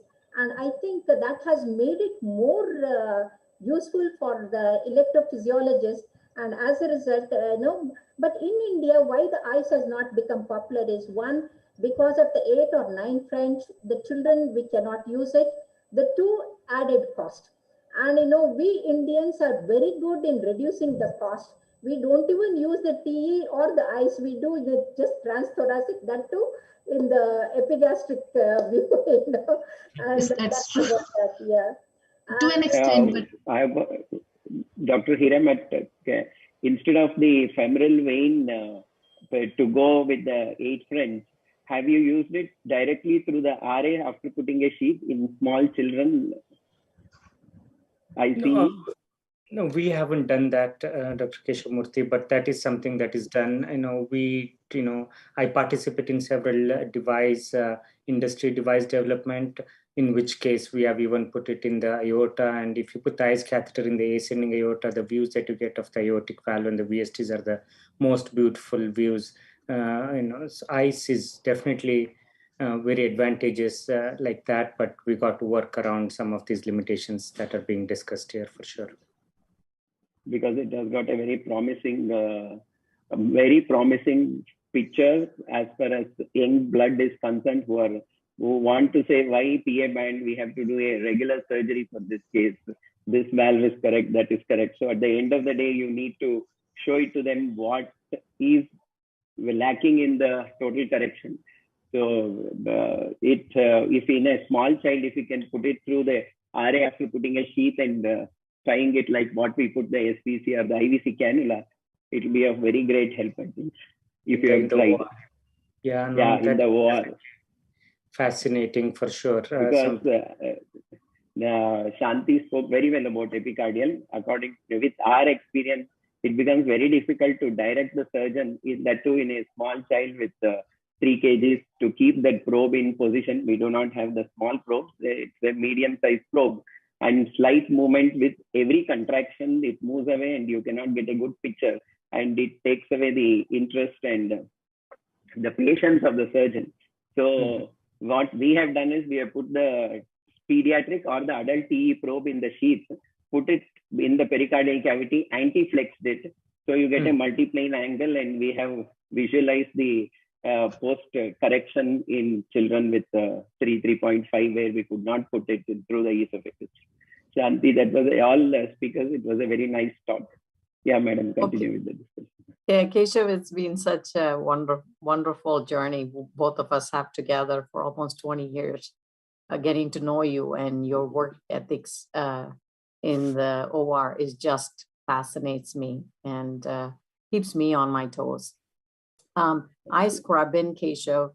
I have a fellow or anesthesia, one of the anesthesia will, but most of the time I have a fellow learner, and I scrub in with the surgeon. So he gives me 2 minutes of his time, and then I quickly go that's and the most, yes, you right. have to get the trust and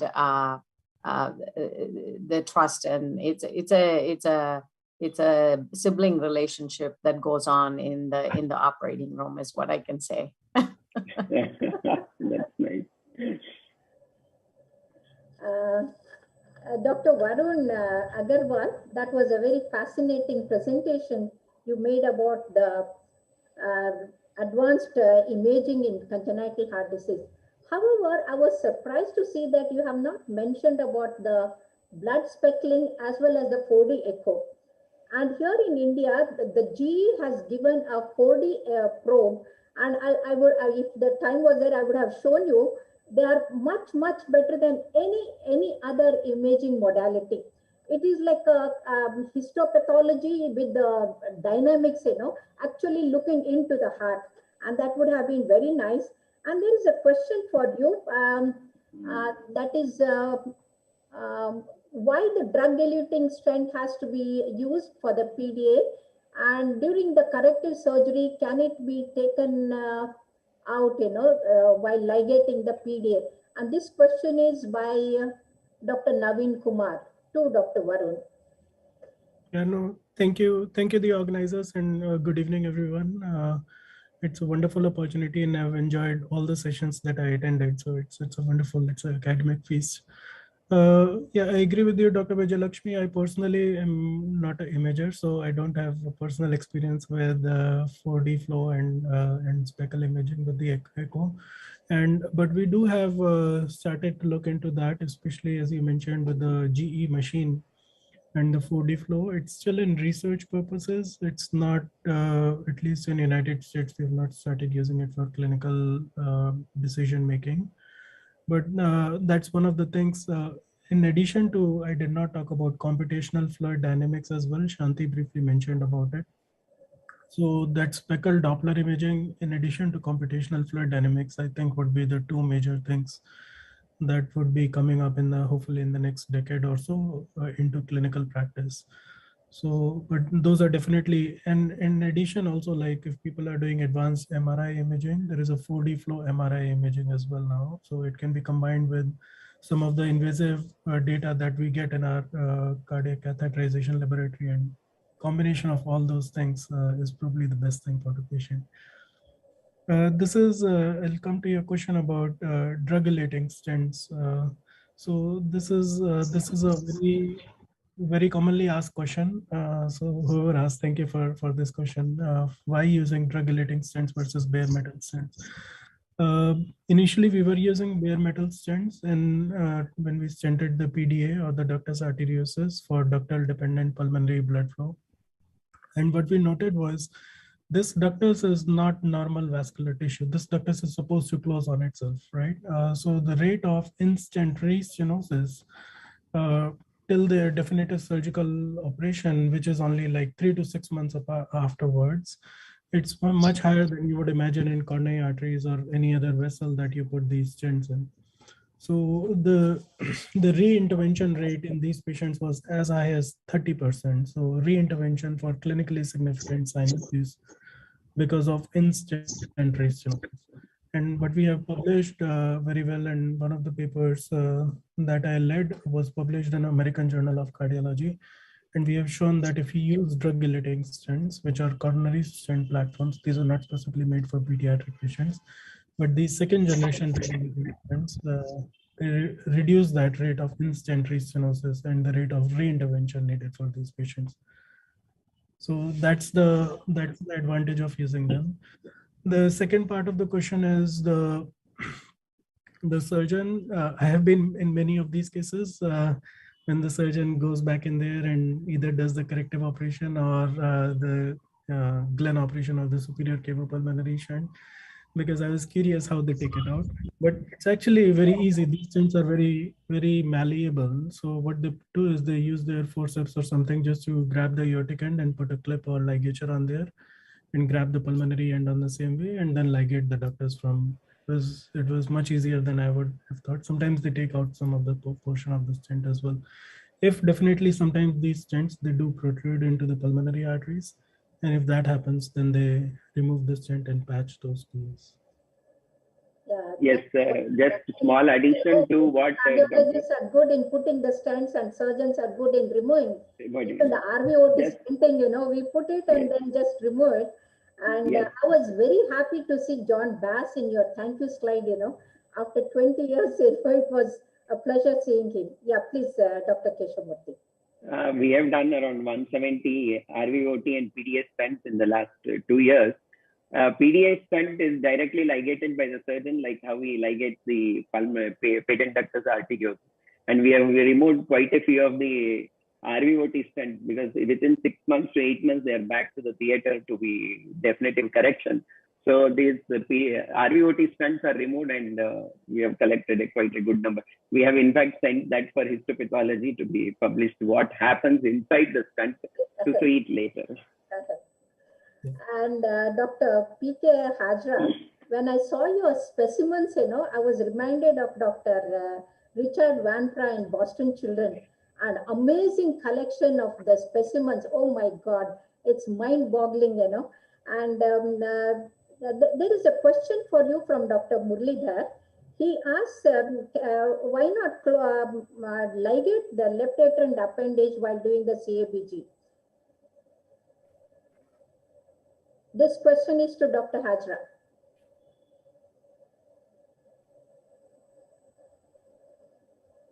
Or anyone can answer that question by Dr. Muralidhar. Keshavamurthy can answer probably. No, I think yes, I think we should close it. We are short. Okay, if we have to close, then let me thank all the panelists and all the speakers. And I thank Dr. Muralidhar and the organizers for giving us the opportunity to have the discussion on such a highly skilled and advanced techniques. And that too, we are not great. We are made great by a great giant like Kurt Amplatz. And, he used to make the custom-made devices for me and send it free of cost. All my world records are thanks to Kurt Amplatz, and big salute to Minnesota guys. And once Bob Anderson, he said, VJ, we have laid foundation. Now it is you Indians, you have to build the castle. And I think you guys are capable of doing it. God bless you all. All the best. Good night. Shubharatri. Excuse me, ma'am. Thank you all the Please speakers. give me 1 minute, please. Please. Yes, And yes, a yes. big applause for all. Priyanka, you want to say something? Yes, sir. Yes, sir. First of all, please. thank you, sir, for making me a part of it. It was really very informative and elusive session by direct from the experts. I would say I'm a very junior person in this field. And ma'am, I had a question for Shanti, ma'am. Actually, ma'am, your interest in coronaries, I have same interests, and so for epicardial echo, ma'am, I wanted to ask, have you ever tried it in adult cardiac surgeries post CABG to directly visualize the venous grafts and their flows and their patencies? No, we are not involved with adult medicine. But, given this COVID and Kawasaki's, we may start doing more of cabbages. I hope not. I hope not in future. It stays with the adult population. But if I go to the adult side, I will definitely make sure I get some images for you guys. There is always an opportunity, and the university team is very flexible. So I will take that opportunity in the next few months. I will try to get some for you. Thank you, Shanti. Thank you. And a big applause. And Dr. Kiran. Can I speak 1 minute? Dr. Muli, I would like to thank you and all the other organizers for making me part of this advanced session on congenital heart disease. Thank you for joining.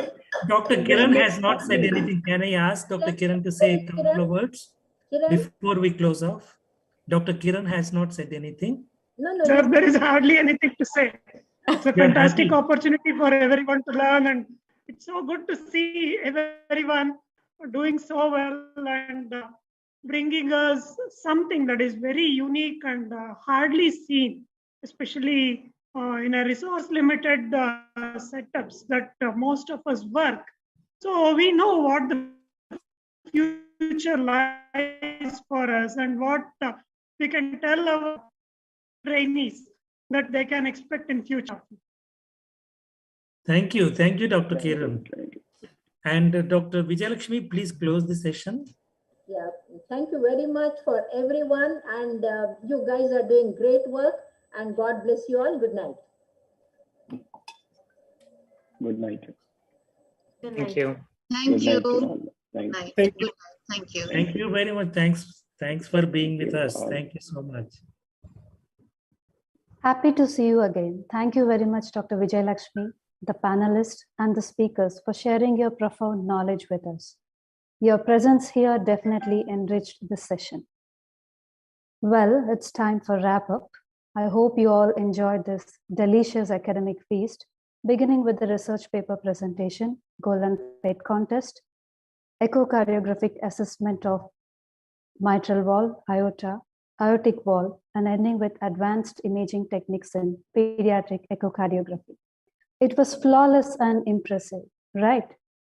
Sure. To begin with, I'd like to thank Almighty God for making today's function a great success. On behalf of IACTA, I thank all the presenters, the speakers, and the attendees for participating in today's webinar and making it a grand event. Also, I'd like to thank the organizing team, the technical support Medinet team, and each and everyone for your contributions to the overall success of this phenomenal TE webinar. Now, I'm pleased to invite Dr. Rajesh Arya, the Secretary of IACTA, to present the statistics and technical details of today's webinar. Thank you, everyone, once again, for your gracious presence. Thanks, Dr. Sujani. I'll share my screen, and I've made a small presentation, which I'm sure people will be happy to enjoy that. This is a small video which is sent at the last moment by one of the sponsors of our project. This is today's second day, which we have conducted 3 sessions on thematic lectures. And we had 2 sessions on paper presentations by youngsters, and that is Golden Fate and research paper. The attending people and the delegates and everybody, the number is increasing day by day. Let us watch this video for a few 30-40 seconds, and then I'll present the statistics.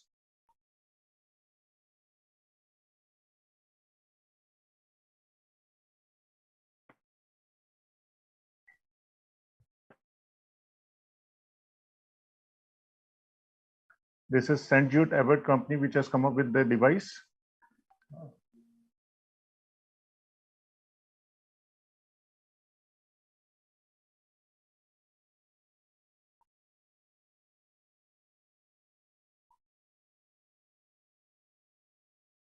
So back to our workshop, what we have done today. We had research and cardiovascular ultrasound session. We had 11 papers in that, and best paper on research will be presented tomorrow, that is 22nd, during the valedictory function. These are the these are the presenter certificate. We'll be emailing the certificates to the people who have presented, and the physical certificate, hard copy, will be kept in the next conference on the IACTA desk, and they can collect it from there. Then we had Golden Fate with 6 presenters, and the best paper in the TE and best paper in TTE both will be declared tomorrow during the valedictory function. And all these participation certificates will be given to the participants during a physical meeting next time. Now these are the best paper certificates, and we don't know who's the winner, and till the time tomorrow evening, let the anxiety remain, let the palpitation gone, and if Dr. Murli permits, till that time I can write Dr. Murli's name everywhere, because he is the best. Okay, on a lighter note.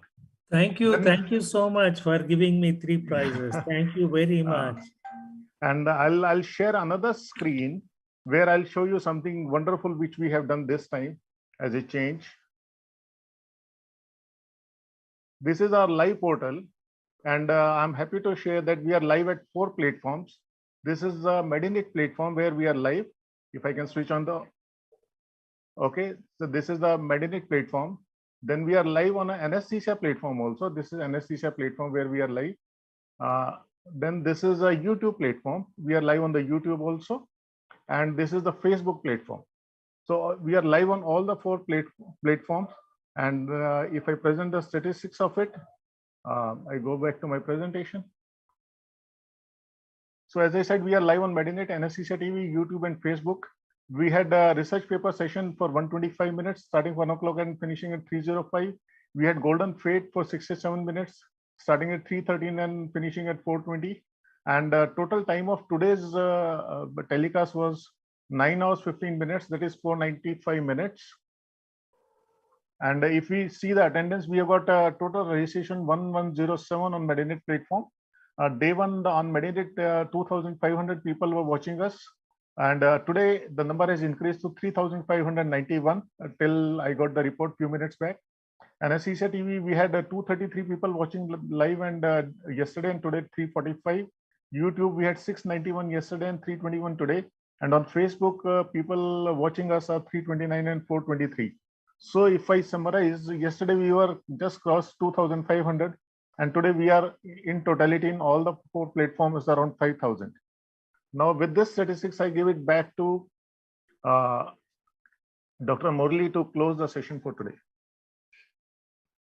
Thank you very much, everybody, for your kind presence and attending the meeting. We have had a wonderful day today with the paper presentations, research presentation. For the first time, research presentations were there, 11 presentations. That's a great achievement, followed by Golden Plate. And we had 3 sessions involving the authorities in the subject. Lovely sessions were held, and followed by discussion. I'm really grateful to the speakers as well as the panelists and the moderators for efficiently conducting these sessions. And tomorrow, please do join us, because we have very interesting sessions starting at 7:15 a.m. Please note that 7:15 a.m. Please be Please log in by 7 in the morning, and we close by about 5.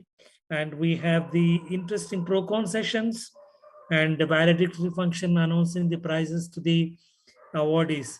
Thank you so much, and I would like to thank everybody for your for being patient with us and being a part of this venture in the advancement of knowledge and education for the benefit of our patients.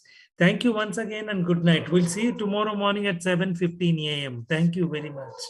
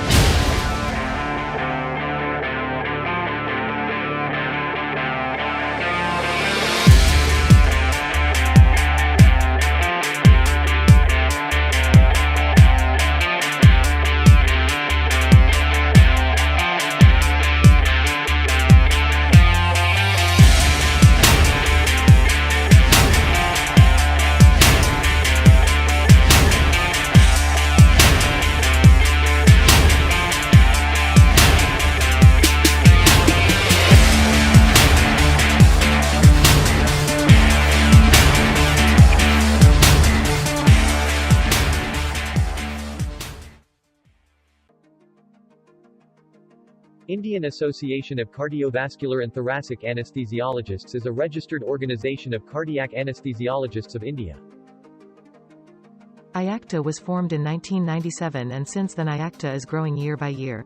Over the years, IACTA has got 14 regional branches spread all across India, namely Delhi, North Zone, Jaipur, West Bengal, Jodhpur, Ahmedabad, Chennai, Bangalore, Malabar, Hyderabad, Nagpur, Pune, Mumbai, Cochin, and Madurai.